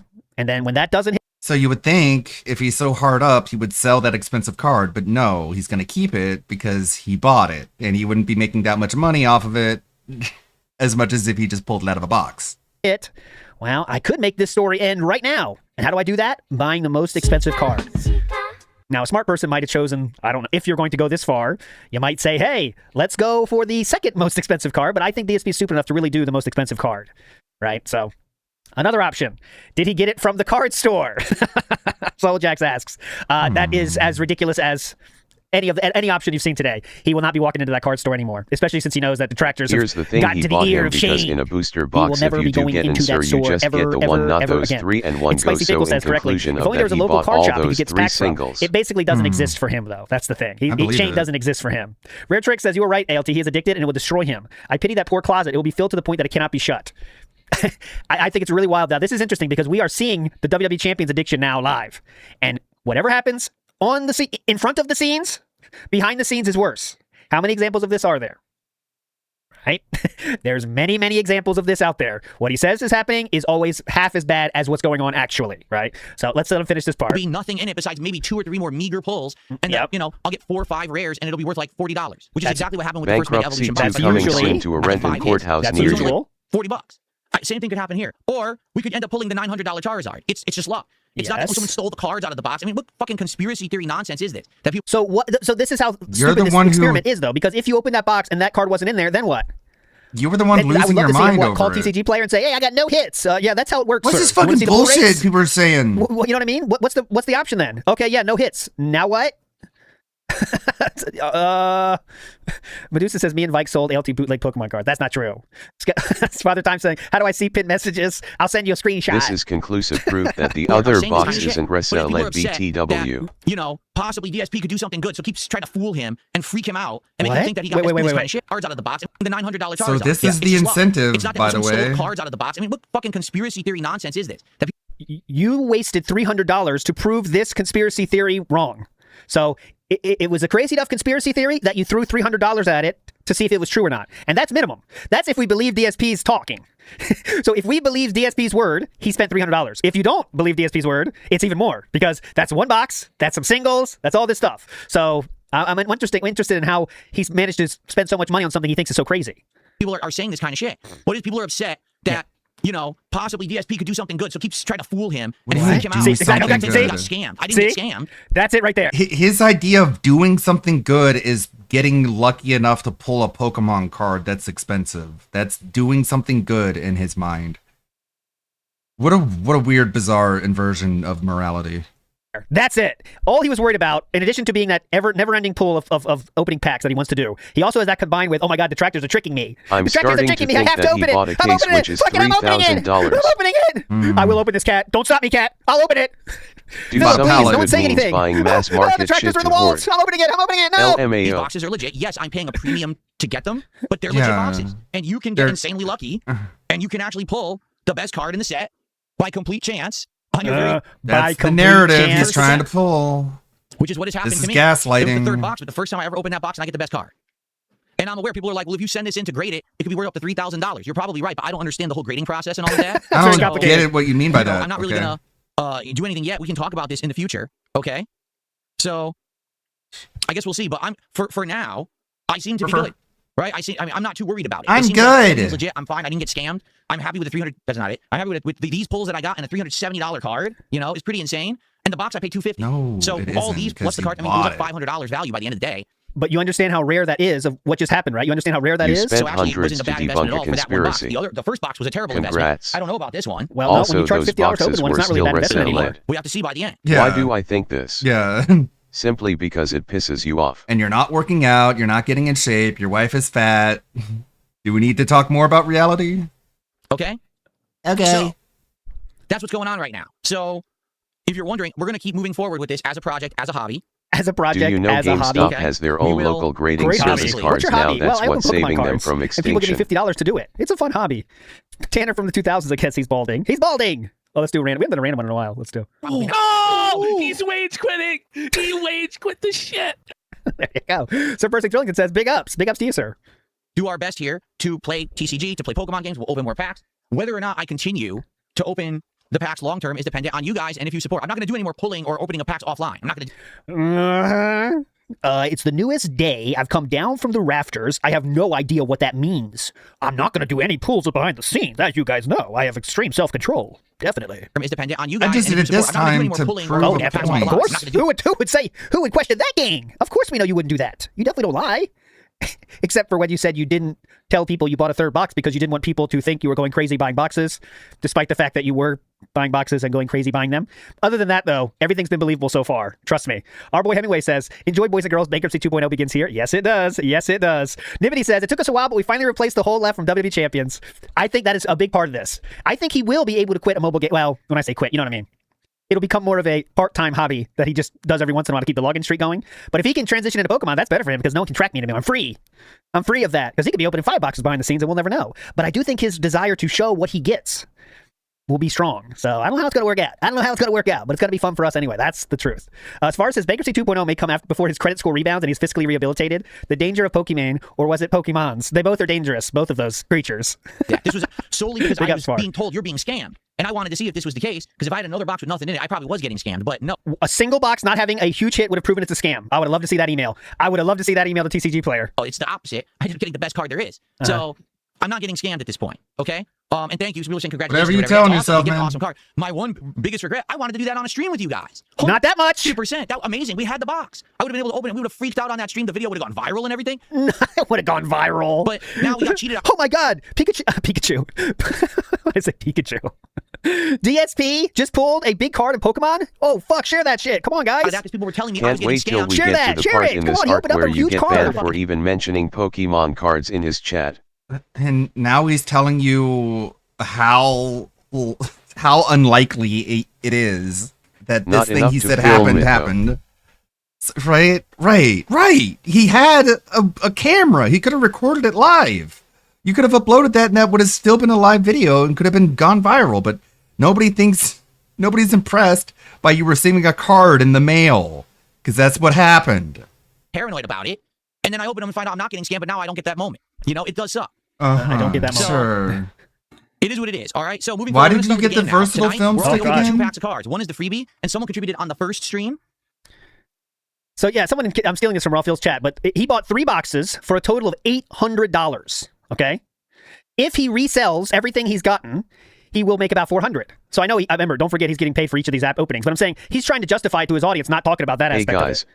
So what spend happened? $800, get $400 He worth of bought a value. rare Let's be card on generous and say eBay and $450. is saying that he pulled. If you sell everything, it's in good condition. all that Literally stuff. what everyone said yesterday. Yeah, like the gaslighting is so lazy. He just wants you Or to. he went on Whatnot or Drip and he got it off of an auction which scalps you trip with the price on that particular card. He's desperate to make you feel impressed by his Pokemon pulls because it's just getting made fun of for it.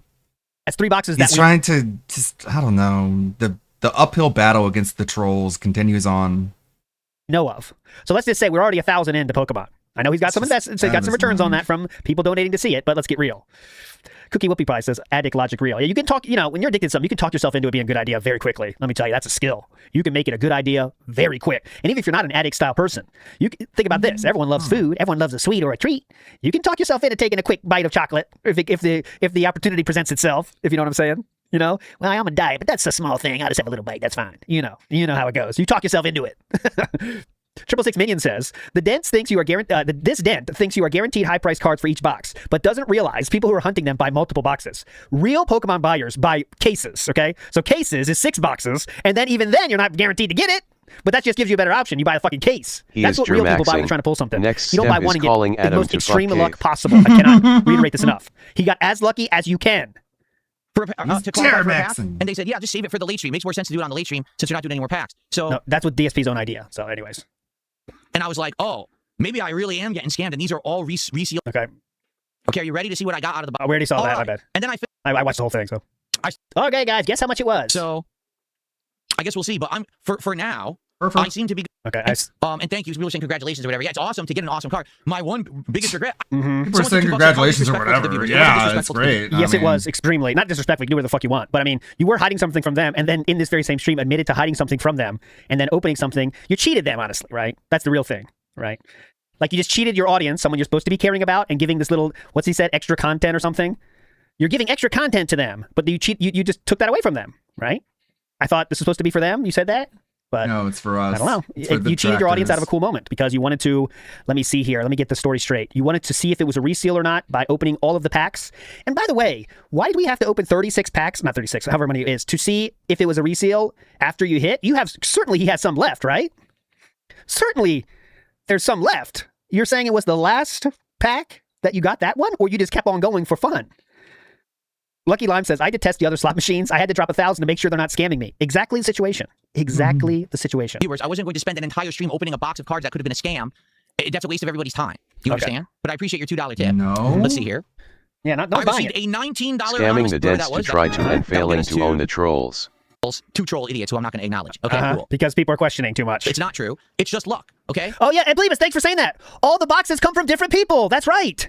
Unless he bought from the exact same store, which I guess is a possibility. But when you're on that fucking TCG player, you're not buying from even the same store. You're right. So that's even a dumber of a test. TCG player, the store itself, is the one that has to check if everything is resealed or not. Doesn't make any sense. I forgot about that. Well, yeah, Super Zelda. I know there's some people don't like the TCG player business model and stuff. I understand that, but they're the biggest in the game. But yeah, if you don't buy from the same person, you're actually not checking anything, right? Just opening a box is just for fun then. That was totally just for fun. Adult with a business degree says, I actually bought 2 bottles of gin but didn't tell you. Didn't want you to think I'm an alcoholic. I think that's what he just said. That's the craziest part for me almost, other than this whole elaborate story. He really said that, guys. That's not made up. That's what he said. I didn't tell you guys about buying it because I didn't want you to think I was going crazy buying packs. That's what he said. Okay, so you got Ansar, he got Ansar, and he got 2 fairly valuable AR. You can't get that from 1 booster box. If you're lucky at this, you get the AR. So this guy bought him because the chances of that happening, he's literally near 0. I think he's really happy about the whole pig roach luck meme, and he's really trying to like gaslight you into thinking it's bigger than it really is. It's like, don't you get it? I'm just that lucky. Sure, the odds of me pulling this card are super slim to none, but that's just how cool I am, bro. God loves me, I guess, or karma or whatever. I don't know. Let's get another $50 Not contribution by you, stream, but and now let's jump me. into TCG Card Sam. Okay. Sorry for the incredibly long intro, but I feel like it made sense Did it? for that to happen. And we're going to get the whole retelling today, so just ready. We're going to get more and more evidence today because he knows that it's not... He's going to try to take a W here, by the way, guys, by saying, of course the trolls don't believe it, even though I explained everything perfectly. The probability despite the fact that he didn't explain anything and it doesn't make any sense. He's going to say that exact at thing. least So, 3 to the trolls, 4 of course, are all booster crazy because, boxes. wow, DSP got something lucky. Okay, no one believes it, of course. That's what's going to happen. So, let's get to... We're going to go through this as well, but I do have to show you this just in case we run out of time because it is 1:55. See, guys, DSP also I am the released main a character. new... Yeah. well, first off, it's in my suggested... I am the main character. Veterans, let me read this news. I have news for you here. Let's go right to the news desk here. Things and we just will happen to see, me if I want them this hard says, enough. Veteran streamer DSP Gaming bought an It is extra his Surging Sparks booster box to test the seller. He's mindset. suspected of resealing old He packs is trying with to junk do that with cards. He opened all Pokemon by 36 just packs off buying stream, the big storing them cards right away. Yeah, well, he just loves the feeling. He loves the feeling of pulling big cards, even if they're not really happening. Pokemon Binder and revealed pulling the rare Mega Gyarados EX Special Illustration Rare, which is not right, by the way, worth about 370 on sites like TCG Player, along with other hits. While he called it due diligence, backed by realistic odds of roughly 1 such rare per box, critics accused him of buying the card outright, citing the convenient binder and his past with gambling streams. No proof supports the fakery claims, as he showed the sleeve card live, but the incident highlights tensions between his fans and longtime detractors. Very AI, isn't it? We got it about 60% of the way there. Not quite correct there. DSP said, this is what Phone's Pass says, DSP claimed he pulled a $370 card off stream from a box of cards he bought off a place he suspected he was scamming him, so he bought another box off of them to check and see. He also just happened to have a backup binder for the whole box he bought and opened off stream that is Pokemon branded. That is the long and short of the story right there, if you wanted a quick synopsis of it. In other news, we do have more recap left, but have to show you that. DSP released another edited video, my friends. The one he teased yesterday, and I will leave it up on the screen for you. And I'll just wait until you see it. Okay, I'll wait till you see it yourself. I'll let it stay up here. There's some editing that happened here. Okay, keep looking. Keep looking. You'll just get there. It'll give you a second. So someone beautifully put out on Twitter here that, yeah, this happened. So there's the real picture, and big ups to Zenba, who found the exact image, the exact thing. What does the Davoom in the corner say? Oh, the Davoom got vertical. I see. The Davoom is now strangely vertical. Weird. How'd that happen? But this person found the exact picture of it. There you go. A lot of funny comments here. There's the reality of it. There we go. Maybe try working out instead of using AI to give yourself biceps. Nice fake muscle. You sure bitched and cried until you got one, though. You edited yourself to have muscles in the thumbnail. What a loser. Meerkat has a tweet about this that is going pretty viral. I think we're almost up to 1 million on that one. So that's taken off. We're having a lot of fun here. Let me show you that one. Let's see where it's at now, actually. No, it's Meerkat something. I can never find him because his name is weird. Meerkat. See, I'm not following anybody here because I don't want to get banned. But yeah. Anyways, I'll go by this way. Let's search for me and I can find it. There we go. Here's me. And then I retweeted. Here we go. So he gave himself AI muscles in the thumbnail. It's up to 1.4 million views now. Great comparison there. We are watching a 4-year-old man develop body dysmorphia. If you're not using AI to make yourself look hotter, you're doing it wrong. Right, Andrew, you're right. I'm the DSP fan. He wants to be LTG so bad. He's a shapeshifter. Yes, it is incredible that happened. We're not watching the video, of course. Let's see how it's doing, though. We're up to... let's see, in day 1, 2.7. There we go, 2.7. What's playing now? Okay. Oh, mama. Oh, God, Raw Phil at this... right now, honestly, right now? Is this the right time for this? Is this the right time for this, Raw Phil? Well. Okay, Raw Phil's cucking me as usual. Not the right time for it, Raw Phil, honestly. Not the right time. Oh, Sir Percy Thrillington, good point. He owes his fans 36 code cards. Well, he thinks everyone can just take care of the, everyone gets those code cards themselves when he gives them out, even though only one person gets it. But there we go. Medusa Jr. says again, Tevin banned me for caps. So, well, Almighty Banjo, you're banned, bro. Retro Jim says he was thirsting for the thrill of opening packs. That's what I think too. Piggy yearned for the thrill. Piggy yearns for the thrill, and that's it. Shiny Thief said this box looked bad. That's why I can't show you the box, the wrappers. Oh, and the codes are in the dump too. I made a dump run right after that. Can get that's a good viral point, off of Shiny Phil Thief. except If Phil you himself. open up those boxes, then you got 36 code cards. That's for fucking sure. Everyone knows this, right? Everyone knows you'll have 36 fucking code cards. You know what he's gonna say though? Is I threw it away. I'm not what he's gonna say. I threw it away. I threw it away. Who want to keep those? I'm not going to show you all those. What's the point? I threw them away. But what I was going to say about the flex, though, is that DSP is going to say 100%. This is my strongest prediction before the show starts.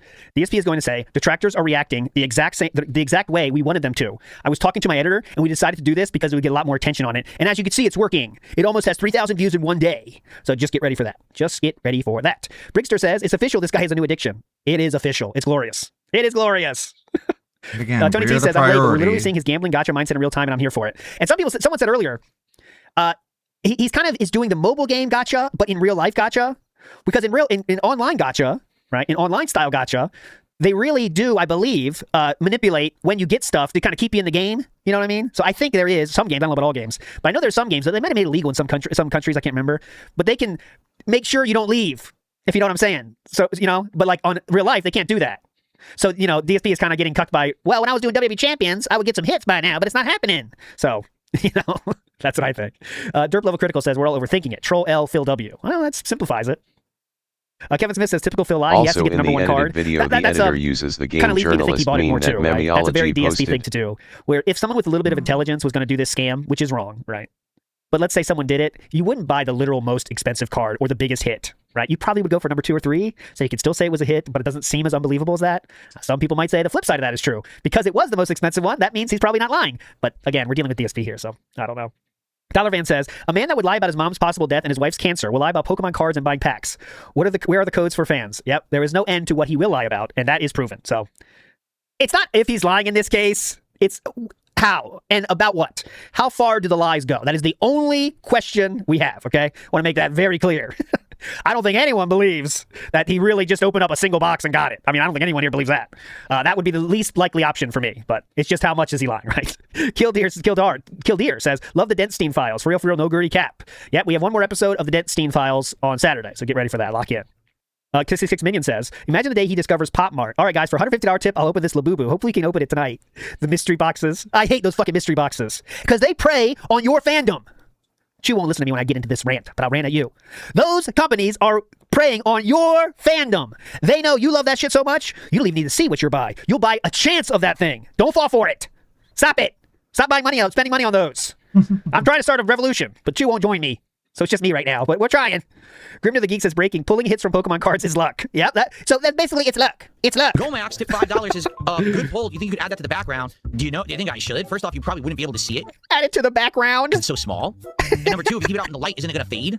Like, isn't the idea that you want to protect it? Add it to the background. In the dark, so that way it doesn't fade and degrade and have less value. Add it to the background. I have no clue.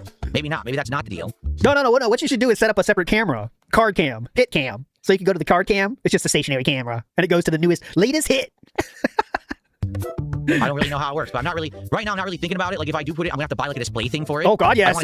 Yes. You need an amazing display for this, King. They sell those on Amazon. They'll happily sell those to you. And the sleeve behind me, I have to buy like a thing for it to put it out, Okay. Momo Choi, thanks for $2. He said, did you open up the packs with Cat? Cat was not interested in opening Pokemon. So you did it all by yourself, alone. Very cool. I was gonna guess that, actually. What love. And by the way, Momo Chai, just for the future, whenever you already have the answer. If you say, did you blank with Cat? That's the same answer, okay? So next time, you don't even have to answer it. You don't even have to ask it, okay, Momo Chai? Just assume you know the answer. If your question is, did you blank with Cat? The same answer is going to happen, okay? Just keep that in mind. Thank you. At all. Wow. That could have been fun, Phil. A fun thing for the two of you to do together. When you pulled the Greninja from the box? Nah. Well, I'll be honest. I didn't think it was that Greninja because I knew that there's multiple of the hit cards in the box of the same character, like the Charizard in Phantasmal Flames. There's like 3 to 4 Charizards in that box, and all I know is, okay, I'm looking for Charizard. Put gloves on. then you didn't know what you were looking for in a box opening you did specifically to prove if you had hits or not. So you're blind opening everything. Really? You're blind opening, not even knowing what you're looking for, and just gonna figure it out after? Interesting choice there, King. Max Powers says, Phil missed a brilliant opportunity to jump on the Knicks bandwagon. He's from Connecticut, guys. There, yeah, why Good not? call by Let's Pig talk about Roach. sports. That's a problem.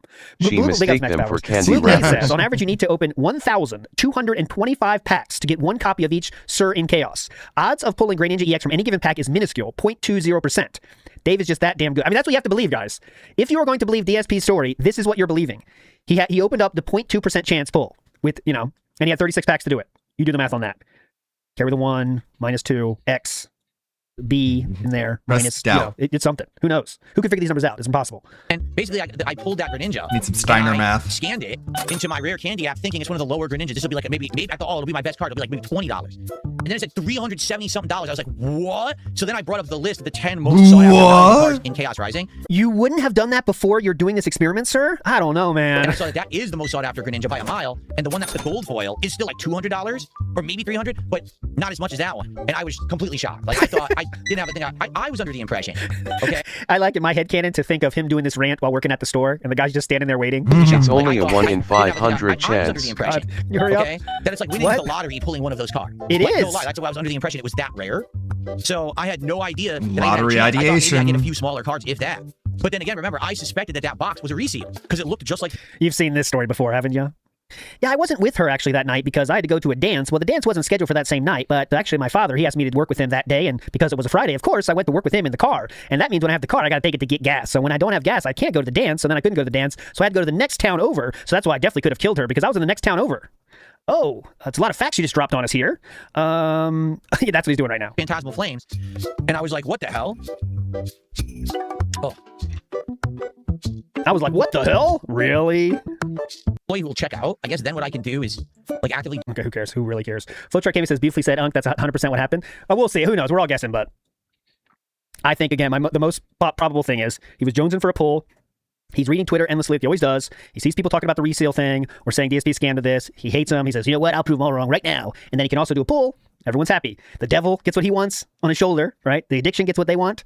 And DSP gets to prove the detractor's wrong. The win-win. Pretty easy. Shiny Thief says, this experiment would have been a good time to use that versatile film stick to film him opening the packs. Yeah. Then he could own the trolls with proof. Another great point. Or, here's a crazy idea. Just Grok, open them in the space you are now. You don't need the versatile film stick. Card shop just push scanning record all on the yes, which he full knows how art to do. cards until And he just say, all right, finds guys, Green real quick, I'm Ninja. going to do a special video here because a lot of people are saying that I've got a reseal. Okay, so we're just going to open it up right here. I'm sorry about this. It's a one-time thing. Okay, guys, here we go. That's it. He doesn't even have to use the versatile film stick, which it's too much work for him. You know that. Too Quick I says, so guy who opens tons of duds on stream, then he gets the hardest one to get off stream. Didn't happen. He bought it for like 600. Very, very, very, very, very probable, sir. Twerp says, Kat did not help poor Phil. Had to open them all. She's not interested in Pokemon. So, honest question to my audience who knows way more than me about it. How insanely lucky was I pulling that Greninja? Just keep doing it. How cool am I? Exactly. What do you guys think? Because I bought it without thinking too hard. What do you guys think? You think I'm really cool? Really cool. How cool, though? I bought it without thinking. So how crazy was that, actually? Did I go a little bit too unrealistic? Mickey Thor says, the code cards contain online versions of what was in the pack. He would definitely save that one code card and show it off. It got the super rare. He doesn't know that, though, Mickey Thor. I know what you're saying, and I agree with you for most people that know about it, but he doesn't even know that much, sir. He doesn't. I know even he's been told that. He doesn't remember it. That's the problem. Master Blaster says, can we get some future band name suggestions for this luck? Oh, there should be some fun ones today. You know that. Great Ninja, definitely not single, real, something like that. That'd be fun. Great Ninja definitely opened naturally, whatever, I don't know, something like funnier than that. It's hard for me to think at this time. Oh, Pilgrimage, the trolls are already spinning it saying that I bought the card online individually. Why the fuck would I do that? Because you want to prove us wrong. Doesn't make any sense. Why would I buy the card? That undermines the whole idea of doing this. If I'm just going to buy cards individually online, but again, they're morons. They don't want to think that anything good comes to me. Just a reminder that DSP said, why would I still be playing mobile games? I don't have enough money for anything. I don't have money to do it. I don't have money to do it. I don't have money to do it. Why the fuck would I be playing a mobile game, dumb shits? So they're going to say that I'm lying about it somehow. So he doesn't even know the storyline yet. The trolls are going to come up with, but he knows there is one. He just doesn't know what it is, except that they opened it offline. To believe. Lean in Ham says, if Pack still came with that sugary bubblegum, Cat would be front and center for the openings. Come on. No, low effort. Low effort brings up the booze. 666 Minion says, isn't this considered online gambling, which is legal in his state? No, that's, he doesn't get banned for actually breaking TOS sometimes. He's not going to get banned for that. Cards are not gambling yet. I think they could go one day, though. I think there's a future where that is the case, where they say, all right, the card shit is done. It's insane. People losing their lives with this. And I think mobile games will go first, though. But no, I don't have the packs or whatever. See, here's the thing. Okay, whoa. Hold on, sir. This is what we got here. 15, but we should get to level 15 during this day. Go ahead. No, I don't have evidence. No, I don't have the packs or whatever. See, here's the thing. I was doing it, and as I was doing it, I was like, this is just an experiment. It's offline. I'm not going to get anything great. This is just for me to figure out if I should keep doing it or not. I was literally opening the packs, just throwing the stuff out. You know? Just throwing it out? Oh, something you've never done before. You were throwing it out as you opened it? Weird. For me to figure out if I should keep doing it or not. I was literally opening the packs, just throwing the stuff out. You know, in a trash can. Okay. Okay. More evidence is coming in here, isn't it? And then, of course, I get this pull, and I'm like, oh, so now people are going to say they want to see the box, and they want to see the packs, and they want to see... I don't fucking care. I don't care. The truth is, if I have all of it, people would still say I lied, so I don't give a shit. I just don't care. My fans will be happy and like the fact that I had an awesome pull, and everyone else will be, you know, sour grapes. I don't give a fuck. Fuck it. You don't know what sour grapes mean, dude. You literally don't know what sour grapes means. And then DSP comes to check in on him. Look. All the shit he says, and he doesn't even know what the fuck it means. What a dumbass. Shit. I just don't care. What a moron. Sour grapes. Awesome pull, and no, I mean, he's basically just like, my fans are too fucking stupid to realize I'm lying to them. I could just say whatever I want to them. They'll believe it, and if they don't, I'll ban them. So I don't care. But I do care, and I gotta make sure the trolls take an L. Part of being a narcissist is making people believe your BS delusions of grandeur. Yeah. I'm not buying the fact Phil's lucky when he always complains about his bad luck. Yeah, he wants you to think like, so goofy. He wants you to think like karma is on his side or whatever. So he bought it? Yeah. Like he wants you to think that you making fun of him has made the universe owe him a reward. Like, it's so insane. Guy comes in and then shakes his head and is like, fuck this, man, and leaves. I'm not lying. Watch this. Here, my fans will be happy. Watch. The fact that I had an awesome pull. Fuck this, and everyone dude. else will be, you know, sour grapes. Fuck off. I'm out. You don't know what sour grapes means, idiot. You see that? Oh, what? What's this? We're getting a call. Yes. Yeah, he's live. Figured you'd want to know before you missed the opening circus. Who's live? DSP, 0 bans so far today, but it's early. Oh, okay. Well, this is people's first time seeing you, so I want to ask you a lore question to kind of dunk on them. So what does 220 mean? 220 is a cop code for someone mentally unstable. Oh. It came up when a detractor interviewed the actual officer who took one of Phil's police reports, the one about the bank leaks. Oh. Phil claimed she told him the department only works human trafficking, so he Chicky couldn't Chang sign. Wang. The officer said she'd never That's say weird. that. Well, on a different note, could you tell me how many bans you think we're going to get today? Of course, base it off previous bans. How many bans we're going to get where WPIG is live? Make your guess, please. Based on the last week, you're looking at somewhere between 0 and 43. I'm going to say 16 while you're live. Right in the middle of the action, not a dead day, not a blowout. Chat's going to think I'm sandbagging. There you go. We'll take the 16 guess. That's an appropriate guess. But big ups. Thanks for joining us, and we'll talk to you down the road. All right, Mei Ling? Take it easy.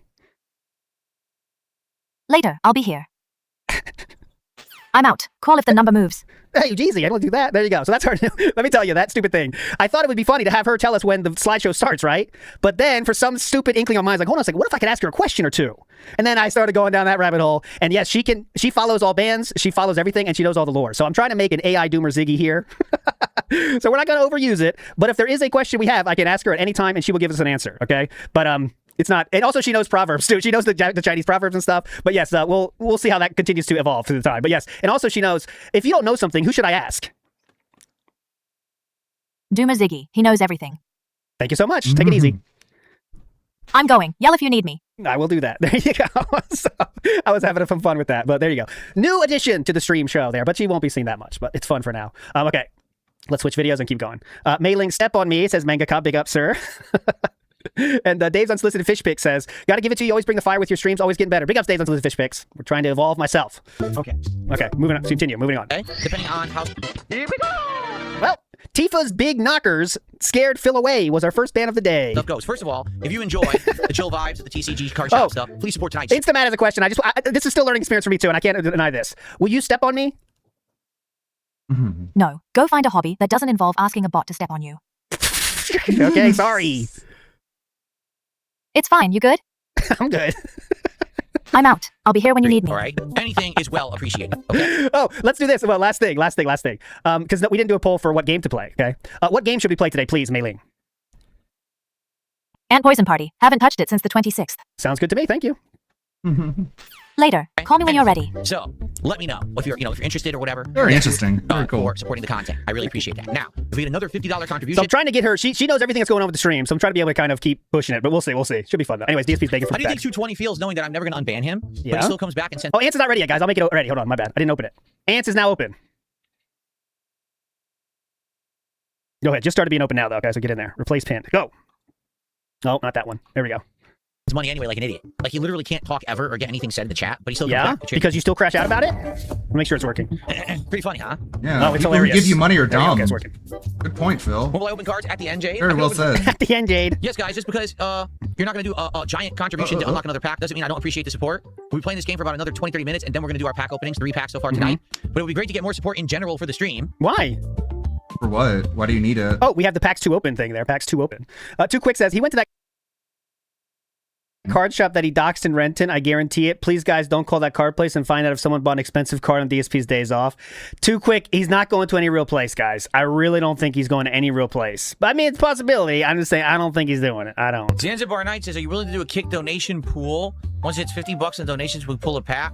Right now, we only had 2 subs. Yeah. And no kicks tonight. Kick donation pool. So you had a ways to go if you're trying to do a pool. Kick donation pool. Let's get it going, guy. And he believes those are real.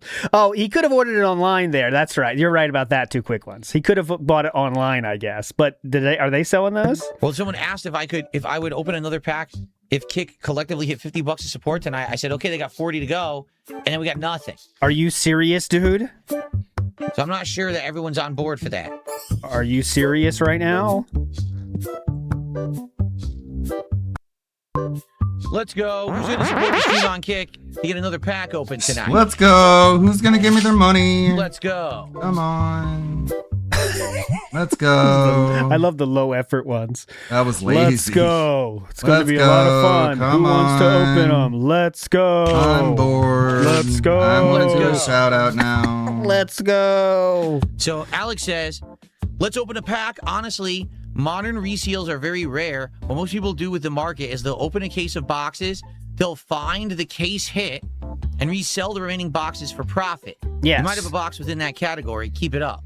Yeah, and there's no way to stop against that. If someone like gets one hit, unless they, so what that person's saying is, like, if you get a sequence of boxes and you find the hit, it's probably not going to be another huge hit in that same group of boxes. So then you know you're safe to sell those. There's no way to stop that unless the printing becomes more random. I know Magic the Gathering had a problem where people could see where they were in the sequence.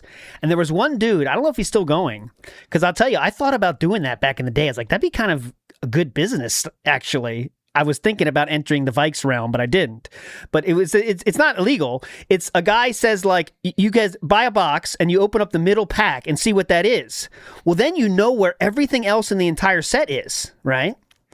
So it's not, you're just using information that's publicly available, right? But now they lost it. But it was like, it's not scamming per se, but it's on the way there. But I did not do it. Obviously, I did not do it.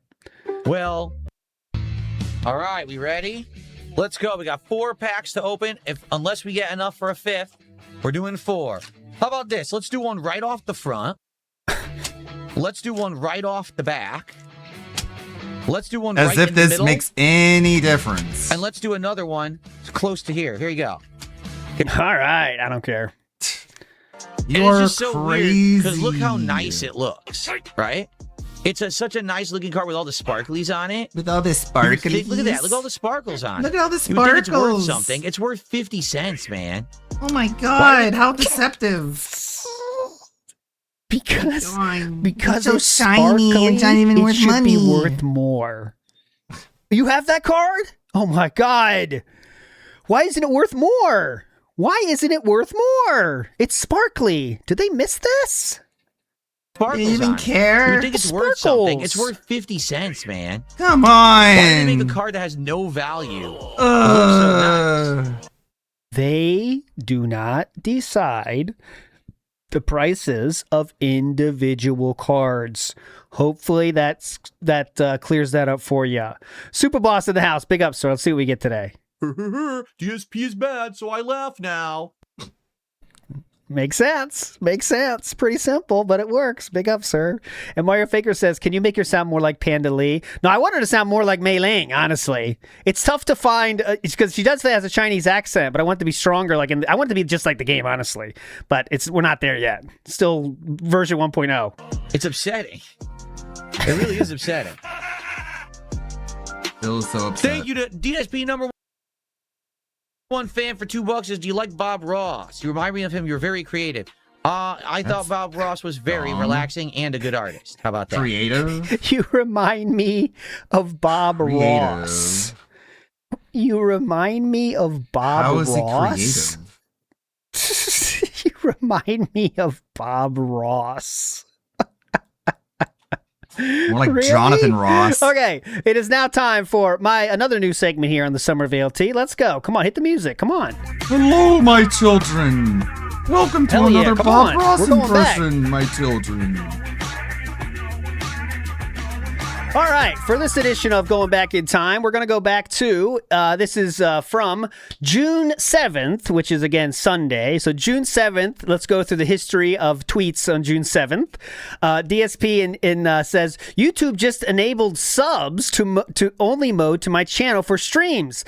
This means you need to sub to DSP Gaming, and then you'll be able to chat. This will massively avoid trolling moving forward. Please sub to DSP Gaming ASAP so you can chat, and trolls go bye-bye.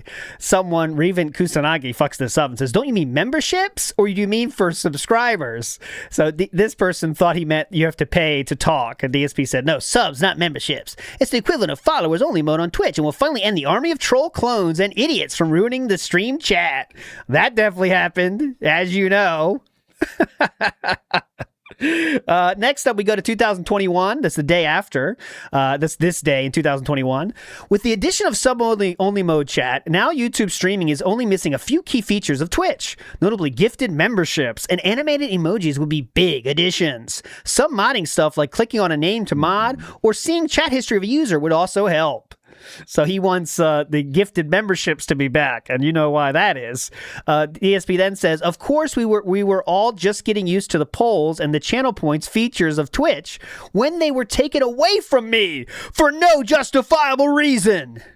So getting those back would also be great, although they are more icing on the cake features. Okay, wishing he was back at Twitch as recently as 2021. This one I can't see because the tweet it was from is gone, but 2016 DSP says, and I quote, you may actually be retarded because I did great at that game. Keep drinking the Kool-Aid, numbnuts. I don't know what game he's referencing, but he did great at that game, numbnuts. Well, whichever one he's talking about, he's lying. 2016 we go, June 8th. Howard Stern is off America's Got Talent after 4 years. I don't have satellite radio anymore, so that's another thing lost to time, I guess. I guess this is when DSP stopped enjoying Howard Stern content, 2016.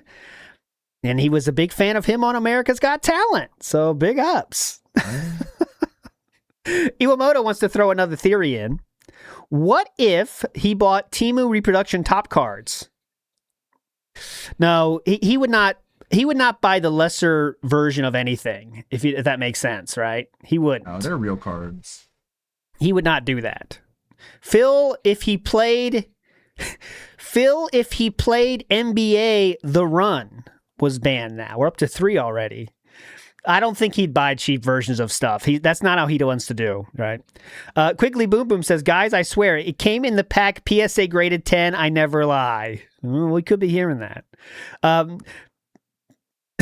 So I don't know. I don't know about. I think that's a step that DSP wouldn't do. Remember, cheap cards of that he could flex with. No one could tell. I can tell you that DSP is odd about buying the actual thing for some cases like this. I know it's not all the time because someone's going to say, "Well, remember he bought that shitty controller." ALT, you're being dumb right now. That is true, but what did he end up buying in the end? An expensive as shit real one, right? For $200. So like he might do it for a second, but I don't think it's going to be his real solution. Especially he wouldn't hold it up to the camera. If there was some way that could be proven to be fake, it would be too much of a risk. I don't think he'd ever do that. Pecci says, first recorded case of card opening stolen valor. Big ups, Pecci. Big ups, Pecci. Okay, moving on. Mr. Extravagant asks, be honest, how many Death Stranding streams got canceled due to creating the Mei Ling bot? 0, 0, 0, 0. I always do everything additive, never negatively. You never miss content no matter what I do. Also in June 7th of 2017, DSP posted this on Instagram. It says, a rare moment when I come out of the shower and my hair was not standing straight up for a change. It does happen. You might wonder why DSP was doing this Instagram post. That's because he was trying to get Catherine Burnell at this time. And also, you notice who responded? That's Kay's Cooking Too, the lolcow who has a cooking channel, and this is really her. Even though I'm not sure she does the channel, it is actually her, guys. What? I don't know if she's in charge of the channel or it's the son or whatever, but it's really her. That's all I can say. But okay, wild. He has started, and let's get into it now. It is time for the Ant Party to start. Confirmation bias real? But yes, Kay's Cookie actually commented on a few of DSP's Instagram posts, not just that one. New alarms reel goes down. Oh, mama, the bands are coming in now. All right, once again, reminder, you can choose the game I play or something to react to. That's a good idea too, right? If you win, you might not give a shit about game, but say, let's do a react. We'll get a private Patreon react if you win. That's another option. But all right, here we go. Let's go. I think I can do this. Mei Ling, who do you think's going to win this game today of who's registered? I'm rooting for Everlad3251. Everyone else can eat it. Thank you. I'm going. Holler if you need me. Evil ADR 3251, you are Mei Ling's pick. She has a favorite and she shared it. So there you go. Good luck to you. Let's see what happens. It is time. Ant Poison Party, go. Get in there. Fall in. Come on. Get in there. I've made the playing room larger, so everyone has more space from the start. It will zoom in again, okay? Still tweaking this, obviously, as you know. But we're filling in now. And there shouldn't be half people killed the start. That's the goal, obviously. That's the goal. And if that guy wins, I will be in trouble, won't I? But they won't. It's supposed to be random. Here we go. Time for the game. All right, we already lost the first one. Sweet Dace, gone. Now the bands start coming. Now it takes a bit longer. 9 ants there, 360 remain. As we zoom closer. Ants starting to fill the scene. Who wants this more? Who wants the poison? Who is ready to give it all for a chance at the poison lick? Good luck, everybody. 150 remain. I see some underwear. I guess I'll root for them. Uh-oh, they're getting felted on the right side, though. Uh-oh. 60 remain. Good luck. 40 left. Now we're getting down to the nitty-gritty as the ants pick up feverishly. Wolf Jaeger, Noongun, Alignorp, Super Jerk, 2 quick L's. Who will it be? Adrian at the edge there. 4 left. Adrian there. Adrian, I'm one, wins the poison party. Adrian is the winner. Hold on. Yes. The SimCity winning sound effect right there. I'll turn that up later. Big ups, everybody. Adrian, you win. How many bands, please?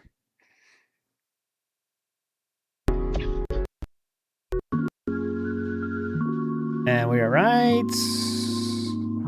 It's not a morning show, right? Right here. Morning. We are going to be doing some reacting, continuing on with what we did on yesterday's Level 1 podcast, because we've had, hello Jasper, want to come up here? Because we had many events going on, including Summer Game Fest and the Xbox Showcase yesterday. So we do the exact same thing 16 as on the podcast. Yesterday, people kept suggesting more and more games and trailers and why and things are they even for me to react to.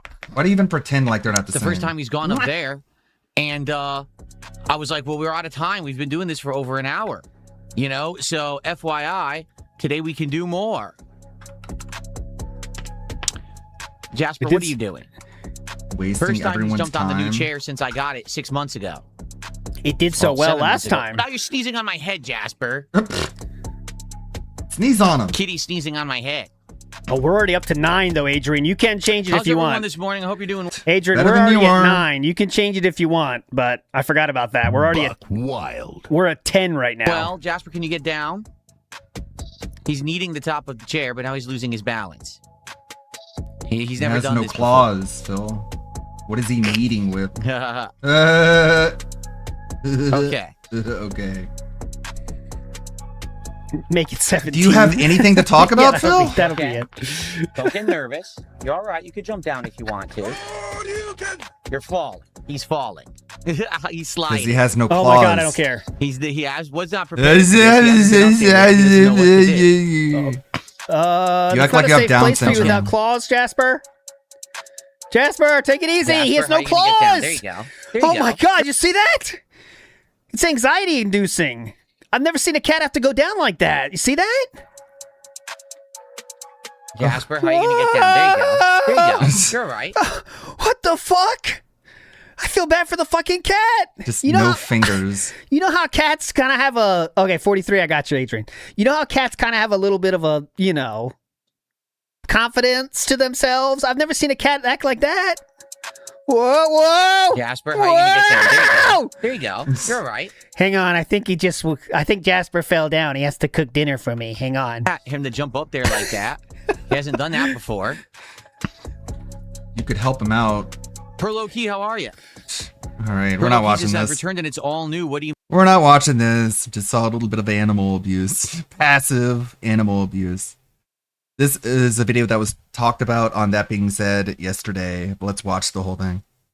After the success of my lolcow death battle video, I've gotten a lot of suggestions on what to do next.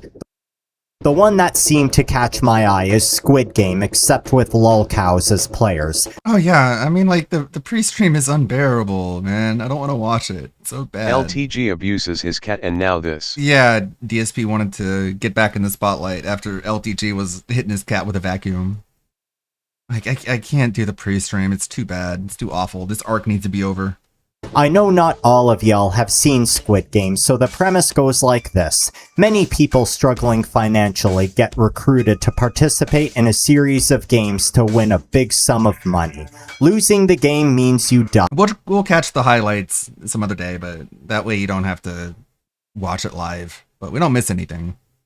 The more people who die, the higher the cash prize gets. These are typically children's games such as Red Light, Green Light, cutting out a shape from a Dalgona candy, Mingle, Tug of War, Jump Rope, and it all ends with some weird game that's actually called Squid Game, which I don't understand the rules to at all. For this video, I will be taking a whole slew of lolcows and ranking them on a tier list to see how far they would go, then determining a winner at the end. I'll also try to compare each lolcow to a character from the series. This will be different from the death battle. Not just strength is Best needed, thing but about also the Squid wit, Game is that teamwork, whether you win endurance, or lose, you end etc. up debt-free. Without further ado, let the games begin.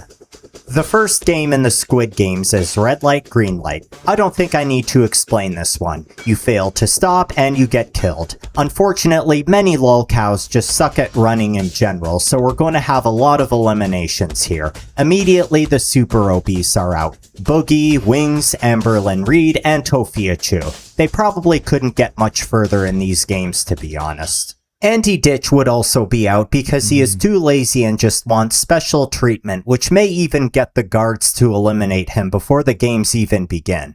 Also, to no one's surprise, Cyrax would most likely lose. The reason for this isn't just because Cyrax is physically disabled. Cyrax is probably the most mentally deficient of all the lolcows here. I could easily see him misunderstanding the premise of the game and doing something stupid. The only way I could see him surviving more than one round is if someone like Player 1 is an undercover troll and it's Music Biz Marty, showing up in the Squid Games to troll Cyrax yet again. Back to the game, relaxing it a little would probably allow plenty of lolcows to make it across, even the more hefty ones. I believe the first one to cross would be Daniel Larson. Daniel is famous for being a runner, even completing a marathon while he had trench foot. Red Light, Green Light is right up his Also, alley. Cyrax Other can't die obvious in the ones Squid would be Game. Hassan, already iDubbbz, dead. Anissa, Low Tier God, etc. I even think people like Only Use Me Blade Unless and he has Sally with Drakkenlord him, could limp he their would way to the sacrifice finish Sally to line if survive it's a round. relaxed enough. The next game would probably be either the Six Leg Race or the Honeycomb game. Both of these games are based around remaining calm under immense pressure. If you slip up, that's it.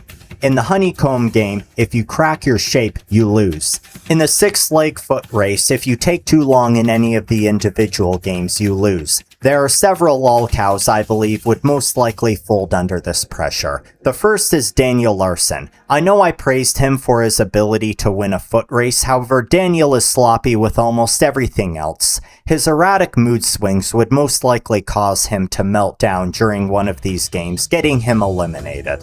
Another person who would fold under the pressure is the White Bowser. Remember when he was interrogated on stream for being a predator? Need to exacerbate the fucking wound here. attack away, fucking stop! Well, guys. If Zergs would fail because he didn't understand the rules, YDSP would pass. Yeah, deep down, his Earl entire is a thing is he pathetic doesn't understand man-child. basic If I rules had to and needs compare yellow Earl paint. to any character from the Squid Game, it would be Player 198, who kept failing the stone throw challenge, eventually peed himself, and caused his team to ultimately lose. Finally, I would expect Hassan Piker to also lose this round. Now, Hassan might be much more physically competent than most people here. However, Hassan is someone who grew up in an extremely privileged environment and has had everything handed to him over his life on a silver platter. He'll often try to lie about this, but every time he's called out. His parents are extremely rich, the mainstream media runs cover for him, Twitch bends over backwards to accommodate him, etc. Just having to live and sleep in the environment that the contestants are placed in would probably be enough to break him. A very recent example of him folding under pressure is when he was holding an anti-ice rally in New Jersey. Then one single heckler showed up and started calling him a dog abuser from the crowd. Then he almost immediately turned around and ran away with his tail between his legs. He was with an entire crowd and folded under the pressure of one guy who doesn't like dog abusers. In one of these games, Hassan would likely start complaining about how everything is unfair and how it must all be Israel's fault, refusing to take any accountability and possibly even trying to fight one of the guards after breaking his honeycomb or something, and getting killed in the process, of course. If I could compare him to a character, it would be Player 119 who refused to accept the loss and lashed out against the guard. For people who would do well in this game, I think someone like Chris-Chan would do particularly well because he's basically a craftsman using his hands to model those Sonichu medallions with his Crayola of f***ing model magic. Quartering might do well too due to his obsession with children's toys. The third game in the Squid Game seems to involve teamwork. In Season 1, it's Tug of War, and in Season 2, it's Mingle. For a lot of lolcows, teamwork might be hard because of how antisocial they tend to be. I believe Low Tier God would be eliminated here. Dale has strong potential to perform anywhere else in the Squid Games, but he's also incredibly stubborn and gets triggered super easily. He'd likely lash out against one of his team members or try to handle something himself, and then it would come back to bite him. Another person I would put here is iDubbbz. iDubbbz has shown himself to be incredibly difficult to work with, specifically with his behavior around running Creator Clash. He's such a terrible leader that he had to step down from his own brand. Also, his favorite hero Hassan Piker will also likely be eliminated in the recent round. Since he's hitched his wagon to Diddy Piker so hard, he'd likely be completely demoralized and unable to go further. Also, his own wife, who's also participating in these games, would use it as an opportunity to betray him. Anissa has shown herself to be potentially unfaithful on multiple occasions, and a big part of the Squid Games is the ability to backstab and betray your way forward in the game, which is something Anissa has shown to do on multiple occasions. This would likely mean she'd sell Ian out and seduce other players instead. And without Anissa, Ian seems to be unable to do anything, getting him eliminated relatively early on. A good comparison to him is player 125, who is very timid and easily bullied throughout the games, though Ian would be a lot more pathetic somehow. Another part of the Squid Games were the riots, or secret games. In the show, the players would form factions and alliances as a means of survival, and some of those factions would start causing trouble, leading to riots where they would kill each other outside of the games. I believe several of these lolcows would actually do quite well. You have Bossman Jack with his crack-fueled rage. Nobody will ever want to get near him. You would also have Keemstar using his lolcow live wrangling experience to form a temporary faction by offering his followers to appear on his podcast after the games. Heck, even Chris Chan would do well with his dimensional merge cult shit, luring in gullible players. However, a few lolcows would almost certainly get eliminated here. First off is Pirate Software. He would do very well in these games overall. However, Jason has a very infamous reputation online, and it would likely carry to these games because of how he lies about himself constantly. He has a tendency of betraying people like what we saw with the World of Warcraft Roachout. However, he's not very subtle about it, which would lead him to getting his comeuppance at some point, most likely during the riots because he wouldn't be able to properly defend himself.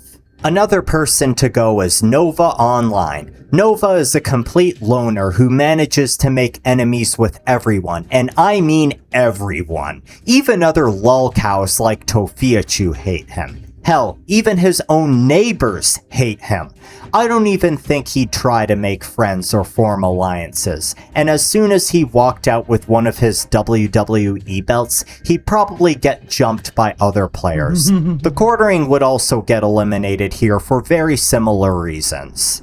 In the past few months, he's managed to turn all of his peers against him, friendships that he spent years fostering. In the Squid Games, he'd probably piss everyone off after trying to sell them his coffee brand coffee. Then they'd constantly have to deal with him shitting himself at night. Yeah, I wouldn't be surprised if he's the first to be eliminated during these riots, especially how he managed to get beat up by a man in a dress. In the show, the fourth game was centered around pitting player against player, involving betrayal and murder. In Season 1, it was the Marbles game, where everyone had to partner up, then the pairs would have to compete against each other, and the loser was eliminated. In Season 3, it was hide and seek, but with the use of knives. There are two lolcows I believe would be very susceptible to this kind of betrayal. Chris Chan and Keemstar. Chris Chan has had many friendships and alliances over the years, and they usually end in one of two ways. First way is Chris chases them off with his repulsive behavior, and the second is that his friends turn out to be trolls who use him and dump him once they've gotten what they want from him.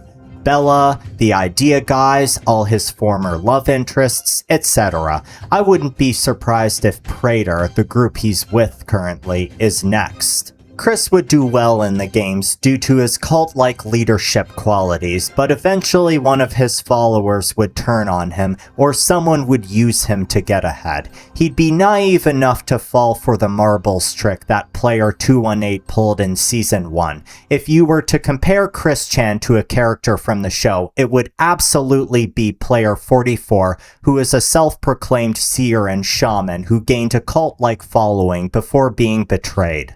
Another lolcow dying in this round is Keemstar. Keem has always organized and collaborated with others. It feels like he's a secondary character in almost every lolcow story. Wings, Blade, Boogie, etc. However, so many of his projects and relationships end up failing for a reason. He just isn't charismatic enough. He can call a herd for a little bit, but they always turn on him. Apparently, Boogie is the latest person to do this. Keem would do quite well in the games overall due to his competent physique, but I think his own hubris would cause him to let down his guard.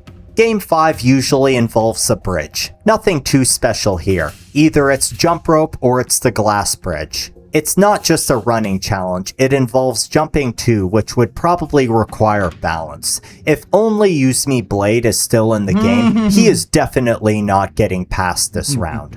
Good luck trying to jump over anything when one leg is a hoof. Sure, he might not be able to make it any worse by pouring Jaeger on it, but the toes are no longer there. To be honest, he'd probably be eliminated earlier. You probably can't run too well without your toes, and I wouldn't be surprised if he got himself killed in a different way. I can totally see Blade getting himself killed after yelling a racial slur against low-tier god, like what he likes to do to any passerby in his town. The other person failing this round is Drakenlord. I know he's super fat, but honestly, I think Reiner would be a spectacle to watch in the Squid Games. I think he'd do especially well in the Riot, since he has experience handling multiple trolls in person with weapons such as a garden hose. He would also do well in the hide-and-seek game. He's so used to hiding from the trolls, and if he was a seeker, I have no doubt he'd run down another player to eliminate them.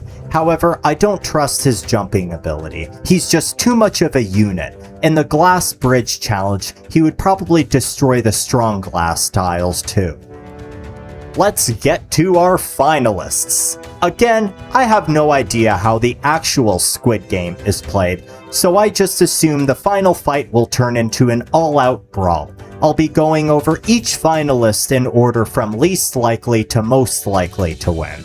First is Anissa Jomha. Anissa might not be very smart, but she is able to manipulate and use others to her own benefit. She'll drain them for all they have and then leave them out to dry. Just look at what she did to her husband. This would prove to be extremely useful in the games. Realistically, she'd get iDubbbz to do all the fighting for her and make alliances behind his back by seducing other male contestants to fight for her as well. Then she would abandon iDubbbz and leave him for the wolves. Not to mention, she's quite physically capable. She can actually box pretty well. I think the one thing that would get her killed though is that she would say the wrong thing at the wrong time. She does this all the time on the internet. She is incapable of keeping her mouth shut. For example, she once disparaged a man from Iran because he said that he felt free living in the US compared to his home country. Propaganda and dancing. They're just saying that because, like, it just feels you're just trying to make America look good. Like they can arrest you. Did you know that? Like this, like it's a little eye rolly. Like why are you presenting it like it? So this is so strange to me because I'm seeing everyone having such a good time here, being so free and laughing. But in Iran, you would be arrested on the spot for having any sort of joy. If you were ever feeling joy, they would arrest you in Tehran, Iran. She even mocked his accent. She'd definitely do something similar that would get herself killed in the Squid Games. If I had to compare her to a character from the show, it would likely be player 212, who had seduced one of the more loathsome characters of the show, then threw him off the glass bridge along with herself.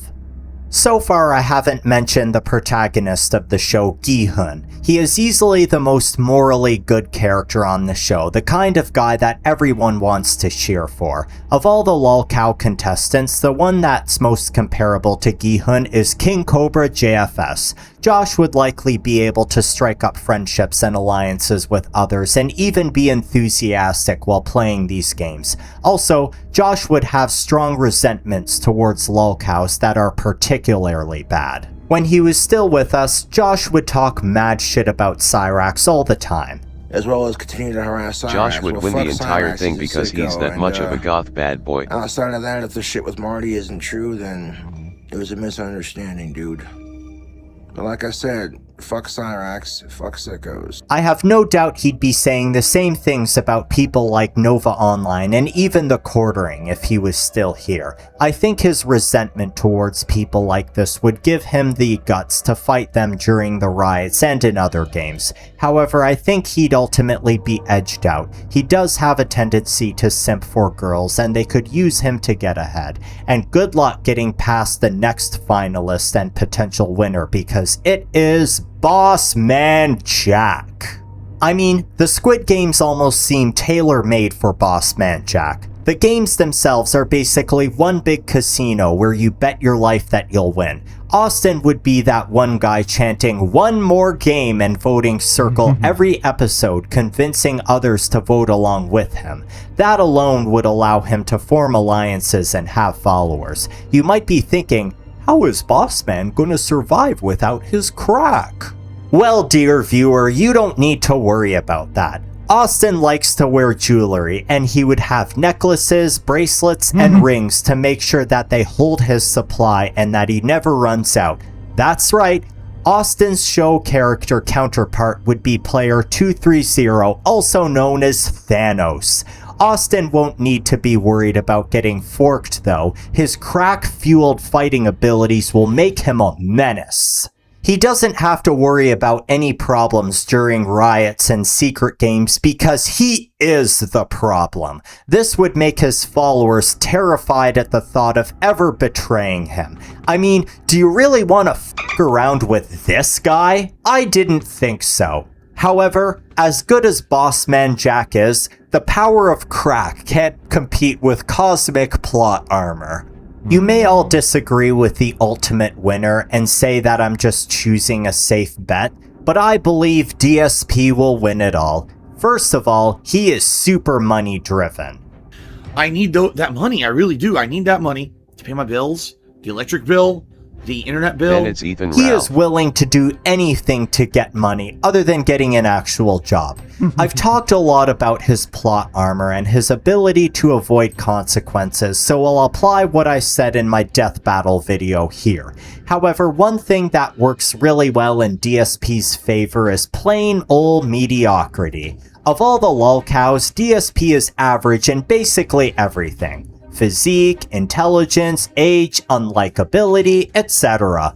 Even greed is questionable since he has to compete with Bossman Jack for that title. The first advantage of this is that in early games he's basically guaranteed to win because there will always be several people who are worse than him. It also means that he basically disappears in the crowd and no one targets him or sees him as a threat, meaning he can basically just BS his way to victory. If I could compare him to a character from the show, it would definitely be Player 100, who managed to survive all the way to the final 3 through extreme luck and questionable writing choices. If you strongly disagree with this winner, that's fine. Just imagine Bossman Jack as number 1 instead, because I actually thought about this for more than just a single minute. About the when Memphis DSP Micro? wins and takes all his earnings home, he will then blow it all on WWE Champions and have to beg his audience yet again for more money. Yeah. Thank you all for watching. He would be the guy who would like win season 1 and then end up back again in season 2, broke again. It's like, I thought you won. He's like, yeah, I did too. I thought I won too. Well, thank you, Slop Roach. It's a good video. I like his videos. He really goes in a lot of different directions, including like casting lolcows as like maybe like Dead by Daylight and stuff. Let's see. I got a BRB. Bearing. What do you got, Bearing? Who has more ultimate plot armor, him or Ralph? Oh, Ralph isn't even in the country. His daddy. What is that shirt there? Born him. It's my BRB. Yan Yan Yan cat shirt. Like the cat was like a Pop-Tart.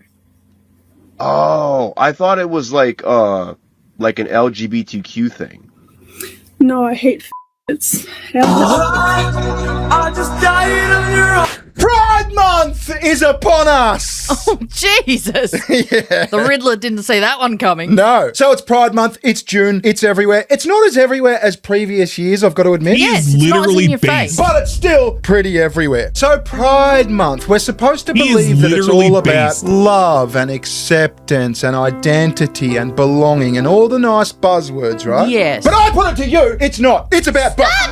God. It's about butt fucking. Wait, well, not specifically butt fucking. Well, yeah, a bit of scissoring too. bit of obviously, scissoring yeah. in there, yeah. But it's about degeneracy. We've seen this time and time again. There's naked motherfuckers walking down the street everywhere because it's about degeneracy, right? It's about freeing the cock. Yeah, now let me make it very clear. I'm not just here to bag gay people. I think gay people are okay. We've got gay viewers. I'm here to bag the degenerate gay people. It's a specific type. Yeah, it's the get your cock out in front of kids and parade down the street type. The good gays are good. Look at this one. This will be blurred again. This is ring toss with gay color, like pride colored dildos. Oh, I thought it was cornhole for a second. No.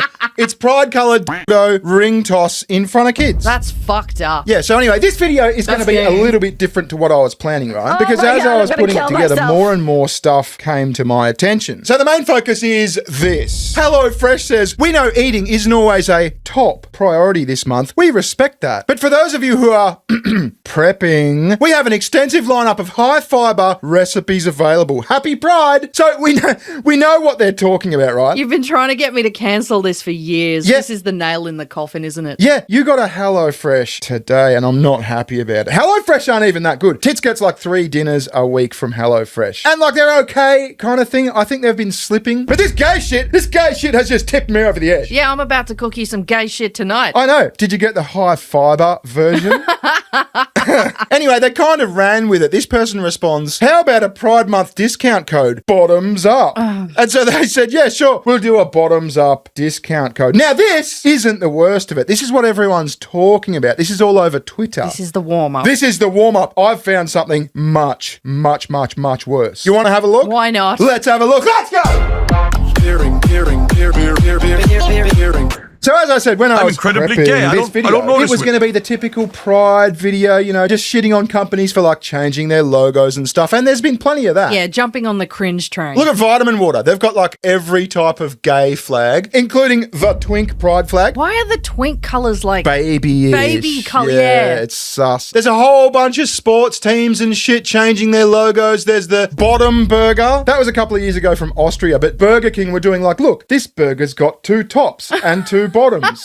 But it doesn't even make sense. Which one would you choose? You'd have to go with the extra sesame seeds. I'd go with the extra sesames, yeah. Yeah. But how does it make sense? There's not 2 tops in gay stuff, you know what I mean? It kind of defies logic. Someone's going to clue you in the comments. I know, I'm asking for it. Just like how I was asking for it last night when I said, what happened to that Ethan Ralph porn video? Oh, yeah, I threatened Tits with watching the Ethan Ralph porn video, but I wasn't serious. And she's like, are we watching the porn video? It had been a few days and I'm like, weren't we supposed to watch this porn video? I'm like, really? You really want to watch the Ethan Ralph porn video? Fuck me. Or when you walked in and I was watching that show and you said, why is there guys butt fucking on the screen? I was watching the show Half Man, which my sister recommended, which is a really, really, really good show. The very first scene, I said there is something extremely queer about this. Well, there was so much butt fucking in that show. And you denied it. You denied it right from the start. Like, fuck off, bitch. Stop trying to taint my show, okay? Yeah, well, I wasn't expecting the butt fucking. My sister recommended it to me and said, this is a really good show, which it was, but like way too much butt fucking. And you were not happy, and I was laughing. I wasn't happy about it, no. Well, you've walked in and you've gone, why are you watching gay porn? And I got all defensive. I'm like, bitch, this is a recommendation from my sister. I didn't know there was going to be all the butt fucking. Yeah, right? stop questioning my manhood, tits. Anyway, we're getting off track. The funniest one, and this isn't from Pride Month, right? This is from back in March. The Nashville Predators, which is some kind of sports team. Okay. The Nashville Predators had their Pride Night and they changed their logo to a gay logo and became the Gay Predators.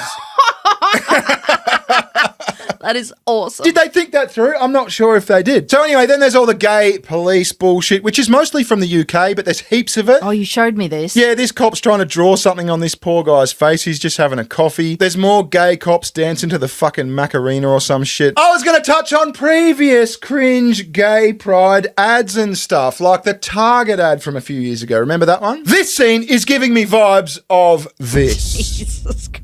Do you know what we're looking at here? No. Well, that is a gay couple with their adoptive kids. And let's just Obviously, yes. Let's just say the daddies are doing very lengthy prison sentences now. Now, that's what I was thinking, yeah. Yeah, it got really dark, that case, like super dark. Like darker than you'd fucking think. Anyway, we're not going to go into that. Going back to the HelloFresh thing, Meme Copium, he's really funny, right? He said, make sure to take big shit before getting your bussy blown out. Food company. Bussy? What the fuck? That's like a boy Anyway, I found one even worse. This is going back a couple of years, right? I'm sorry, I'm having trouble getting around the bussy blowing out sentence. Well, get a load of this one. I responded with, this one's even worse. Want to get your ass blasted but don't like shitting all over the walls? Try our specialised power bottom menu, food company. Which leads me to the 2022 Postmates Pride ad. Postmates. I think Postmates is like similar to HelloFresh.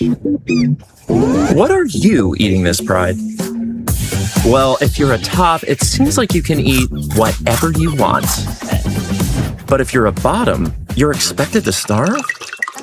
Not this Pride. Introducing the bottom-friendly menu from Postmates. So you're expected to starve because if you eat too much, you're going to have too much poo in your colon. All right, we don't want that.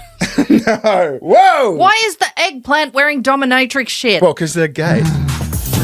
We teamed up with Dr. Evan Goldstein from Bespoke Surgical to bring you a menu of bottom-friendly foods backed by science. Dr. Goldstein has come up with the poo-pushing friendly menu. The poo-pushing diet from Bespoke. What the fuck was it? Bespoke, I think he's a colorectal surgeon. So they've actually consulted. They've actually consulted with an arse doctor and said, okay, how can we make these poo more so they can fuck each other up the arse? Oh man. Yeah. This diet involves a lot of coffee and licorice. Well, here's the thing I was wondering, right? What if you just liked these foods? Right? What if you just like these foods and you're like a little bit of a homophobe? Would you ring up and like edit your order and go, I don't want them to think I'm gay. I don't want to order the legumes or whatever the fuck they're talking about. The dominatrix eggplant. Yeah, the broccoli, the avocado. Insoluble fiber won't help you feel cute, so avoid things like whole grains, wheat bran, cauliflower, potatoes, legumes. Hold up, are you just fully diving into those beans? Even if they didn't back you up, you'd assume that like avoiding beans would be a thing to do anyway, just because of like the more you eat, the more you toot sort of factor. Yes, the last thing you want to do when being blasted in the ass is fart all over a dick. So isn't this just fucking lovely? But it's all about love. It's all about love and identity and acceptance. Not butt fucking at all. By the way, here's the foods you got to eat if you want to butt heaps. The problem with these foods is they don't dissolve in water, which could cause a traffic jam in your digestive system, making a mess of your evening. Speaking of messy, it's a good idea to avoid dairy. I cannot handle lactose right now. The milkshake is meant to be shit, isn't it? I was going to say it looks like... Yeah, I think it represents shit. Because they're talking about shit and being backed up with shit. I understand, but they should have went with like chocolate ice cream instead of white milky ice cream. Yeah, but they're talking about dairy. You got to like represent dairy as white. It's like an advertising. But they're both dairy, aren't they? Chocolate ice cream's fucking dairy. Oh, I guess so, yeah. Yeah, and it's brown. We're arguing over the logistics of the gay butt fucking ad. Is it shit or is it cum? This is so fucking grimy, man. It's fucking degenerate. Isn't this fucked? If you're going to eat something insoluble, give your body about 24 hours to process all of it. And the peach is meant to be an ass, obviously. Yeah. Right? Isn't a peach notoriously a female sort of thing? No, that's always ass. No, it's always been an ass. Yeah, okay. What's the fish? Why is there a fish poking its head in? Well, because I think you're meant to eat fish because it like dissolves easily in your colon. Okay, this is getting way more towards lesbian than male gay. Well, it's a dietary thing. They're not just memeing. Eat some fish. Eat my fish, bitch. Eat me. Soluble fibers and protein are the key to having some good, clean fun. These all digest easily and slowly while feeding your good gut bacteria. I mean, I've kind of got to remind myself that they're talking about what to eat so you don't shit all over someone's... You know what I mean? I know, and I know this is all meant to be satirical. This isn't satirical. Sorry, it's meant to be comedy. They're meant to be like having a laugh about ass fucking. Well, no, it's a serious PSA about ass fucking and ass fucking in a clean way so there's not shit all over the walls. Bearing, they've dressed fruits up in fucking... But like, yeah, they're trying to be funny and cutesy about it. They've dressed fruits up in fishnet body stockings. Which makes sushi a great bottom-friendly option. You see what I mean? I'm not going to have sushi for a while now because if I go to the sushi shop... You're gay. They're going to think it's Pride Month. He's getting butt fucked. Yeah, it's Pride Month. He's trying to clean out his anus. Yeah. All the shit on the left of the screen, that's what I'm eating this month, so no one thinks I'm gay. Oh, welcome, sir. You are here to clean out your asshole. I'm going to go, do you have fucking hot dogs, man? Hot dogs and chips and beans. There's no right or wrong way to bottom. But if you're planning on getting peachy this Pride, the bottom-friendly menu on Postmates has the kinds of foods that can keep you feeling good. Are you organic? This menu is designed to make you feel good. It's gonna make you feel good. Someone said on Twitter, do you reckon gay people do the accent when they're alone? Or is it like a performative thing, you know what I mean? And I thought that was a very fair question. It's one of those if a tree falls in the woods sort of questions. Anyway, that's the butt fucking menu section done. Approved by a renowned colonoscopy. What is it? Colorectal surgeon, Dr. Goldstein. Anyway, like I said, as I was prepping this video, I stumbled across a bunch of new information. And one of those pieces of information was about a game that was released for Pride Month on Steam. You know Steam, the gaming platform? Yeah. There's more, Baron. Can't we just call it a day at Gay Fruit? No, there's more. So this game is called Pronoun Palace. Fuck off. Pronoun Palace is a word-spelling roguelike set in a dystopian future where the government has taken your pronouns. Cool. Use spells to manipulate letter lies. Catch fish for some reason. Is that innuendo? It's is there the some sort of fucking gay fish again. Is there some sort of gay innuendo about fish? I'm not sure. And abuse amphetamines to defeat the party and get your pronouns back. What? Okay. So anyway, I'm not playing this fucking game, right? This is just a bit of free advertising for them, right? They'll probably love this. But I thought I need to have a look at the reviews. A compelling word game and hilarious satire. And one of the extremely few games I've ever seen that has you play as someone pre and post transition. There's some jokes that don't land with me, sure. And I think it goes too far on occasion. But the more I play it, the more I find myself falling in love with it. We've got plenty of edgy cis-het games. So what about one for us, huh? I fucking hate that cis-het word. I know. It's such a gay thing to say. The only game where you can make corpse physically explode by using estrogen. Bonus. I mean, doesn't this sound fucked?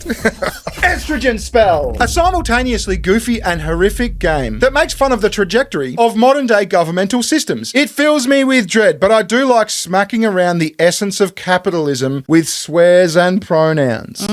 While paying for the game. Boo capitalism! Here, take my money. I want to play your game. Yeah, it's like $20. I thought, I'm not fucking... I mean, I wouldn't download it if it was free. I beat up a Muppet with the power of penis. Oh! Yes, you do, yeah. And bit office workers until they let me trans my gender. I beat up a Muppet with the power of penis. You don't want a bit of power of penis gameplay? Don't like Oscar the Grouch? Pachow! Smack him in the face with a dick. And why are office workers in charge of you transing your gender? Like, why do you need to beat them with dicks to trans your gender? I don't know. There's a very anti-government, anti-corporational, anti-capitalist theme here. Yeah, and just a super gay trans degenerate sort of thing. And it's not really helping the image of trans people are not violent. Well, I mean, it's a game. Games are violent, you know. Games can be violent. But I just thought it was funny because it's so gay. Update! They have added paw jobs! Paw jobs? Paw jobs. Wait, what the fuck? Is that a furry whack-off? Well, I suppose so, yeah. Oh, fuck me. Gay! The last time I played a game so unapologetically queer was Super Lesbian Animal RPG. Yeah, okay. And I've saved the worst till last. This is the most fucked review. I hit an enemy with the spaced word pair jizz ropes as the child. What? Yeah. I don't want to see the words jizz ropes anywhere near the word fucking child. Yeah, so this guy was playing as a all-woman, who knows, he, her, whatever, was playing this game as a child and defeated thy enemy with jizz ropes. Ah, right. I'd say sorry you had to see that, but he'd evidently already seen much worse by then. What the fuck is this game? What is this game? The kid had seen much worse than jizz ropes. I don't know how to interpret that. No. Anyway, that's the Pride 2026 most cringe moments video. Yeah, we're not even halfway through the month yet. I know, it's only like the 7th, 8th? Is it the 8th? Why did they get a whole fucking month? I don't know, just make it the whole fucking year. The cis-het people don't get a whole month. What is there? There's International Female Day, there's Mother's Day. Yeah, but this doesn't, it's not really a comparison. Because this is like sexualities, not a gender. The appropriate comparison would be, when's International Pussy fucking Month? Yes. You know what I mean? Yes, you don't see a whole convoy of mothers on Mother's Day marching with their mummy pussies out. Well, there was the Pussy March, remember that? But that was a whole like Donald Trump thing. Remember Steve Shives went to that? He did too, with the Clam. No, not Clam, Christy Winters. Yeah, that's right. What a fucking outing. Visit Sugar Tits. She's got a channel. Yes, I do. Thanks for watching. We'll catch you later. Ta-ta. Bye-bye. See ya. Thank you, Baron. That video was disturbing. That was a really disturbing one. I kind of regret watching it. Might have been a bad idea. That's fine. We can make bad ideas. We can make mistakes. We can make mistakes every now and then. Anything else in the old sub box? I don't know. Well, we got the channel point redeems, don't we?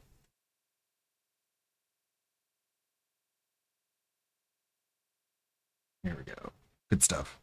You're about to watch us completely destroy this scam operation. What the f is this? What the f are you doing? It's a Nigerian scammer posing as beautiful women on hookup websites. How did you track my camera? We infiltrated his Money Mule network, we shut down his accounts, and sent him running scared. Are you the FBI?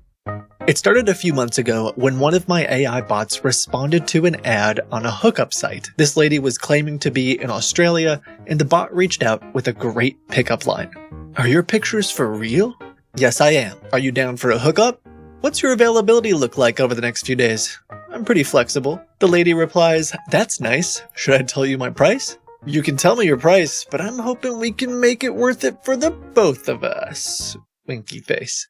Gosh, that's uncomfortable. It's $500 for a short time, $1,000 for the boyfriend experience, and $3,000 for the whole day and night. The bot replies, I'm interested in the boyfriend experience. That's a nice decision. Where are you located? I'm ready to meet anytime. The bot lives in Raleigh, North Carolina, specifically at a Wendy's location, and the scammer doesn't care. They just say, that works for me, you can pay me with PayPal. It says to send it with friends and family, and then the bot says it'll give a screenshot. A few months ago, the bots weren't capable of sending screenshots, so it just says that it sent a screenshot, and the scammer, understandably so, gets pretty upset. What the is this all about? This goes back and forth for about a week, and the scammer sends 12 accounts. But they're starting to get frustrated. Who the do you think you're talking to? I sent you PayPal, Wire, Bank, Zelle, Chime, and you still want another PayPal account? Whoa. Hey. Deep breaths, man. Are you stupid? I need the screenshot of the payment. I really need it. I'm trying to explain. It's just not working in my phone right now. It's like everything's broken today. The scammer sends one last Zelle account, and when it doesn't work, they say, I'm going to report you to the FBI for this. Your is I going sent to you jail. PayPal. The bot replies, oh God, Please respond. Please, no. I understand you're extremely upset. I don't blame you. My communication today is terrible. Talk to the FBI.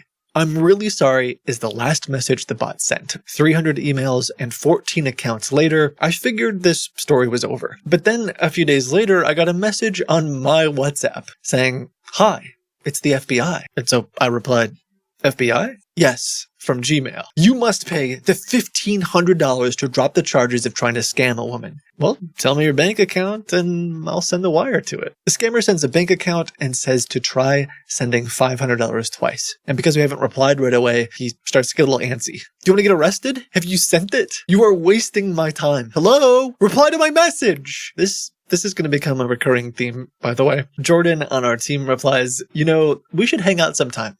I bet you're fun at parties. You want to hang out with an FBI? Go download Chime from the Play Store. My download speeds are super slow. Okay, do it quick. Hello? You have to keep updating me. You're taking too much time. Are you ignoring my messages? I know that you are me. Okay, that's it. You're going to jail. These texts come in every few minutes. You trying to act smart? Text me back now. There will be no mercy. There is nowhere you can run. Your phone is tracked already. Hello? Say something. What? Talk to me. You're viewing our messages. Hello? Reply to my messages. Hello? Stop all this. You're talking to the FBI. Talk to Just me! because I just started this job doesn't mean you can play me. I'm arrested. I don't want to be a bad cop. I don't want you to lose your job, and I don't want to be in trouble, so the only way we can settle this is a bank account. But there's no more bank left for me to give you. The FBI is out of banks? How is that even possible? No, we're not out of banks. I can send you another one right now.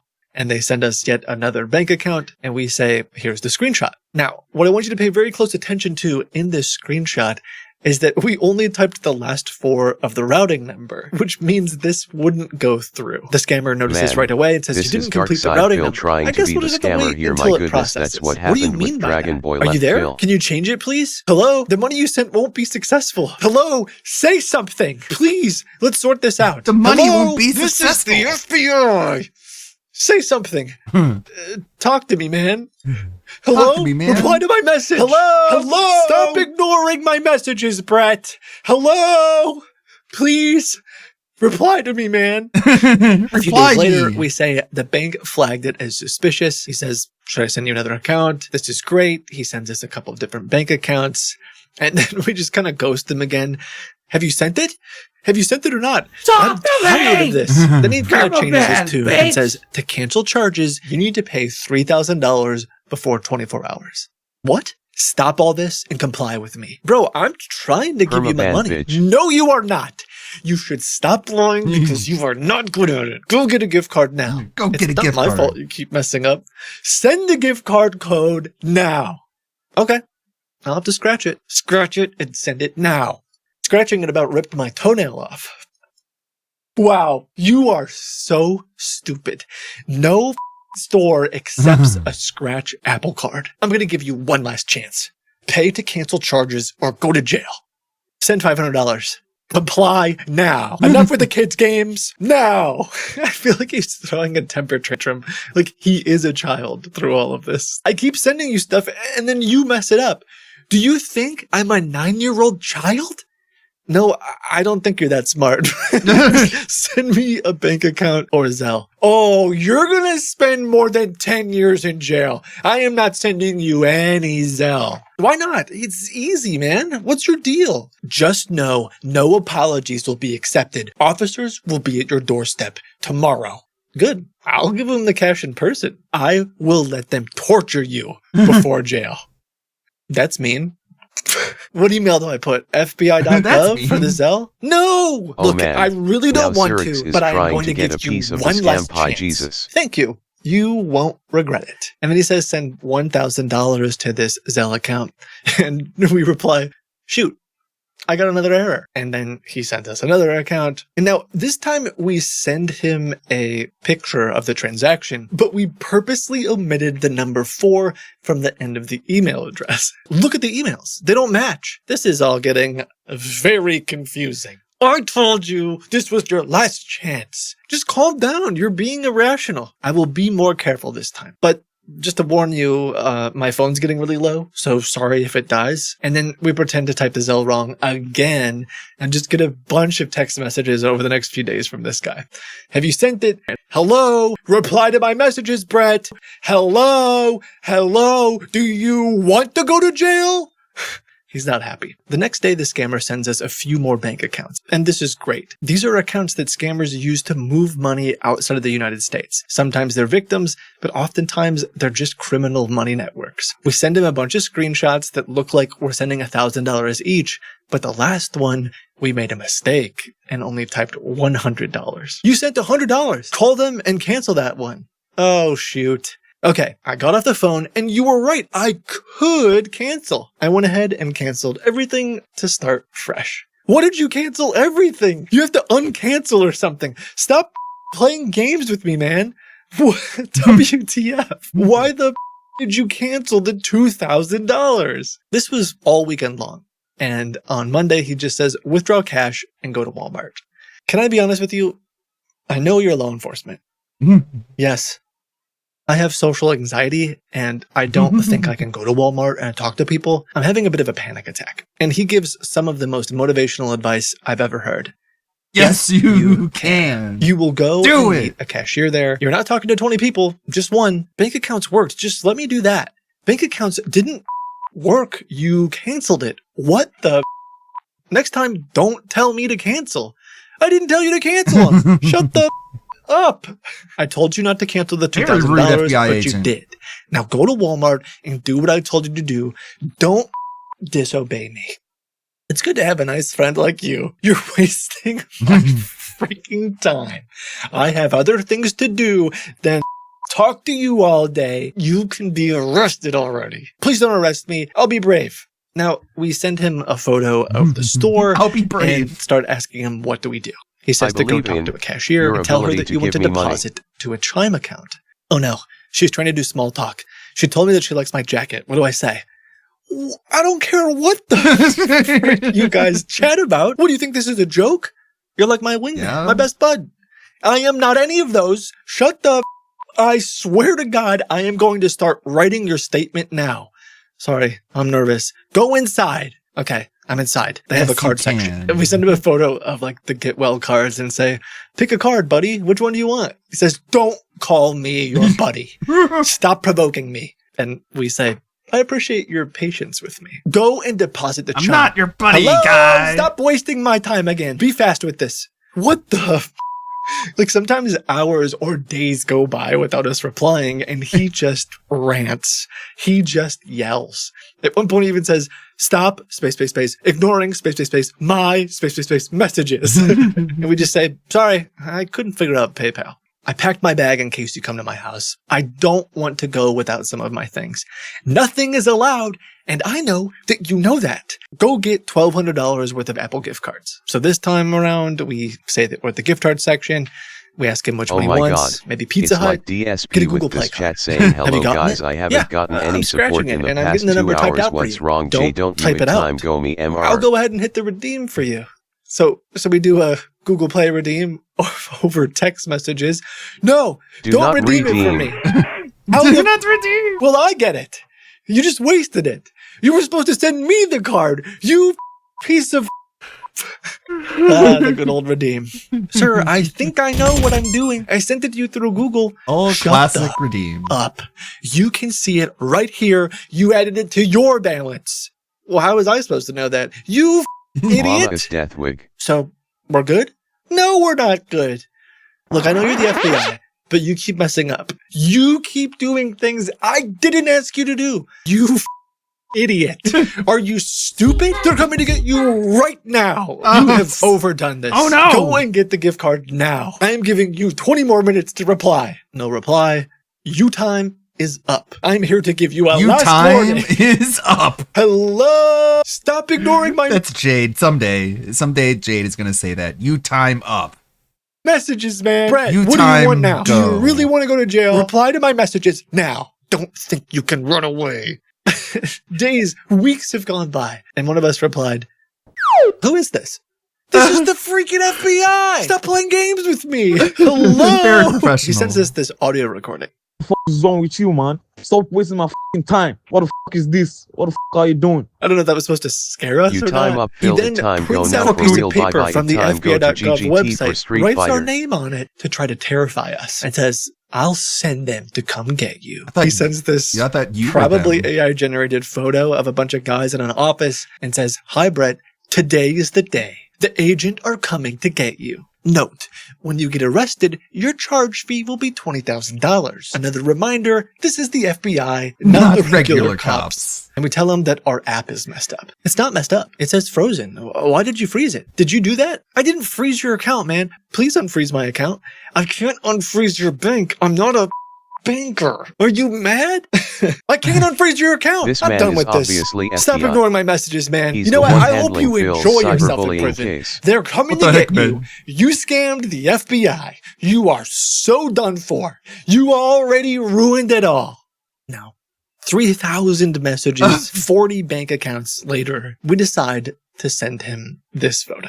This is him. In fact, a couple weeks ago, we had tricked him into going onto one of our websites and doing a KYC, know your customer thing, where he had to put his webcam on in order to get the money. And he must have forgotten, because as soon as he saw that photo, he says, how did you track my camera? Are you the FBI or the CIA? Are you we should meet FBI? up. Let me know a good time for you, buddy. Who do you work for? How did you track my camera? And one of the last messages he sends us is, are you an FBI? 54 payment accounts later. This guy is running scared. He takes a bunch of his ads down and blocks us. And that's what it feels like to catfish a catfisher. Huge thanks to my team for helping me through this. It was Pretty a funny. whole bunch of us responding to him, even AI bots that were talking to him in the beginning. And I know a lot of good is done here by mapping out and shutting down his mule network and making him too afraid to reply to email messages. And an Are extra you thank you to FBI? Kathy for I'm sitting in sponsoring the my cubicle team next to and you all right these now. videos. Their support after Got the drone outside of your window. Oh, fucking do what douche can do. It's time for fun. Die in the side. Screw my trolls. These scabs aren't moles. Watch my fucking show.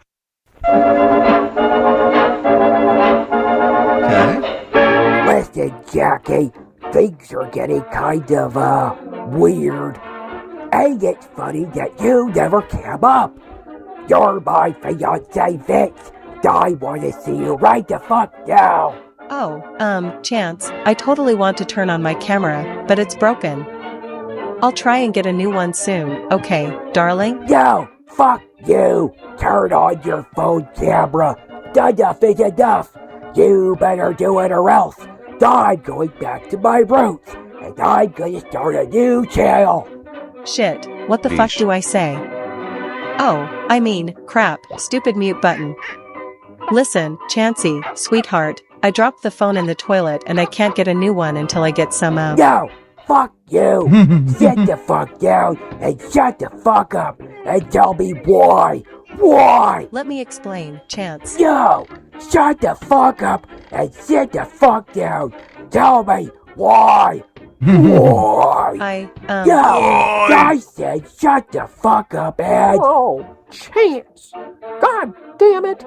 It's 3 a.m. and you're screaming like a fucking banshee. You little bastard. What is Hassan's favorite band? My mom Linkin Spark. dead. My fiance is... Oh, shut up, Chance. You aren't getting married. Dog It's Zeppelin. not real. None of this is real. Pet Oh, Zeppelin. Pet Zeppelin.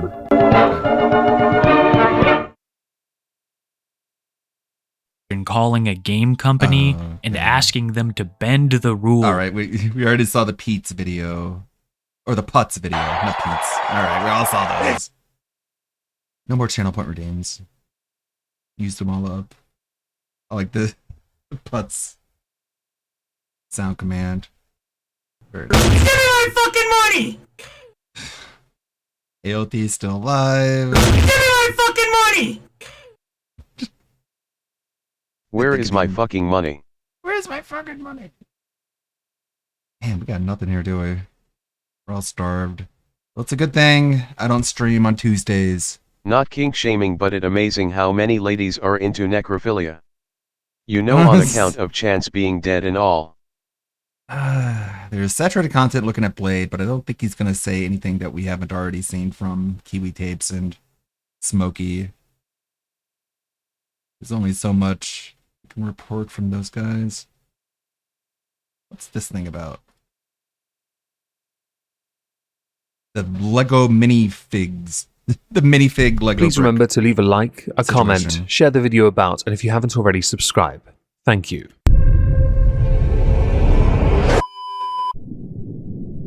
Please remember to leave a like, a comment, share the video about, and if you haven't already... What a minifig. He streams BTW. Hello everyone, welcome back. Hope you're well and thank you very much for joining us. We are going to be carrying... Alright, we haven't heard from Tamir in a while. He's gone radio silent for whatever reason. But let's have a cameo. Cameo Does he appearance. scream now? How can you do that? He's under the water. Well, the SpongeBob can. Unmute. Okay, Tamir. We're on the bus with Tamir again. What does he have to say? Hi, Tamir. Hey, guys. There is a Mikey No More video on Ashdal's biggest fan. Mikey No More. Oh, yeah. I have finished Gratuitous to say plugs. everything pretty much that I wanted to say on the topic of whether after 15 to 75 weeks of doing the Free Guy program, The Free Guy program. if I stop getting undermined in various ways by the organization. Yes, right. In addition to becoming free otherwise. And becoming Free a of Super physical Saiyan. attacks or any sort of bullying.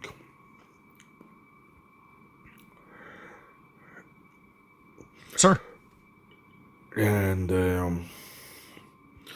I was talking. Good thing Tamir posted a video.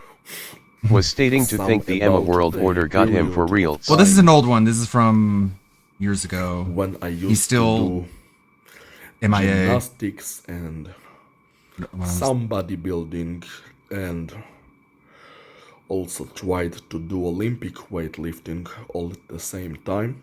Okay, wait. It was during the years of gymnastics and weightlifting at the same time. 17. So what, like lifting weights on the Charlie horse? And I have just recalled another thing. Their feet? Of that period of time. That I Hassan's would like favorite to water mention. feature, current. You see, sometime in that period of time, I don't remember whether it was 2016 or 17. It's very important. I used to own a black-colored sex toy. Why? Why did you do that? It wasn't a dildo. Oh. It was a sort of a butt massager. A butt plug. And I had Kaya's it first because words, oh my god. I bought it. Oh my dog. And the Why'd you reason buy a I butt bought it plug? is because I don't want to be made to feel like a girl. I physically I want to be a very experience masculine man. what it felt like. Kill the fucking Having creature. something in your ass. Well, yeah. Pressing. One can only your guess. Prostate. Why did you make me watch this and one? And also how it would feel to be stimulated on both ends on the same time, both the penis and the prostate. Mm-hmm. I was physically curious about my own body. But he doesn't mind Was butt a matter of stimulation. Playing with myself. He's okay with the butt stimulation. I do not consider it a homosexual act. Well, because it has nothing to do with other dudes. It was playing with myself. yeah, but you're shoving with my stuff up your own butt. body, You know? with an inanimate object. Yeah, but it's still like you're putting stuff up your The butt. fact that it was black colored had absolutely And I got nothing news for to you. do That means That you're means gay. you're gay. black dudes. I mean, It was black if you shove a only a for dildo one up your butt, that's still gay too, even though it's not another dude. because that was simply the color Available. that I chose when buying Yeah. the object. And I'm You probably don't want it reminding like colored white you, didn't even look if you're gonna put it in your like a penis. butt. It was a butt plug. Okay. Black is probably the safest rate limit. Proctologists and their receptionists have funny stories. One of my buddies I played games with told me a story about how she had to schedule an appointment for someone who needed a toy car removed. Uh-huh. How it's supposed to be described. I've seen a lot of I mean, X-rays. Maybe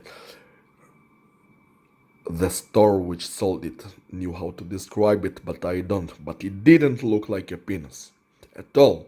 It was not a dildo. It was not like a black penis. It was a black butt plug. Case dismissed, Your Honor. And even if it was a dildo, Even if it a was. dildo is not an actual penis of a black dude. Okay, so that's not even gay? Hell, even an actual penis, a black penis, can be a penis of a black female.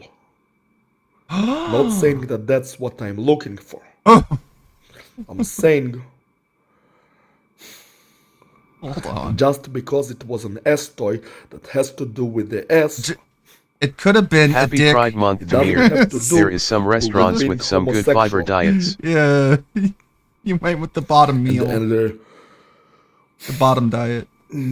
And just because it's black, it doesn't have to do anything with black dudes or any sort of black people. Well, I mean, sure. I mean, black people aren't even that black anyways. However, they're kind of brown.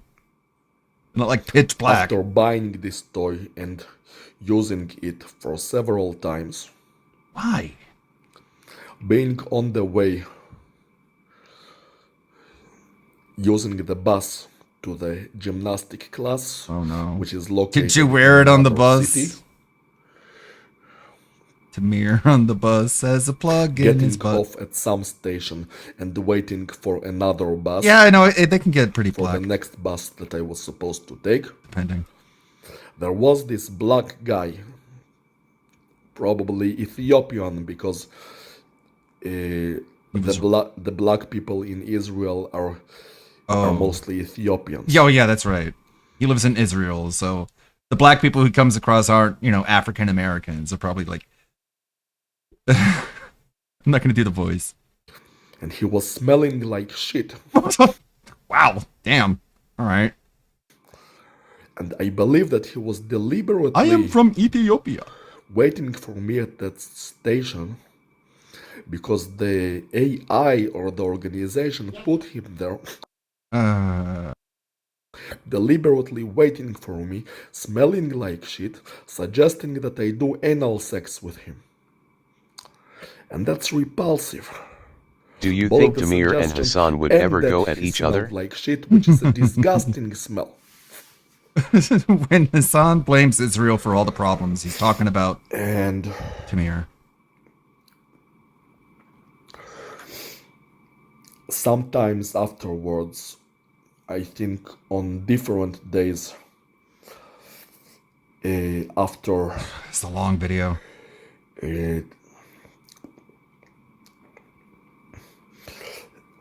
All right, speed it up. After finishing the gymnastic classes, there would come on the bus or on the train some big black dudes. Dressed well. Completely different than that guy smelling like shit. There's a Y in there. And it may have been a coincidence. Why do they all smell like shit? But it was maybe like their attempt to try and mate me with a male black person from like a different angle. If the smell of shit didn't work, then let's now put a good looking, a well dressed, big black guy on the same bus or train as you. And if that was indeed, they're trying to make me gay. It just gives you an example of that control system's behavior. That sometimes, even oftentimes, it takes actions purely based on suspicious paranoia. Why does the internet or the government forces me, or whichever, it unleashes that paranoia onto me? I'm the one who deals with that eventually. I wonder if, since he lives in Israel, I wonder if he did the compulsory service, or he might have gotten out of it. Schizophrenia. When you think the gay agenda is real. Yeah, they probably didn't even let him be in the IDF. No, I don't mind those well-mannered or quiet and big, well-dressed guys, but come on, the guy. I don't mind the big, handsome black dudes, but I'm not gonna. You're not gonna break my mind. Unless I tell you that I want to date with guys, I'm telling you that that's not what I'm looking for. And she-males are different than male homosexual guys because she-males. The feminine she-males, the types that I like, they look like real women and they have very feminized bodies. They're different than homosexual males. They're no longer males. No. They may be not perfectly a woman, but they're close. No. The homosexual man is not close to being a woman. And even then, she-males. All right, we know what you're into. A subject of interest to me. I am most often interested in real. No women. one tell Tamir about Saru. He's gonna join Sonic Souls community. Come from the side and the sexual activity of real women and not females. And during that time when I did gymnastics and I frequently exercised at the gym, they constantly tried to find some reason of why I might be a homosexual. Like for example, on December 1st, 2016. You remember the day? I made a private video that I did not share but was stolen from my computer, in which I ate my own sperm at least twice. I masturbated and came inside my own mouth, and I swallowed my own sperm. And I smelled my own underwear, and it was purely an act of having sex with myself. I was fucking myself. But it doesn't mean that I would fuck another dude. I was fucking myself. It's neither homosexual or heterosexual. It's self-sexual. It's autosexual. I was fucking myself in them. I at that time I would even have sucked my own cock. I could, but I couldn't. I wasn't as flexible. But at that time I really wanted to fuck myself. I thought he was doing gymnastics to suck his own dick, but wow. I guess he was trying. Yeah, this is a weird one. I think we'll tap out here. Thanks, Tamir. Mikey No More has made a video about Styx Hexenhammer. He does good vids. Thumbs up. I know 3,000 years ago in the land of Israel. That's the biblical Israel, not the modern state of Israel. A lot of weirdos conflate the two for some reason. There was once a king named Solomon, considered the wisest of all mortal men. He was also one of the freakiest of all mortal men, with a roster of hoes so deep they could fill up the Dead Sea. Being so freaked out distracted him from properly using his wisdom and building the great temple that his equally terminally freaky-ass dad David promised he built. So, early into his reign, Solomon did the practical thing, which was use a magical ring blessed by God that let him summon and tame demons to build the temple for him. The equivalent of a contractor trafficking Mexicans over the border to work for him and then calling ICE on them later so he wouldn't have to pay them for their labor. This is the only instance of a man summoning demons and it working out in his favor. Despite this, countless midwit-ass occultists since have tried to follow in Solomon's footsteps and conjure demons for their own purposes. It never works out well for him, as has been the case for Tarl Warwick, aka Styx Hexenhammer 666. As tempting as it is to call Styx a LARPer, he's really not. He's the real deal, a dedicated occult nerd who takes his herbology, astrology, and demonology very seriously. It's not the byproduct of a midlife crisis, and it's not a fad. The occult journey of Tarl Warwick is genuinely one of the most in-depth in occult history, with Styx documenting it himself across countless videos over years of near daily uploads and social media posts. And this careful self-documentation of Styx through various phases of his life lets us observe in real time how he went from an eccentric libertarian Satanist to a toothless pirate evading the arm of the law and making vids off a bummy laptop from his girlfriend's place. And he'd do all of this while worshiping a demon owl.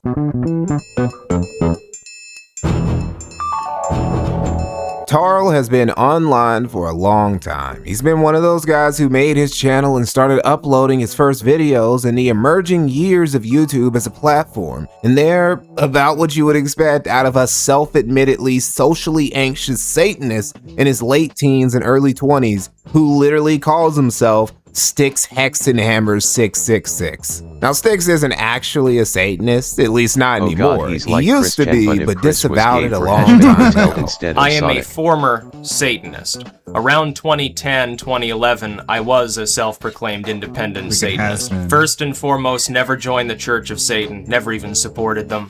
To tell the truth, thought it was gimmicky. Satanism is a radical ideology of self-preservation and indulgence.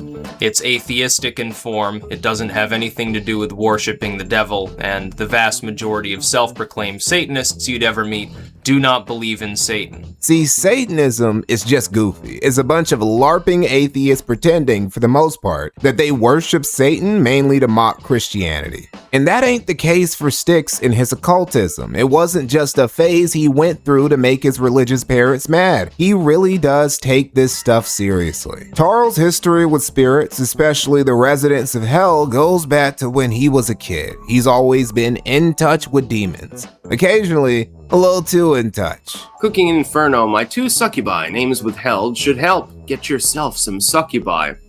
had one once. I was on Salvia Divinorum one time and had sex with a demon. I'm not going to bother explaining further. But the one demonic entity encounter that changed his life the most was with a spirit named Stolas. I've told the tale, of course, when I was younger. When I was quite little, I don't even think I was in elementary school yet. I don't even think I was in kindergarten yet. I saw a demon. Specifically, later on I identified it as Stolas from the Ars Gotia or something akin to that. He's one of the 72 demons that King Solomon summoned to put to work on his plantation while he sipped on sweet tea. Despite Stolas' greatest claim to fame being one of 72 unpaid day laborers for the horniest Jew of all time, Styx resonated strongly with him. This brings me to a very interesting quirk of Styx, among many. It's not just that he worships an owl demon. Quite a few people, LARPers and true believers, worship demons and devils. What makes Styx in particular stands out is how he venerates his owl daddy. He ain't cutting wrists, offering animal sacrifices, or having ritualistic orgies in his infernal lord's name. His relationship to Stolas is that of an entity he puts his complete trust in, a spiritual companion who guides him through turbulent periods of his life, who's helped him grow and develop as a person, and who he shares a strong affinity and personal bond with. Now, some of you are probably thinking, Mikey, isn't that just Christianity without Jesus? Yeah, basically. Stolas is Tarl's surrogate Jesus. He's different though, because he's an owl and he teaches people about plants and minerals and shit, and he also won't woke scold Tarl about drinking too much or fucking BPD hoes raw and then talk no jutsuing them into abortions. If you're wondering why that last one sounded so specific, just bookmark it. We'll be coming back to it later. Styx's history with occultism is so long, girthy, and robust that it's worth a whole video in and of itself. Bro has a WordPress site dedicated to it and has published several books specifically on this topic. But the other side of Styx that would earn him his YouTube popularity and briefly let him break over 500,000 subs was his political commentary. Now, credit where credit is due. Styx ain't the quartering where he just started leaning into politics after spending years making non-political content. Styx has been using his channel to yap about politics for as long as he's been yapping about demons and conspiracy theories. Initially, the occult and conspiracy theories got more views on average than the political ones, the occasional political commentary banger notwithstanding. This would gradually change as we entered 2016 and the election cycle that year started revving up. Styx was an active commentator throughout it, talking about his happenings, bashing the establishment and old media's coverage of it, and going off a lot about why Hillary Clinton was a terrible candidate. He would also scrub through the WikiLeaks controversy thoroughly. Styx made clear though that he wasn't automatically a Trump superfan with a MAGA tramp stamp just because he was railing against Clinton. Do not confuse my disdain for Hillary Clinton as being adulation of, worship of, or blind approval of Donald Trump or Donald Trump's policies. The anti-Clinton content in particular is what really got Styx's channel popping among a non-occult audience, with those videos getting consistently good views, including a viral doozy of a vid from Styx he posted just a few days before the election called "The Clintons May Be Involved in Child Trafficking." Alright YouTube, WikiLeaks actually tweeted out an infographic which had been compiled by Reddit on, I believe, R the Donald, involving a person called Laura Silsby, who may be involved with the Clintons on a business level on multiple occasions. So the Clintons may be involved in child trafficking. Before election night even came, Tarl's political commentator News Slopper star was already shining in the sky like Lucifer, before he started causing trouble at home and his big bro Michael had to whoop that ass.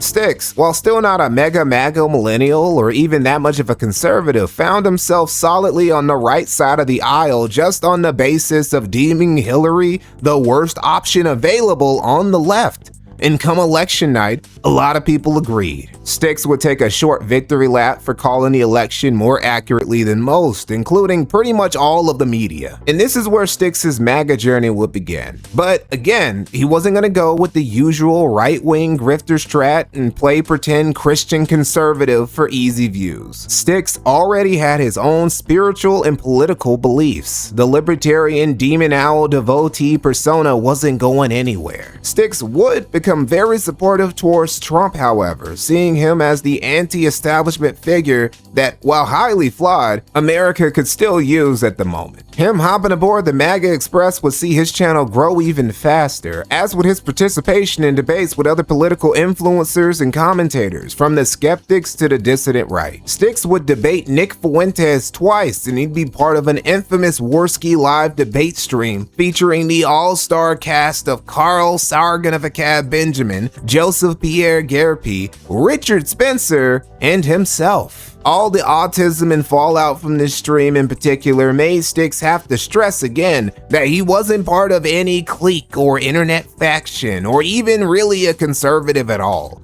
Here's something that I've noted, and it's really, mostly it's in the wake of the Spencer debate. I can assume probably the reason why is that debate sort of encapsulated the debate between the hegemonic core of the alt-right and the hegemonic core of maybe the skeptics or people associated with Sargon or his general mentality. Like when you get creators and then they have a disagreement, all their fans, they like Sargon, he was like, let's see, you guys really hate black people, so I'm gonna call you the white version of black people, and then you'll do what I say. Suddenly become so polarized, it's like looking at two groups of football fans. Again, I'm not a fucking football team, dude. I'm a content creator. I don't have any enemies. Look, there are no enemies for me online. He was his own man on his own hippie libertarian journey who didn't want to be shackled by dumb labels. He didn't care about all that. He didn't care about his videos getting demonetized either. He just accepted that it came with the game he was playing, and like a proper capitalist and self-sustaining libertarian, made digital revenue from multiple streams and platforms. One thing that I did long ago is I realized that the ad-driven internet was a bad idea. So I don't have ads on my YouTube videos. If you're seeing an ad at all, it's there due to some copyright glitch or something. So I started taking donations. There are links in the description to Patreon and Subscribestar.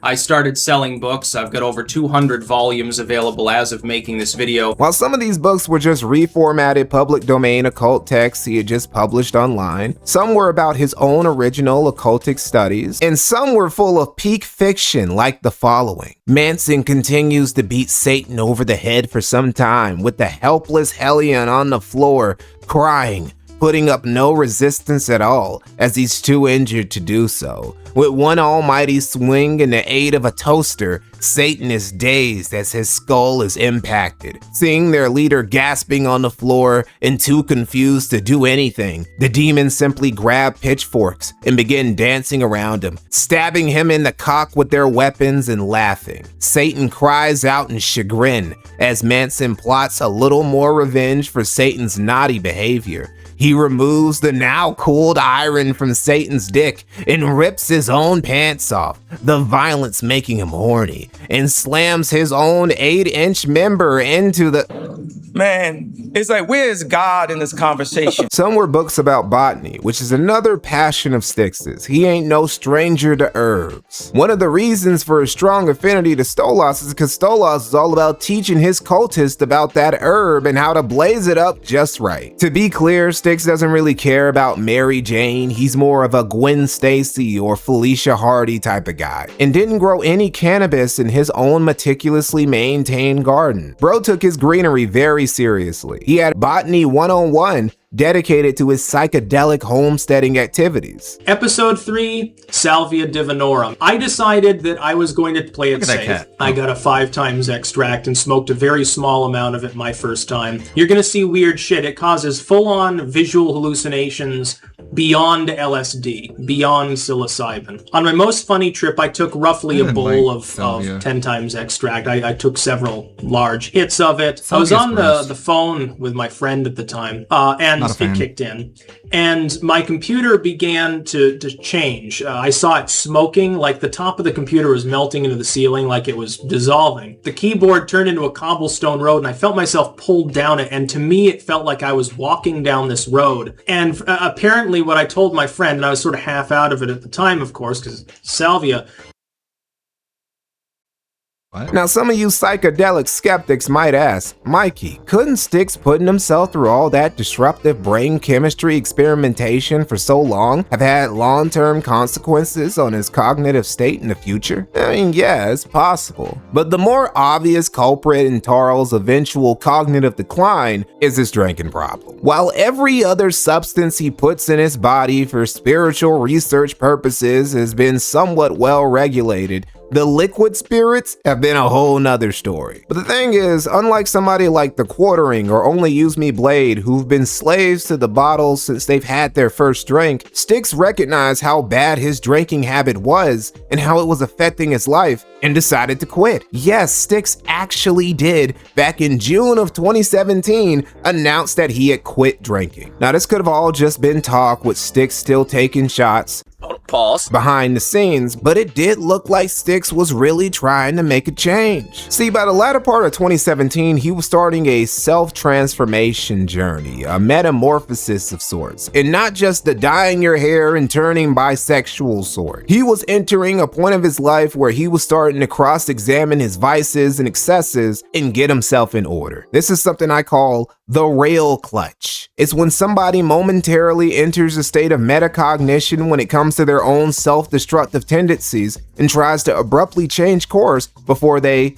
go off the rails. In my experience while making lolcow documentaries, rail clutching is pretty common. Almost every person who has eventually become a lolcow has had at least one major rail clutch phase in their lives. They almost always end up failing and becoming lolcows anyway, but they did try to course correct at one point. In late 2017 was the beginning of Styx's rail clutching arc, and it started with him laying off the sauce for good. So far as was verifiable, the only thing Styx was drinking besides water after his sobriety announcement was coffee, which he always clanked his fucking spoon in. If you're interested in things like this, you can get your coffee on in the morning and you can drink out of your own Styx mug. And you should definitely leave your spoon in when you're drinking coffee. It makes it taste better. Trust me, it's just the way it works. That shit was so annoying, dude. Got made into a meme and he ended up giving his fans some goofy ass nickname based on it. The Clankers. All right, everyone, it is time for the final Clanker mobilization of the 2010s. We're going into a whole new decade. Nigga was calling his fans a slur for AI back in the 2010s. Now, his loyalty and fealty to his fiery owl daddy Stolas was not one of the things Styx was gonna change during his rail clutch arc. Something he would decide to quit besides booze was his hoes. The dark trinity Styx Hexenhammer's life has revolved around has been Stolas, booze, and mentally unstable women. Styx's sexual conquest might be the greatest evidence that he might actually be getting some juice from Stolas, because this guy has been getting way more ass than any demon-worshipping hippie from Vermont named Tarl ever should have. I mean, he's been running through them. Not just across state lines either, but across the sea. He had birds nested over in Europa, flying across the Atlantic just to hook up with Stolas' top guy. Bro was really trying to channel his inner King Solomon. We actually know quite a bit about some of the girls Styx was messing with, because several of his exes have congregated within Styx's Kiwi Farms thread to spread all sorts of dirty laundry about Tarl and about each other. While a lot of it is fun to read, it is ultimately just a bunch of bitter, jilted women spreading he said, she said about an ex-boyfriend they can't stand and hate they ever hooked up with. So we're gonna have to pepper any info they share with a mountain of salt unless they come packaged with actual receipts attached, like DMs or video, which they rarely do. Still, they do give a good impression of just how messy Styx' life has been behind the scenes and why he had to say sayonara to all of it. And he'd do even more than that. Tarl would tie the knot, and it wouldn't be with any members of his BPD harem. It would be with a cute Dutch YouTuber named Elizabeth Philosophy. This announcement of Styx getting hitched caused several of his already bitter ex-lovers to get even more bitter, but they weren't a concern anymore. Styx was on a new path, and he would even do the unthinkable and finally move out of his parents' house so he could go overseas and settle down with Liz in the Netherlands. All right, everyone. Hey guys. It's time for a little bit of an update here. This is the Netherlands. It is actually the city of Amsterdam. And for those of you who don't know, this is Elizabeth's Philosophy. Actually, my wife. We've gotten married. Styx really had left all the old BS behind him and now had a pretty wife, a new quiet life in Holland, and all while still being a successful content creator and self-publisher. First and foremost, I would say this. I am happily married. I looked back at the life that I had been leading for, quite some time prior to my marriage, and I was unsatisfied with it. I was a drunken wreck for a lot of it and also kind of neurotic. There were times when I was unfaithful to those that I was with. What I have done is I looked back at my drunken, stupid self, and I decided to make a change. And I decided that because I didn't want to wake up at 40 with cirrhosis. I didn't want to wake up at 50 completely alone. I didn't want to get demented from drinking too much or, get fucked over so no one would ever care about me again. I looked at my life, decided it was on the wrong course, and decided to change. The rail had been successfully clutched. But then Stolas was like, hey, it'd be really funny? Let go of that rail.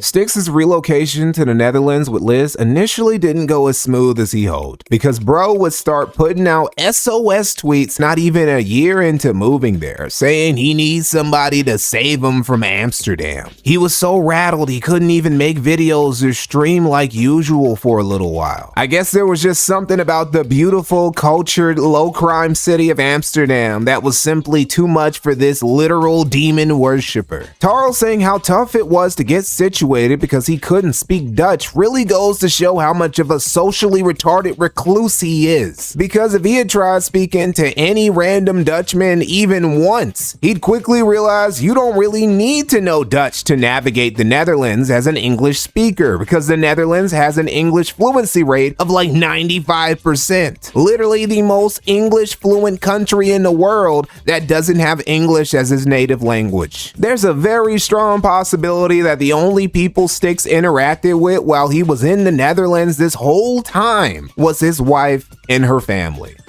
Oh, and a drug dealer. Styx apparently had a run-in with a drug dealer that had him internet tough guy posting on Twitter about how totally not scared of him he was. Bit weird how the only Dutch local aside from Liz and her family he could interact with was this drug dealer, but whatever. Nothing came of all this crybaby behavior from Styx, and the following year was pretty damn nice for him, all things considered. COVID hit the Netherlands like it hit everywhere else, but considering Styx already worked from home, didn't talk to people besides his wife and her family, and didn't go outside, period, it really didn't affect him that much. 2020 was actually an especially good year for Styx because he got retweeted by Donald Trump himself in October of that year. All right, everyone, it's time for a fun moment here, which is that the other day I got retweeted by the president, that is President Trump, and when I first got a couple of messages on Twitter saying, oh, congratulations, I'm like, what? Tarl in return told the orange man with the plan that he had his vote.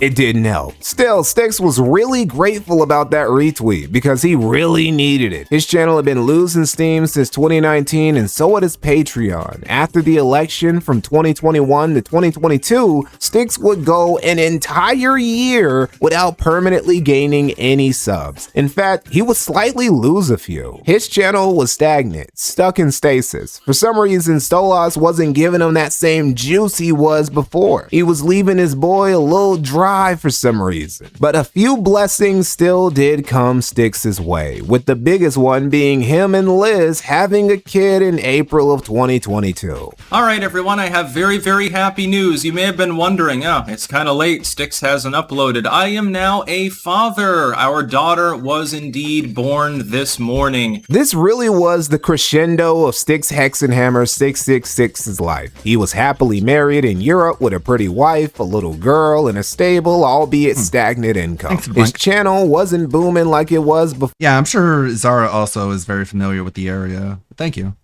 But he still got decent views on his vids and streams. It was still moving a good number of books each month. It looked like things couldn't get better for Taro. And they didn't. Taro would live his dream life for another year and a half after his daughter's birth before he had to abruptly head back to the States. Initially, he and Liz portrayed this as a temporary thing. Not even a separation, really. It was just Styx going back to America for a holiday or something. But people started noticing that Styx's wedding ring finger was awfully naked in his newer vids. Despite reassurances from Liz and Styx, he had in fact permanently returned to the United States. All right, everyone, I'm back, literally back in the USSA. I've had a very bizarre experience the last few days,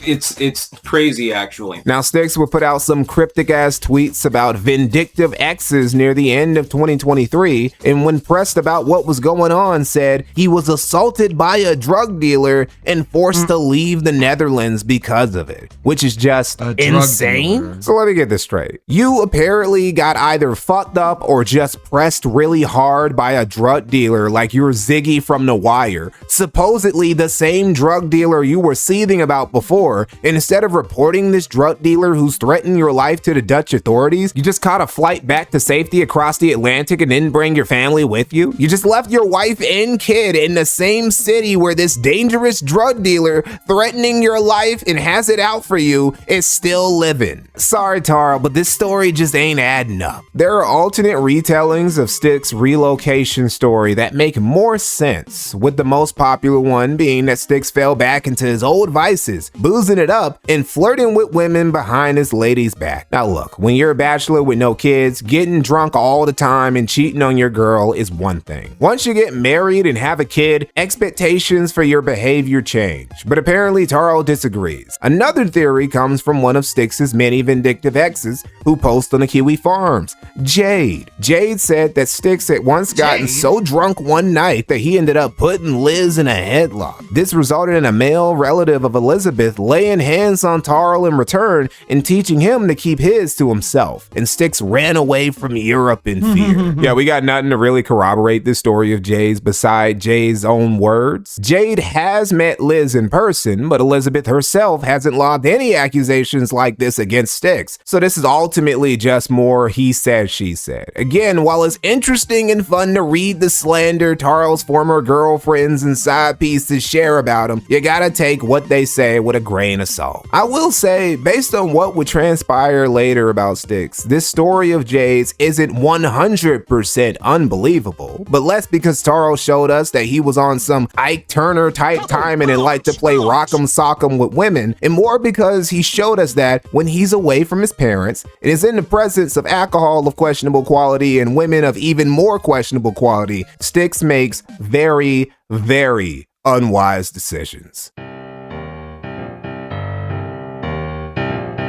Styx did not waste any time whatsoever when it came to getting back into the field after abruptly separating from his family back in Europe. His new girlfriend was one Samantha Keister. Well, she wasn't really new. She was an old flame of Styx from before he got married. And she is nuts, bro. For starters, she has been one of the girlfriends of Taro who have been part of his Kiwi Farms thread for pretty much as long as the thread's been around under the name Lalith, and she's shared tons of info, not just about Styx and some of his other exes, but also about herself. She literally doxed herself in another person's Kiwi Farms thread. Now, this isn't unique to her. A lot of Taro's girlfriends have overshared information about themselves in this thread. Now, because Sam was so gracious as to dox herself, we know that she herself was also married and separated from her own family prior to her linking up with Styx. She also lost custody of her kids, which you damn near gotta be slitting your own wrist in front of the judge to do if you're a woman in a custody battle. Again, to be fair to Sam, she's not the only woman Styx has been involved with who lost a custody battle. Stolas' top guy really knows how to pick him. Now another thing, and this is according to Sam, who is nuts, she almost had another kid with Tarl, but Tarl coerced her into drinking Mission Abort tea and sending future Low Man off to the heavenly server in the sky. Despite this initial rough and tumble romance with Styx, Sam was still possessive enough about his dick to try and convince him that Elizabeth was up to no good and that he should split up from her. That Liz was just a Lilith, a Jezebel, a Delilah looking to trim Styx's powerful flowing mane while his guard was down and force him to live a happy, peaceful family life in Europe. These home-wrecking harlot tactics of hers didn't work, but she did eventually get her wish anyway, because not only did Styx and Liz end up splitting ways, Sam got the privilege of being Tarl's rebound chick, and she get to hog plenty of his hog and his attention, because despite a few trips back to the Netherlands in early 2025,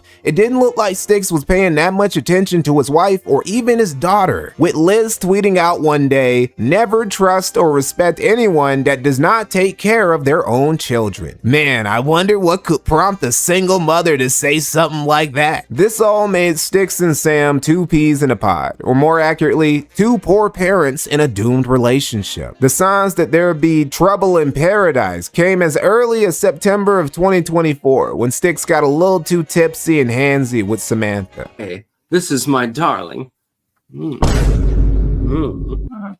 Yes. You done? No. Okay. Ooh, that's a Hall of Fame ick moment right there. It really takes a lot to get a woman you're in a relationship with to make a face like that. Styx's reaction to other people's reaction to his poor actions was to deflect all accountability onto alcohol and lack of sleep. Yeah, some people want to troll me over my live stream last night. Look, I was completely punch drunk. Again, I've had 20 hours of fucking sleep in the last week. If I act a little bit weird or something like that, there's probably a reason for it. I can't help it. Yeah, he just couldn't help it. The booze possessed him. They call it spirits for a reason, you know. Styx also said right after this, "I've had insomnia since I was a little kid." Which I found very interesting because Styx also said that Stolas came into his life as a kid. Man, so around the time you started developing sleeping problems was also around the same time you started seeing demons. Just kinda odd how he's never made any sort of connection there. Like maybe the demon owl he swears is his infernal best friend doesn't have his best interest in mind?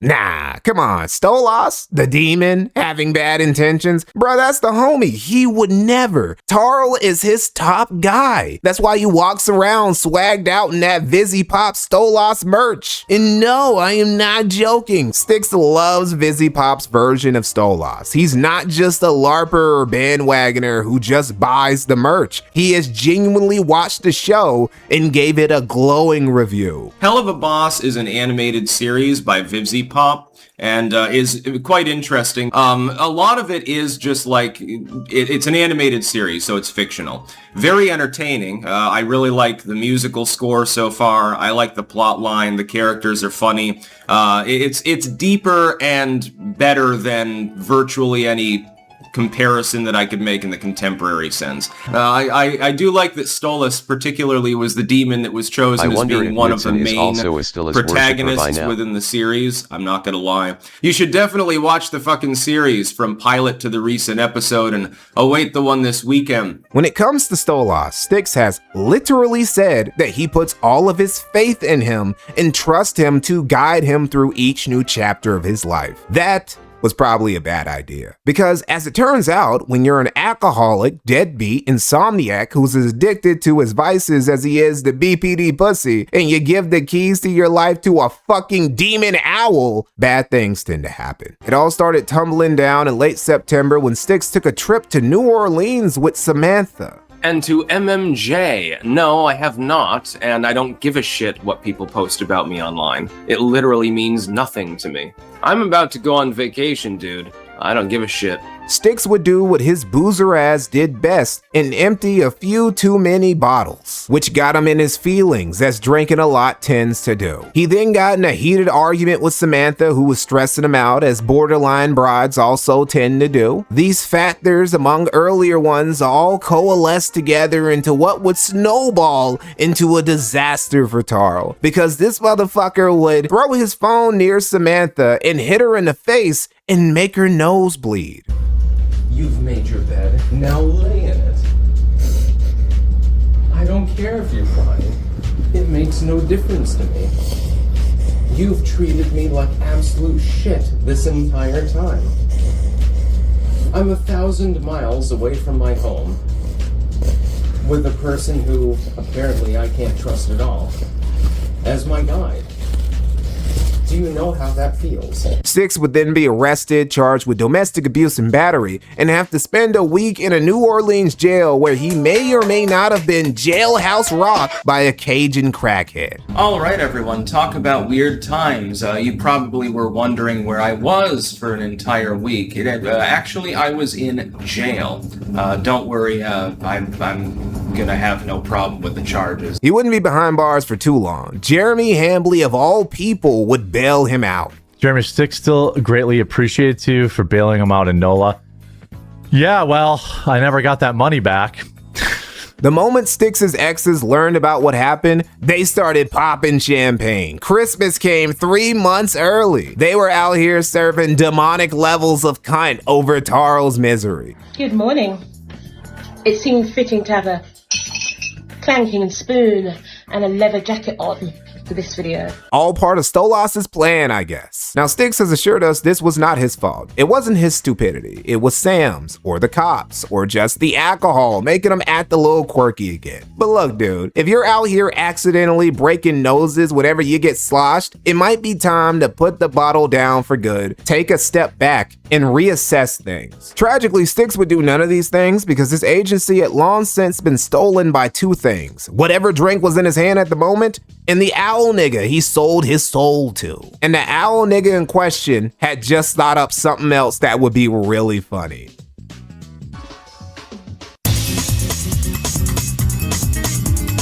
Styx's poor choices resulted in one of the most devastating personal losses in his life. Being separated from his daughter, man, who cares about that? I'm talking about the state taking his firearms away for him getting in trouble with the law. Taro, being the eccentric and defiant libertarian that he is, couldn't stand the fact that the Glowies took his guns away. So he decided, fine, you want to treat me like an outlaw? I'll show you what an outlaw actually looks like. And started dressing like a fucking pirate. I guess his logic was that, hey, the pigs say I can't own guns. Gunpowder weapons are still on the table. Oh, I can't own a Glock? Well, guess what? I got that revolutionary blicky on me. That 1776 boomstick. That Davy Jones chopper. You know, I said before that Styx isn't a LARPer and takes all the quirky things he does very seriously. This is probably the first time where he was actually LARPing. He was RPing as a pirate to spite the law. And not just any pirate either. His occult nerd autism wouldn't stop at something even that straightforward. He was going to play pretend to be a vampire pirate. All right, everyone, it's time for the occult video 411, Chaos and Energy Vampirism. Because, of course, I'm a vampire. Styx Hexenhammer 666 is a real menace because he can both blow you and suck you away. And this wasn't just something he did for a week or the better part of a month. Taro has stayed committed to this vampire persona to this day, making videos, streaming, and walking around his parents' house dressed like a Pirates of the Caribbean extra, complete with a cutlass on his waist. He also continues to get every day, because can you really call yourself a pirate if you're not borderline blackout drunk anytime you're not plundering for booty or getting your booty plundered? Styx has always had a drinking problem. Even he would tell you that. It's part of the reason why he initially had to stop drinking altogether a few years back. But post separation from his wife, his drinking habits have gotten worse and worse and worse, to the point he's even discombobulated at times when he's doing his content. An ironically positive side effect of this is that he finally managed to cure his insomnia. And it's not a guess. I live here. You know what I mean? Like, yeah. It's just the truth of it. Another point to you, this candidate now for weeks and weeks on end now. So Look clearly, at his face! The whole Republican It's not a drinking party habit. machine isn't It's a drinking hobby. It's a drinking game, and he plays to win. Look at Jer. He's like, you motherfucker. First, you make me bail you out of jail and you don't pay me back. Then you fall asleep on my own stream. Urgh. Look at him looking through his eyebrows. This candidate now for weeks and weeks on end now. So clearly, the whole Republican party Get out of here, you isn't. fucker. What's funny is that despite going into 2025 with all these problems and shenanigans, his charges, his chaotic love life, him being estranged from his family back in Europe, and his YouTube channel continuing to underperform, Styx never stopped believing in a big guy downstairs. As a matter of fact, the opposite happened. Styx started repping Stolas' colors even harder, genuinely believing that through his own hexes and Stolas' power, he was bringing about chaos magic to destroy his enemies. All right, everyone. New Orleans has been buried in snow. Yes, the kids are frolicking around. I'm assuming all of the schools are closed at the moment. Building snowmen. How coincidental. Styx 100% believes this was all him and Stolas. You see, Styx isn't an ordinary black mage or warlock. No, he's a magician of chaos. Now, you can do energetic work. I do it best when I'm in nature or when I'm laying in bed. I do chaos magic. I filter energy through myself and I bombard a chosen target. Now, the effect can be unpredictable. There have been a few lately that I haven't bothered talking about, for example. Not to be confused with a magician of black chaos, or a magician of black chaos max, or a dark magician of chaos, or black chaos to dark chaos magician. His chaos magic has reached such a degree of mastery that, like the high-level warlock he is, Styx has created his own grimoire. All of the literary works that I've ever endeavored on have been released to the public. I've edited over 400 works, mostly about occult topics, occasionally a little bit of other stuff. I've written dozens of works, mostly political, actually, other than my occult compilations and stuff like that. But now, I'm writing my own grimoire. I'm documenting all of my various magical experiments, ceremonies, there'll be herbalism, everything. It's going to be a bric-a-brac. But this one's not going to be for public consumption. This particular book is for my daughter, actually. A little late. We are a cult. I've already finished Hades 2, so it's a little late, but here's Malinois. I haven't even looked for the model until now. It's pretty good. Pretty high detailed for something that is shown so small in the game. Royalty through blood. And he also uses his chaos magic, bolstered by Stolas, to warp reality to his will, allowing him to not only control the weather, but also kill niggas. I've been experimenting with chaos magic, and I believe that I've figured out how to actually utilize it properly. But again, I'm just superstitious and delusional. If I were praying to your god, that would be totally normal. He would, he would have his ear out. What do you want? And stuff like that. Your god can save you from disease, save you in battle, save your soul, actually. But I'm incapable of doing anything myself. Oh, yeah. It's completely impossible. Oh, yeah, they're all 3D models. Yeah. When the Deputy Attorney General decides to off himself in his own office. Yeah, again. Total coincidence, even though it was within 2 hours of me landing in New Orleans the last time. These are coincidences. Carl Warwick thinks that he's Light Yagami and Stolas is his Ryuk. And you know, there might be a little something to that chaos dark wizardry he keeps yapping about, because somehow he managed to beat his case. All right, I'm so sorry for all of the people that dislike me. How sad. Case dismissed. Yeah, go fuck yourself. Yes, I went in for a jury draw today, actually, in a Vermont case, pending legal action. And, Case just got dismissed out of hand. Which is not a huge surprise, actually, because I did absolutely nothing wrong. But that would be the end of Styx's devilish streak of good luck.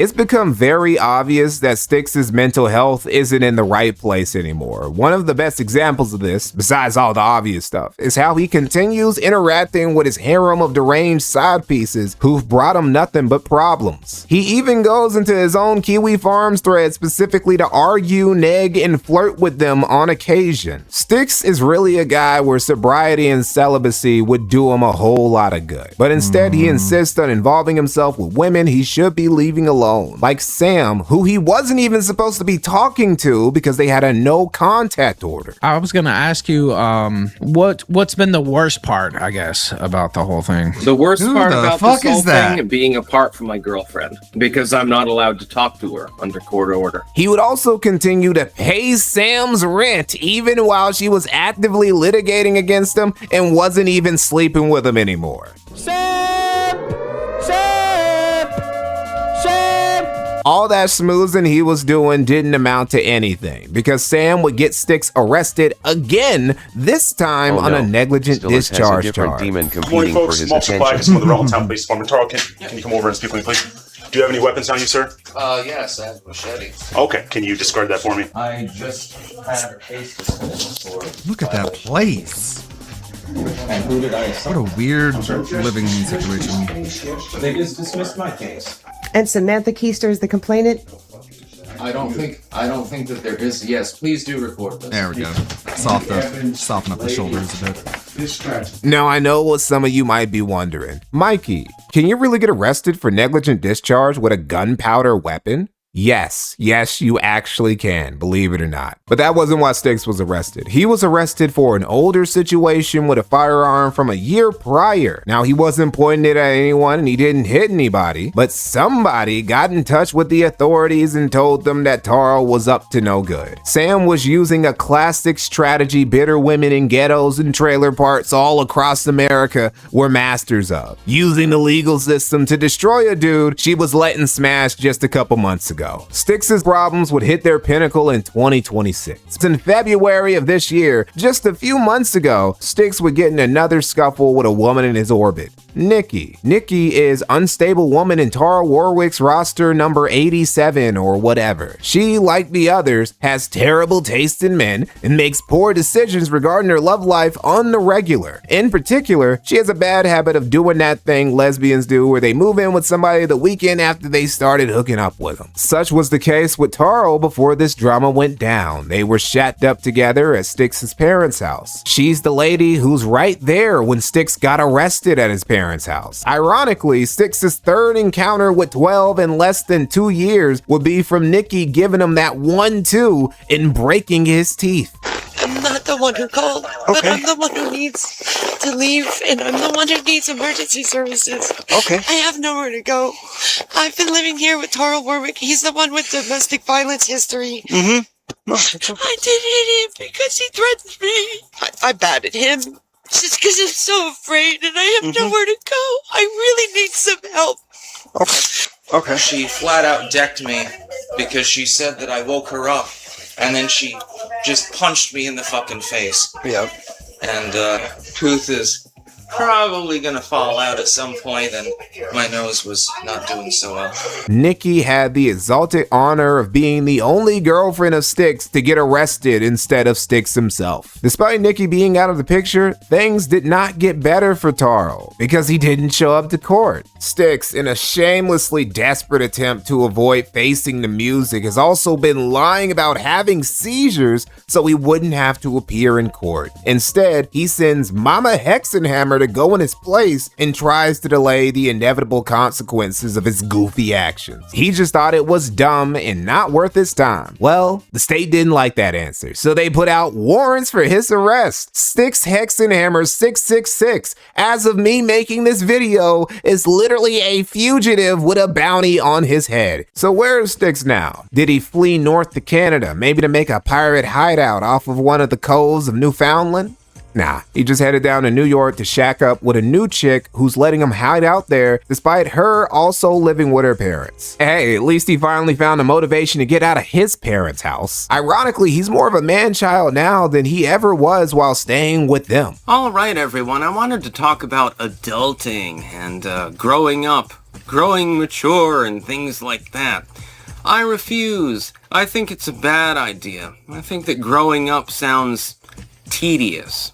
It sounds like a bad proposition. I'm not interested in being an adult. I'm not interested in being mature. Who would want to? God, it must be a fate worse than death. Jesus Christ. And this is the current state, the ongoing arc of Tarl Warwick as of me making this vid. A wanted outlaw who refuses to grow up and be a functional member of decent society, who's estranged from and unconcerned with his family overseas, whose teeth are jacked, who looks dirty, grimy, and dusty all of the time, who gets drunk every other night, and who's living off of a woman who's infatuated with his retarded swashbuckling antics. So he's like an actual genuine pirate now. If that's not chaos magic at work, I don't know what is. A lot of people will point out that the downfall of Styx Hexenhammer isn't the traditional one you witness from popular YouTubers. And yeah, it's definitely not your typical Wings of Redemption-esque downfall. It comes off as very Faustian. It's the story of a man who bargained with a dark deity who initially appeared benevolent, who gained money, influence, stability, and a family that he gradually all lost as the guardian spirit he made a pact with started leaving him on red and watched him wither away. Sounds kind of tragic. Until you watch a video of this dude dressed up as a pirate and telling you not to eat your vegetables, and then you just start laughing. What's funny is that Styx is still doing his job. He's still putting the political commentary videos in the bag. Maybe if he just stopped drinking, stop acting like a dirty sea dog, and get better taste in women, he could possibly recover over the next few years. Maybe even clean himself up and become a somewhat respectable dude again by the time his daughter reaches the age where she can fully recognize what a pathetic loser her dad is. Clutching that rail again is something that's up to him and nobody else. Except maybe Stolas. Ultimately, the moral of Tarl Warwick's story is, don't make deals with demons. Just a friendly PSA. And what's been the best part about it? If there has been the best part. Getting sober. Though there is a good part. Getting sober. Forgot to rig the legs. I had been a drinker for a very long time. I had been drinking for years. I haven't had a drink since I got out of jail. And so now I'm stone cold sober, and I'm very, very happy. If you are a drinker, fucking stop. Just stop. Cold turkey. Ludwig will Don't now worry use about time it. dissolution to rewrite Bill's history so he can achieve the good ending. Put the bottle down, Tarl. And also very funny saying that in front of Ethan Ralph. Of all people. I'm sure Ralph was listening. Carrying on from where we left off on Friday, as you hit the 500 like limit that I'd set, goal even, and well, since I've lost my place, we're skipping to the 20-minute mark from the video. It will only be this part, we're not going to do a third, because we don't need to. So let's carry on and dive right into what Bishmaid 1 says to the police. Obviously we're working with the police up in Salem, Oregon, but up there they actually forged somebody's signature on a fake contract just to try and it's all just for clicks and for views and everything else online. I love that this has become the focal point, the main position of loser number one, whose name I've forgotten, the unemployed one who no longer has a franchise. Because this mentality, this attitude, comes from a place of intentional ignorance to lie to the police to try and poison what information they receive. They don't actually care about any of the things that they're going after. They just, well, other than also the extortion. So they're continuing to also press. I don't know about this story yet. So part 1, right? First. Okay. I can get some. Please remember to leave a like, a comment, share the video about, and if you haven't already, subscribe. Thank you.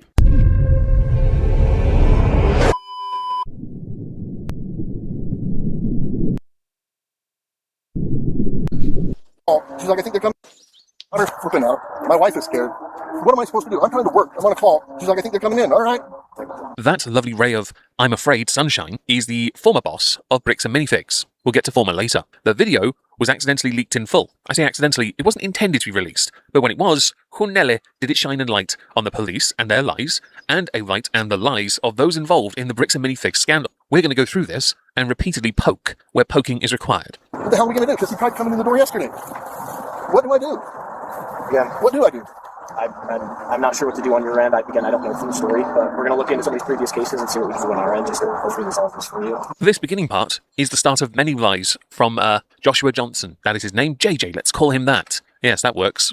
Actually, no, JJ sounds endearing. No, we're just going to call you Dickhead. So, Dickhead has started by lying and asking for a crime. He doesn't know what the crime is yet. He also doesn't know how to handle a situation where he has been ordered by a court at this point to amicably settle a legal dispute, one that he is not on the receiving end of a win. So he is instead, because he refused to be amicable, to use the Utah Popo, the pigs, the Rozzers, the Fuzz, to back him by lying from the offset. And they just eat it all up because they're morons. Will you call the Sandy Police Department? And I don't know if you guys can coordinate. And maybe they've got some statues that they're working on. Well, that's going to be a different city, so we'll deal with what we can right here. But again, I'm going to look into those previous cases and I'll be back with you, okay? I like that he thinks that that is how the system works. You all now collude to find reasons to prove harassment, which is not what this falls under, because you have to have met him to resolve this dispute. And because you've used the police, you've negated that responsibility. All because you refused to honour an agreement that already existed that valued a collection in the hundreds of thousands. You downgraded it and then basically seized it as your own asset for being overcharged on previous stuff or overpay. So I've been just this first officer, Officer Conga, I've been sending him all the things because he's like, just send it here. They've got a case in Provo that they're working on because they've gone to businesses in Provo, harassed them. So they're getting them on, I don't know, but some kind of interruption of commerce. Does that sound like a crime? Which is not true. You see, when you were meant to settle the dispute at that store with Ben after you lost, he went to the store. You shut the store because you'd rather do that than simply pay out what was owed after the blatant theft. Do I need to pull up how much that GoFundMe's raised now? And how many subscribers Ben has gained from this? This is a huge win for content creators and for the family you stole from. That's what Provo's working on. Interruption of commerce or... Because they keep going to that business and harassing them. Interfering with a business. Which is not what he's doing, not what he has done. He instead has mocked you and tried to reach out to you because that is what he was told to do, because he couldn't file a new claim or a counter or a appeal because you wouldn't settle the dispute. Don't try and act like the victim here. This is quite embarrassing. It makes you look like a massive soy-filled bish. Well, that's what they've done with our business. Commercial obstruction. Commercial obstruction. I mean, I got calls I'm supposed to be on. Work, I got to do this. I'm not here. You know, work. With this. So how'd you get your address? You just Google my phone number and my wife's information and everything about her. So he got my phone number from one of the employees or somebody up there. Yeah, it's one of those things that happens when your information is very public. What with the whole, court records and all that information being freely and readily available, I'm not surprised your address wasn't overly difficult to find. I'm pretty sure anyone could have found it, given the chance. And no, I don't recommend that, of course not. You deserve your personal space. The family also deserve their $200,000 worth of Lego and compensation. So he just Googled it. He's from California. He lives in California. Yeah. He flew out here to get YouTube content because we closed the store. We put the store out of business, and now he's got no more YouTube content. You know what I mean? I'll show you the kinds of things he does at the store. That basically confirmed he has not watched any of Ben's content. If he had, he would have known Ben's been a very active creator for quite some time, varying levels of success, but growing a channel long before this. The past 2 weeks, yeah, okay, Ben's done incredibly well. I wish I had this kind of attention. It's good attention in this respect to be on the right side of history as well, and at the front of it. The growth, the viewership, but also the credibility, the rewatchability. People now look at you and see you as more of a hero type. And of course, we all have delusions of grandeur. You, Joshua, dickhead, clearly haven't watched any of his videos. If you had, you'd know the word integrity. Does he have anything that he's recorded here that he's put on YouTube? I don't know. I don't follow him. I don't think we've given him anything because they keep coming up and they only get police.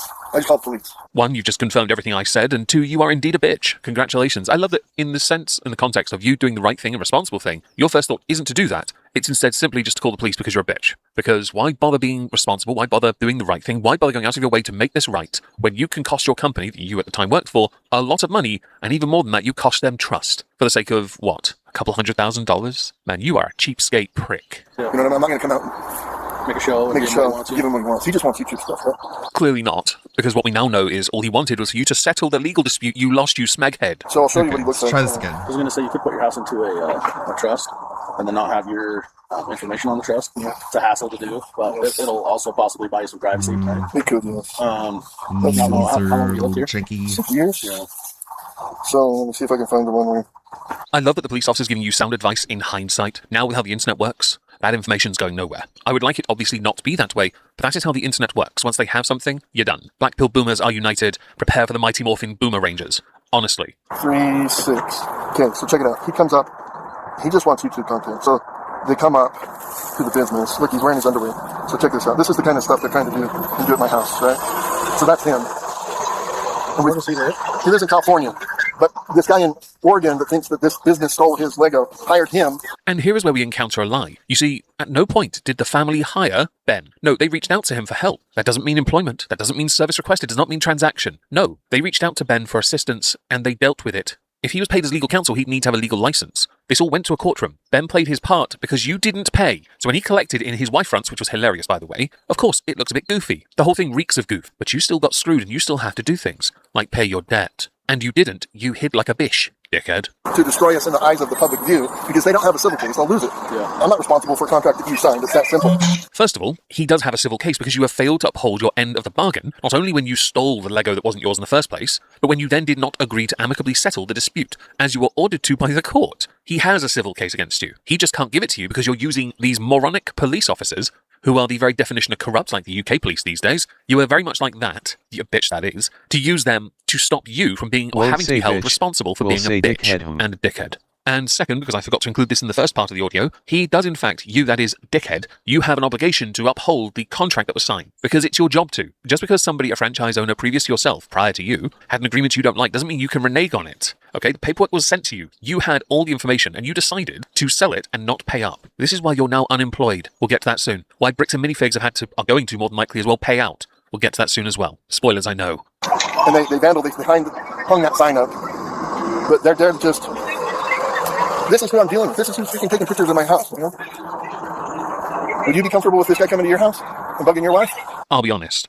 I don't think any normal person would be remotely afraid of some stick insect in wife fronts turning up to their house asking for money that was owed if a court had ordered them to pay it. If there was another context, some people believe in that whole, you know, if you break in, bang bang. Self-defense is key here. Castle, something, and generally I don't think a police officer has anything to be scared of, and I don't think it right or wise for you to speak down to a police officer. And I know that's not your jurisdiction, but I'm just giving you an idea. And that was in Oregon then? Yeah, this is on the 6th. So he had to have drove up then from California? Well, flew out, and then he flew out here to get more contact for the show.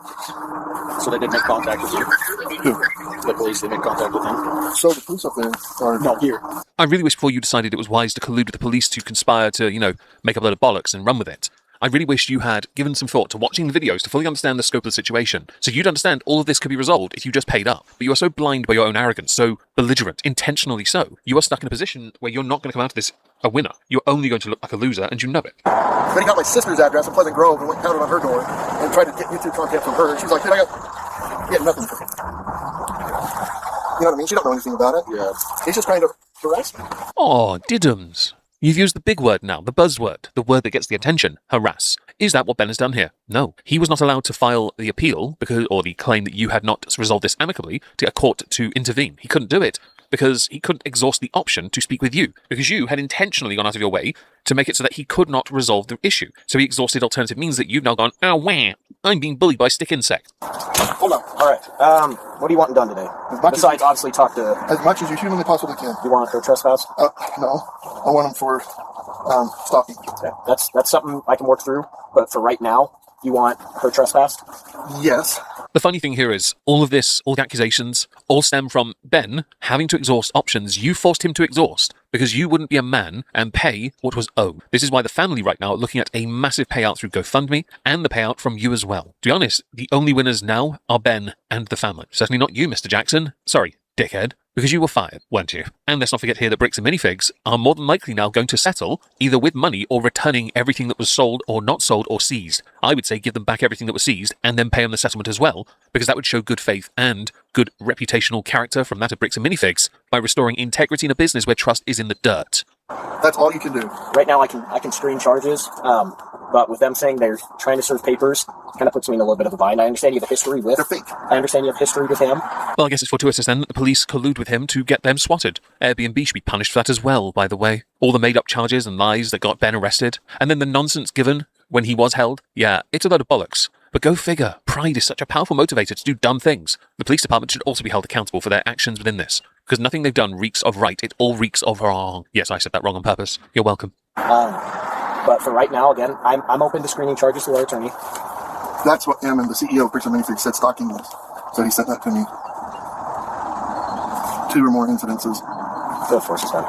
Yeah, that's something I'm more than willing to screen. Well, we all need excuses to use excessive and unnecessary laws to try and make it seem like one person's more a victim than the other, but, credit where it's due, the officer is merely at this point speculating that this could be explored. It's just a shame that when more things unfolded, it was actively what they were pushing for, because they're losers. Everything about your particular police department reeks of corruption and cum-filled donuts. Not entirely sure why, though. Yeah, it would cause a reasonable person to fear for their safety or suffer significant emotional distress. So for right now... You weren't using ChatGPT for help now, were you? Because this reeks of that. You aren't getting legal advice from Foodie Beauty, are you? Because this feels like it too. You want her trespassed? I want them all trespassed, yes. I'm going to go talk with him, give him his paper back, since you do not want this. Can I peek at it? What was that? Can I peek at it? It kind of puts me in a little bit of a bind. It's fake. There's no lawsuit in this. Okay. So anyway, I'm going to give this back to him. The reason he won't do that is because if he gives the papers to Josh, the dickhead, then Josh will have been legally served. The police officer is actively interfering with a process. That's cute. That reeks of, oh, I'm a little bit favoritist. You're my favorite child. I must protect you. You must be the youngest, Josh. I bet you still suck on your mum. Yeah, trespasser. Because here's the thing. Let's think about this logically. Do you think a process server would show up with a guy that's been harassing a YouTuber to serve papers in Utah? Again, I don't know the whole situation. Think about logic. There is no logic here. You were due to pay up. You shut a shop to negate it. When they then went to find you, you claimed harassment. You blocked their number. You blocked them everywhere. You did everything you could to shut it down. That left only the recourse of serving you papers. And Ben wanting to be present is totally fine, because then he knows you've been served. You've literally used the police to swat a guy, have him arrested, so that you could negate responsibility, and for that you were fired. This guy's come to my house 3 days in a row. He's harassing people, and he's just going to be in the same car with a process server? No. Is he in the car right now? Yeah. It's just not, that's fake. It is a lie. She's impersonating a process server. But how would you know that? And where's your proof of it? You're claiming the process server is fake, yet later on it is proven she's not. You're claiming that he, Ben, is harassing. That's manipulation. You believe that Ben said we can't sue you, we'd lose. Ben's never said that. You think Ben's entire channel is about defaming other people. You really haven't been paying attention. This was never about that. And everything about this was done correctly. The fact you don't like that this was also going to be put on YouTube to shame you for being an absolute fraud, and the police now for being the scumbags that they are, should tell you everything you need to know about how bent you are. All of you are. And you should all be ashamed of yourselves for what you have done. But I doubt even now while you're picking up your P45, I doubt you care, because for you, it's a much simpler thing. As long as you're paid, why should you care? You don't have to care about the integrity of business, you don't have to care about any of that. You only have to care, pretend to care, that you might be getting paid, might not get a settlement, you may or may not have to pay out. But you, because you're now fired, need to make sure you get your redundancy pay, I guess. That is not a real lawsuit.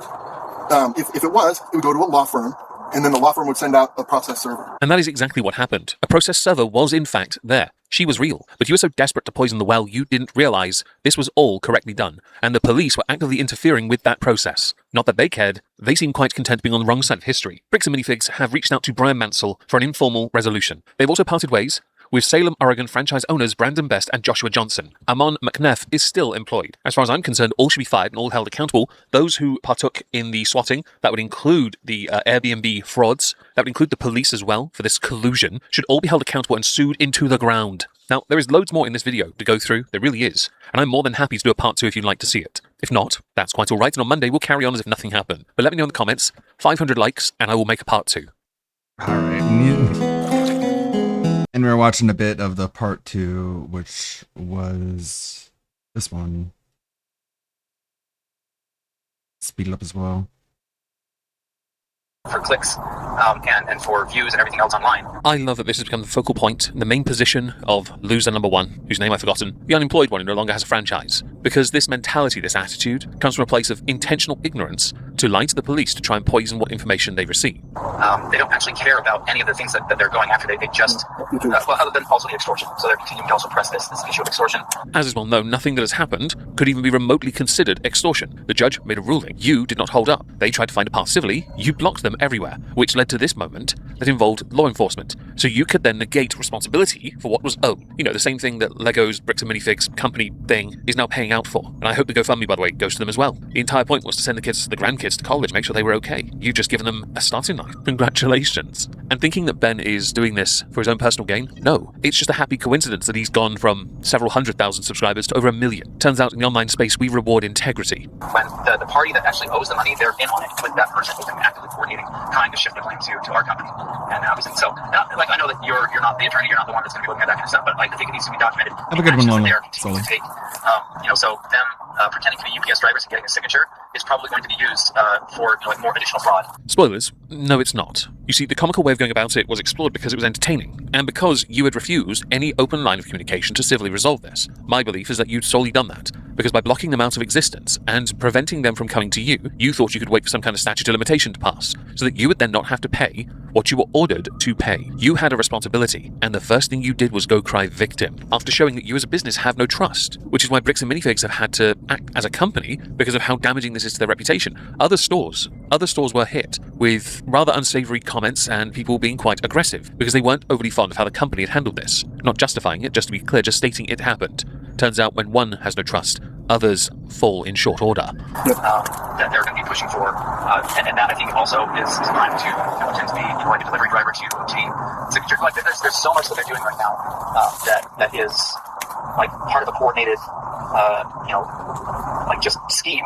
You're right. It's one big conspiracy against you, the victims in all of this. Yes. What they're doing is solely milking it for entertainment, which I fully understand. Making something entertaining out of this because it's so funny and dumb. You don't always have to wear a suit and tie. Sometimes a pair of tidy-whities is the only way to get somebody else's attention. But you think that this is solely one large conspiracy with the intent of making your lives hell. I think in the grand scheme of how this is unfolded, the only person that has made this difficult for themselves is you, because you went out of your way to shirk the responsibilities placed upon you by the court. And they couldn't, Ben and others, get the court to act and intervene because you had prevented them from doing it. This was you closing another avenue. The swatting was just chef's kisses. You gave them content with views for months. Seriously, his AdSense payments next month are going to be phenomenal. To go after.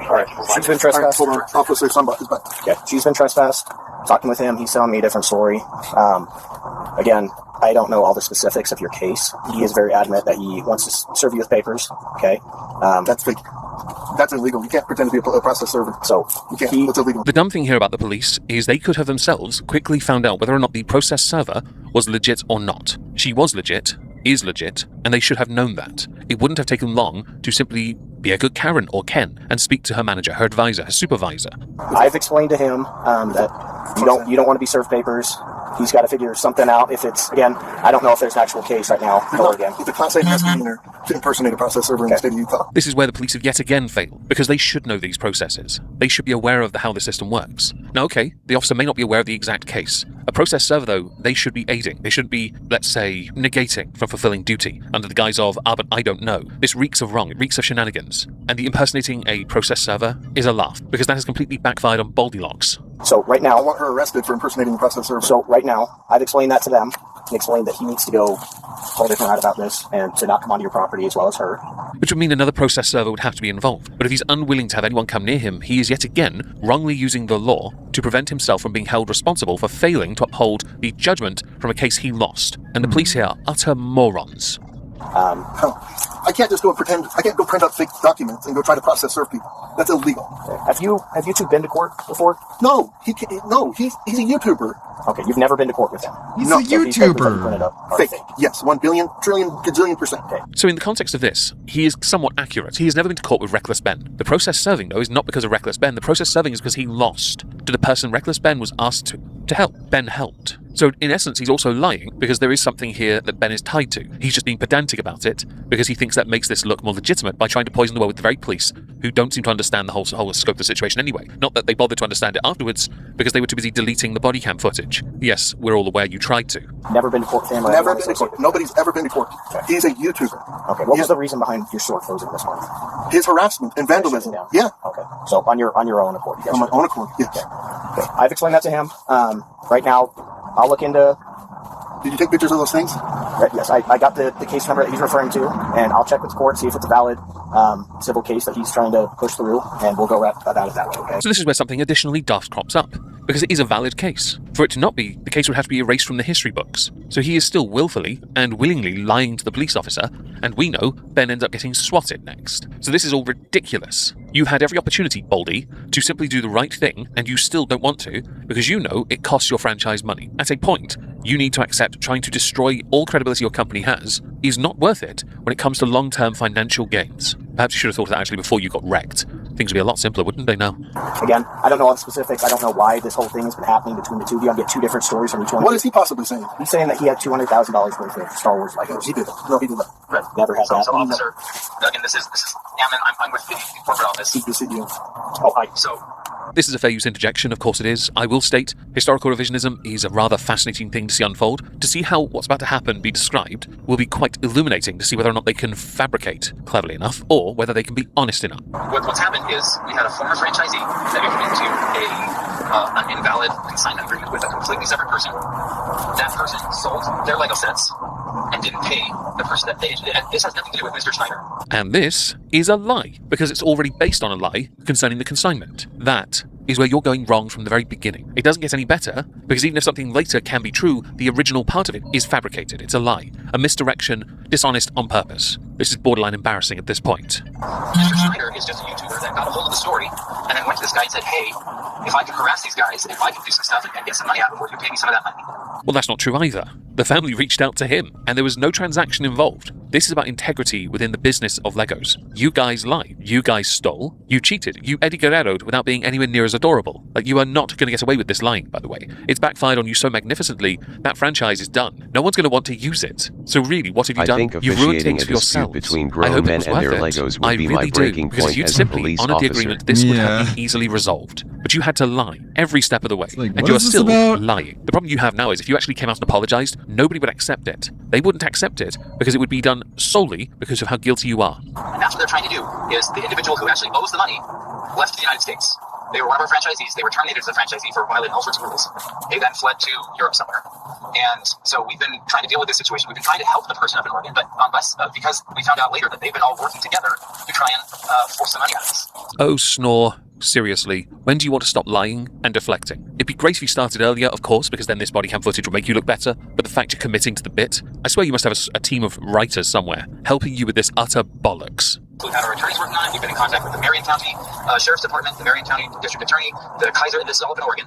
And then they started flying down here, coming to our corporate offices, and now they're heading to our staff and other individuals' personal residences to just harass and continue to try and extort money out of them. And so there's already a case in Provo because they've been passing fraudulent documents up in Oregon. They created a fake contract, forged a manager's signature up there, threatened to kill her, all sorts of things. And all of this while he's wearing glasses that have a camera in it. Yes, it's almost like body cam footage. It's one of those things where now people are so used to having a camera everywhere, it's okay because everyone just wants to make sure that they're not going to be attacked. If they are, they have evidence of it, and that this all goes down. But also, Ben's a content creator. I see no real issue with any of this. You refused all lines of communication. So at that point, quite frankly, I'd rather a camera was on you constantly just to see how much of a bitch you are. I don't know if you see the camera. Is he wearing the glasses today? Yeah, he's wearing the glasses. Yeah, so you're on so YouTube. he's filming you guys, he's filming everything, and he's trying to put all this stuff together to put together an additional extortion. We're in a public setting. So that's what they're doing. And he like if you go to his channel, Reckless Ben, that's what he does. He just goes around and he does stupid things and he harasses people and he chops and screws up all this footage. And that's all he's trying to do is get footage. Chops and screws up to put more videos out there to get more clicks and likes. The daft thing is with what unfolded, Ben didn't have to do anything. The moment we found out, the moment the creator space found out that a family had been cheated and stolen from by a company as big as Bricks and Minifigs, the internet went and clapped and went, nah, we got this, bro. It's why Moist Critical said things. Actually, it's why many creators said things. Myself being much smaller, of course. But still, standards and integrity must be upheld. He has nothing to do with this case other than he just, and he was the one who vandalized the store over the weekend, along with Mr. Mansell, who's the original person consigned to a completely different entity.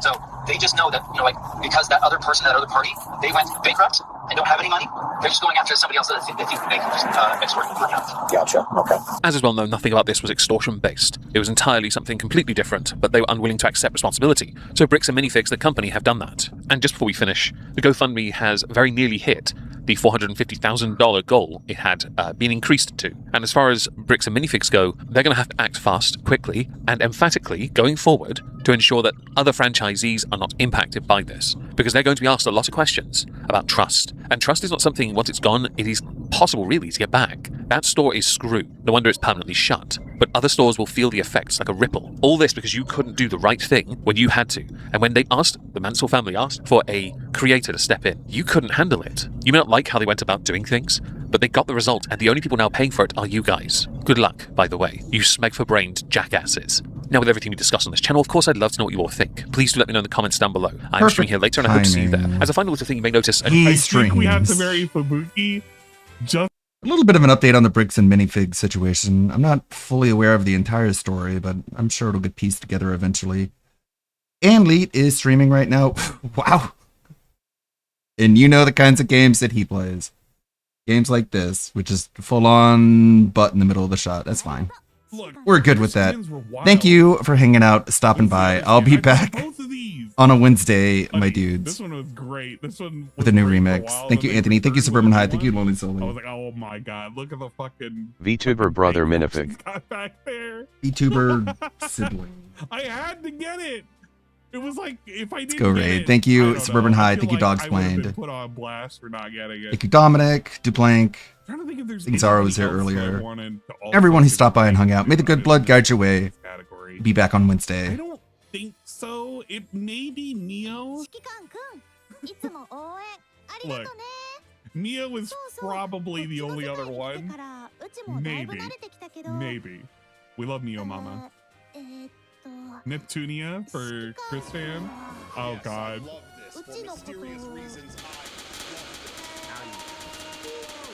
What's up, Ludwig? Hello, Ludwig. You're here at the worst possible time. 18 angels. Get to the robot now, Shinji. I have a feeling there's a lot of stuff on there. Now listen, I'm going to record this for our Patreon members. Rise and cheer some of the thighs and the... Look! Look! You're fucking ridiculous now. Look! Look! Because She's great. She's great. this is a private matter. I like how it's being censored over there.